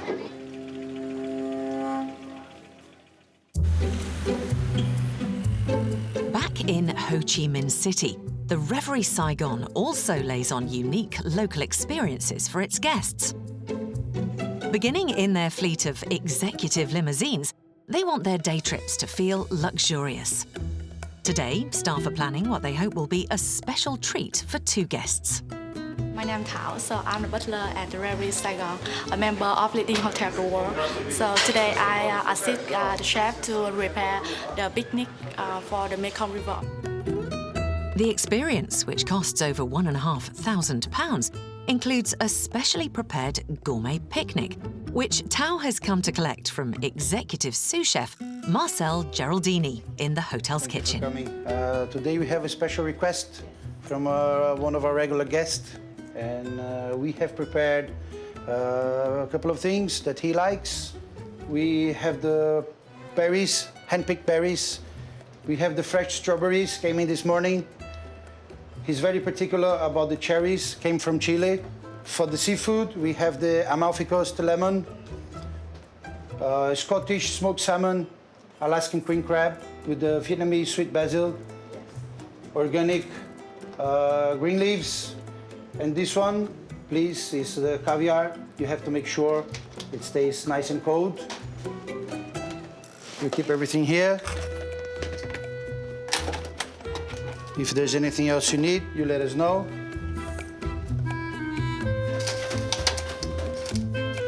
Just make sure the caviar is nice and cold all the way through.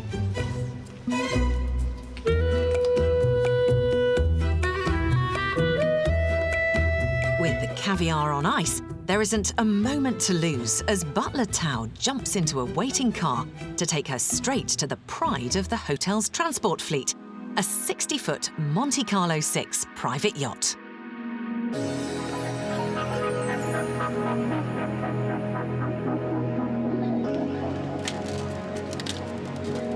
This for glass decoration. The caviar, I need to put and make sure this very cold as the chef asked before.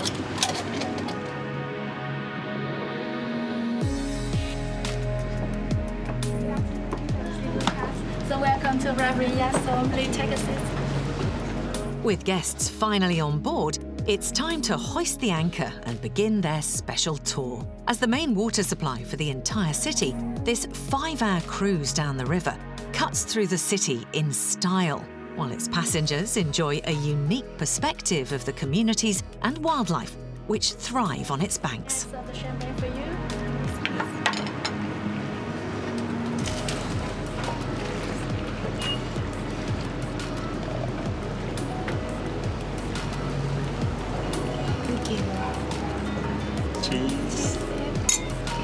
Please enjoy the picnic we prepared for you. And are you ready? I will talk with the captain. We'll move now. Yes. While the guests in the city enjoy their afternoon navigating the river, back at the Annam Resort, the hotel's guests are enjoying one of its spa's many massage treatments to unwind after an active day on the beach. And local street photographer Mai Lau has arrived at the hotel with a surprise for his friend, General Manager Herbert. So, I've come here to deliver some photo for Herbert. And it's just keep secret until we sit order.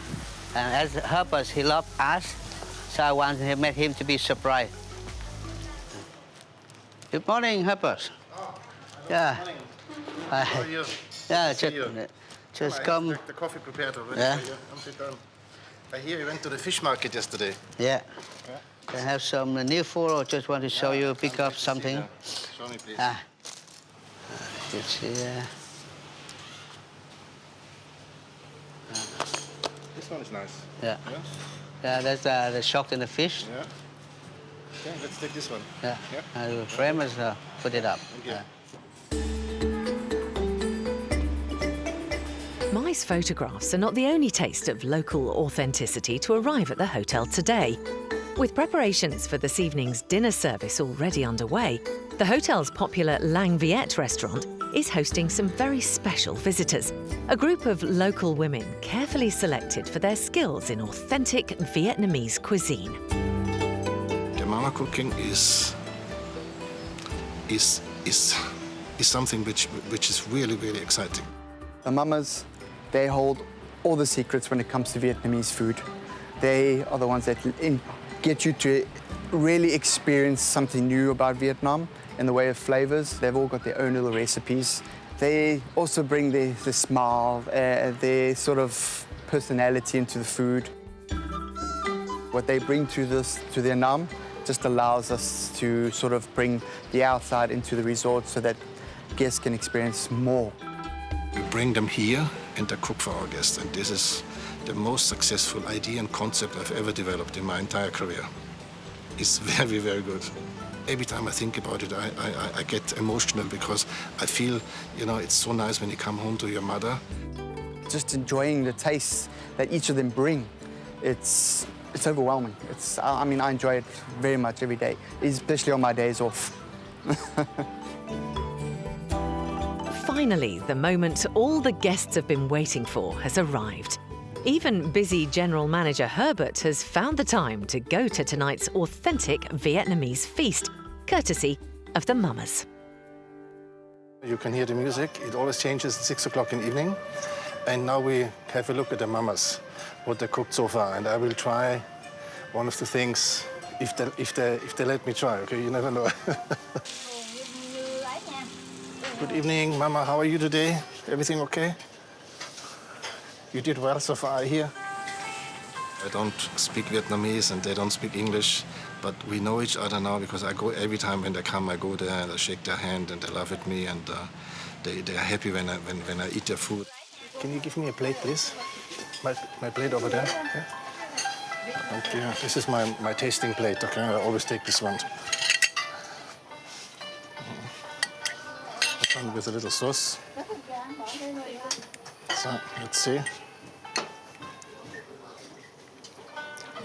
Very delicious. Perfect. Thank you very much. The Mama's Buffet provides the perfect opportunity to introduce guests to classic Vietnamese dishes and regional ingredients like wild betel leaf and the local chilies. This is a really, really nice dish. Okay? This is I wouldn't say the favorite dish, but President Obama ate this when he was in Hanoi. Yeah? It's here. Bun Cha Hanoi. Yeah? But here is my absolute favorite. Beef la lotte. And I will try this one, okay? You see, everyone likes this always, yeah? So I have to queue as well.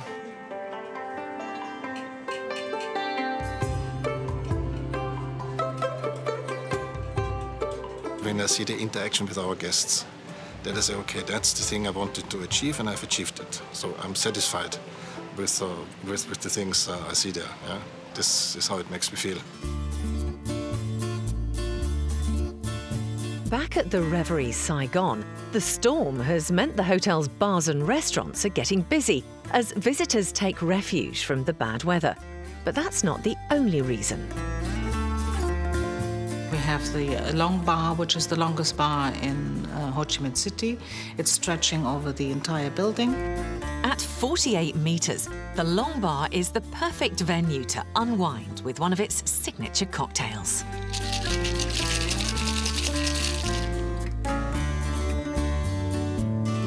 While visitors are entertained at the bar, in the kitchen for executive chef Giovanni and his team of internationally trained chefs, their attention is on tonight's dinner service.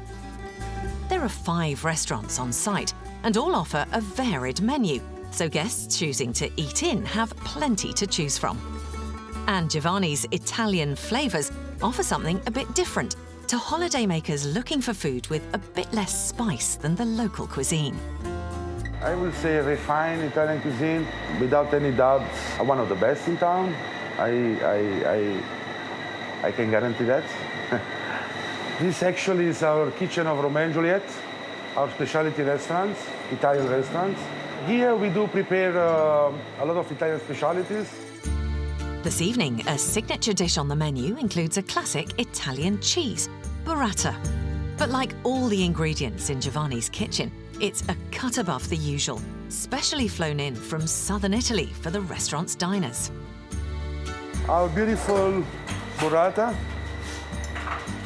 it comes from small producer Apulia. Beautiful, this is going very well. It become one of our signature dish. Burrata is beautiful because outside looks like mozzarella, but inside is very creamy. I'm going to show you in a moment. Okay. Underneath we have a roast tomato, organic tomato from our farm, tomato jelly, basil crumbs. Then I put some basil seeds, beautiful extra virgin olive oil. And voila. We have around 300 pieces per month, but the producer does not produce more than that because they say the flavor of the cheese, if they started to make more, is not the same. So we only have 300 pieces for our exclusive guests of the hotel. Importing the hotel's burrata and dozens of other genuine Italian ingredients may seem like a huge challenge. But it's nothing compared to the massive effort Giovanni and his team have made to keep the kitchen supplied with its other essential fresh ingredients. It was a big challenge. We couldn't find a good olive oil. We couldn't find eggs, proper eggs. We started from zero. We have our own farm in Dalat where we have organic vegetables. We couldn't find, so we came up with this decision to make it, to grow for ourselves. You know, I have so many restaurants, better go now, otherwise we have nothing to eat. One maialino, pick up!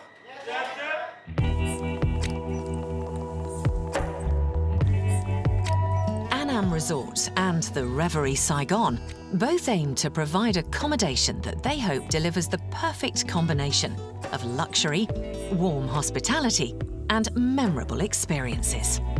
I want them to be blown away by the hotel and by the service, and say that yeah, it is the second home that they can leave and say we have been at home. Here we care about guests. We never say no. No one is allowed to say no in this hotel. Only me. You know, we have a special request. We have difficult requests sometimes, but that's why we are here for. In a country which, for many visitors, presents a culture and environment far outside their own experience, these hotels offer a perfect blend of familiar Western-style hospitality and their own unique and authentic opportunities to explore the unknown. And now about our people. That's something really like a legend name and original name of the Vietnamese. Traveling can change you completely. Staffs are very friendly and helpful, and they also have a very friendly laugh on their lips. It's a very fantastic hotel. You will come back, we are sure about it. Please come to our place, let your frustration outside of the door, come here, open your heart, and you will have the most amazing time.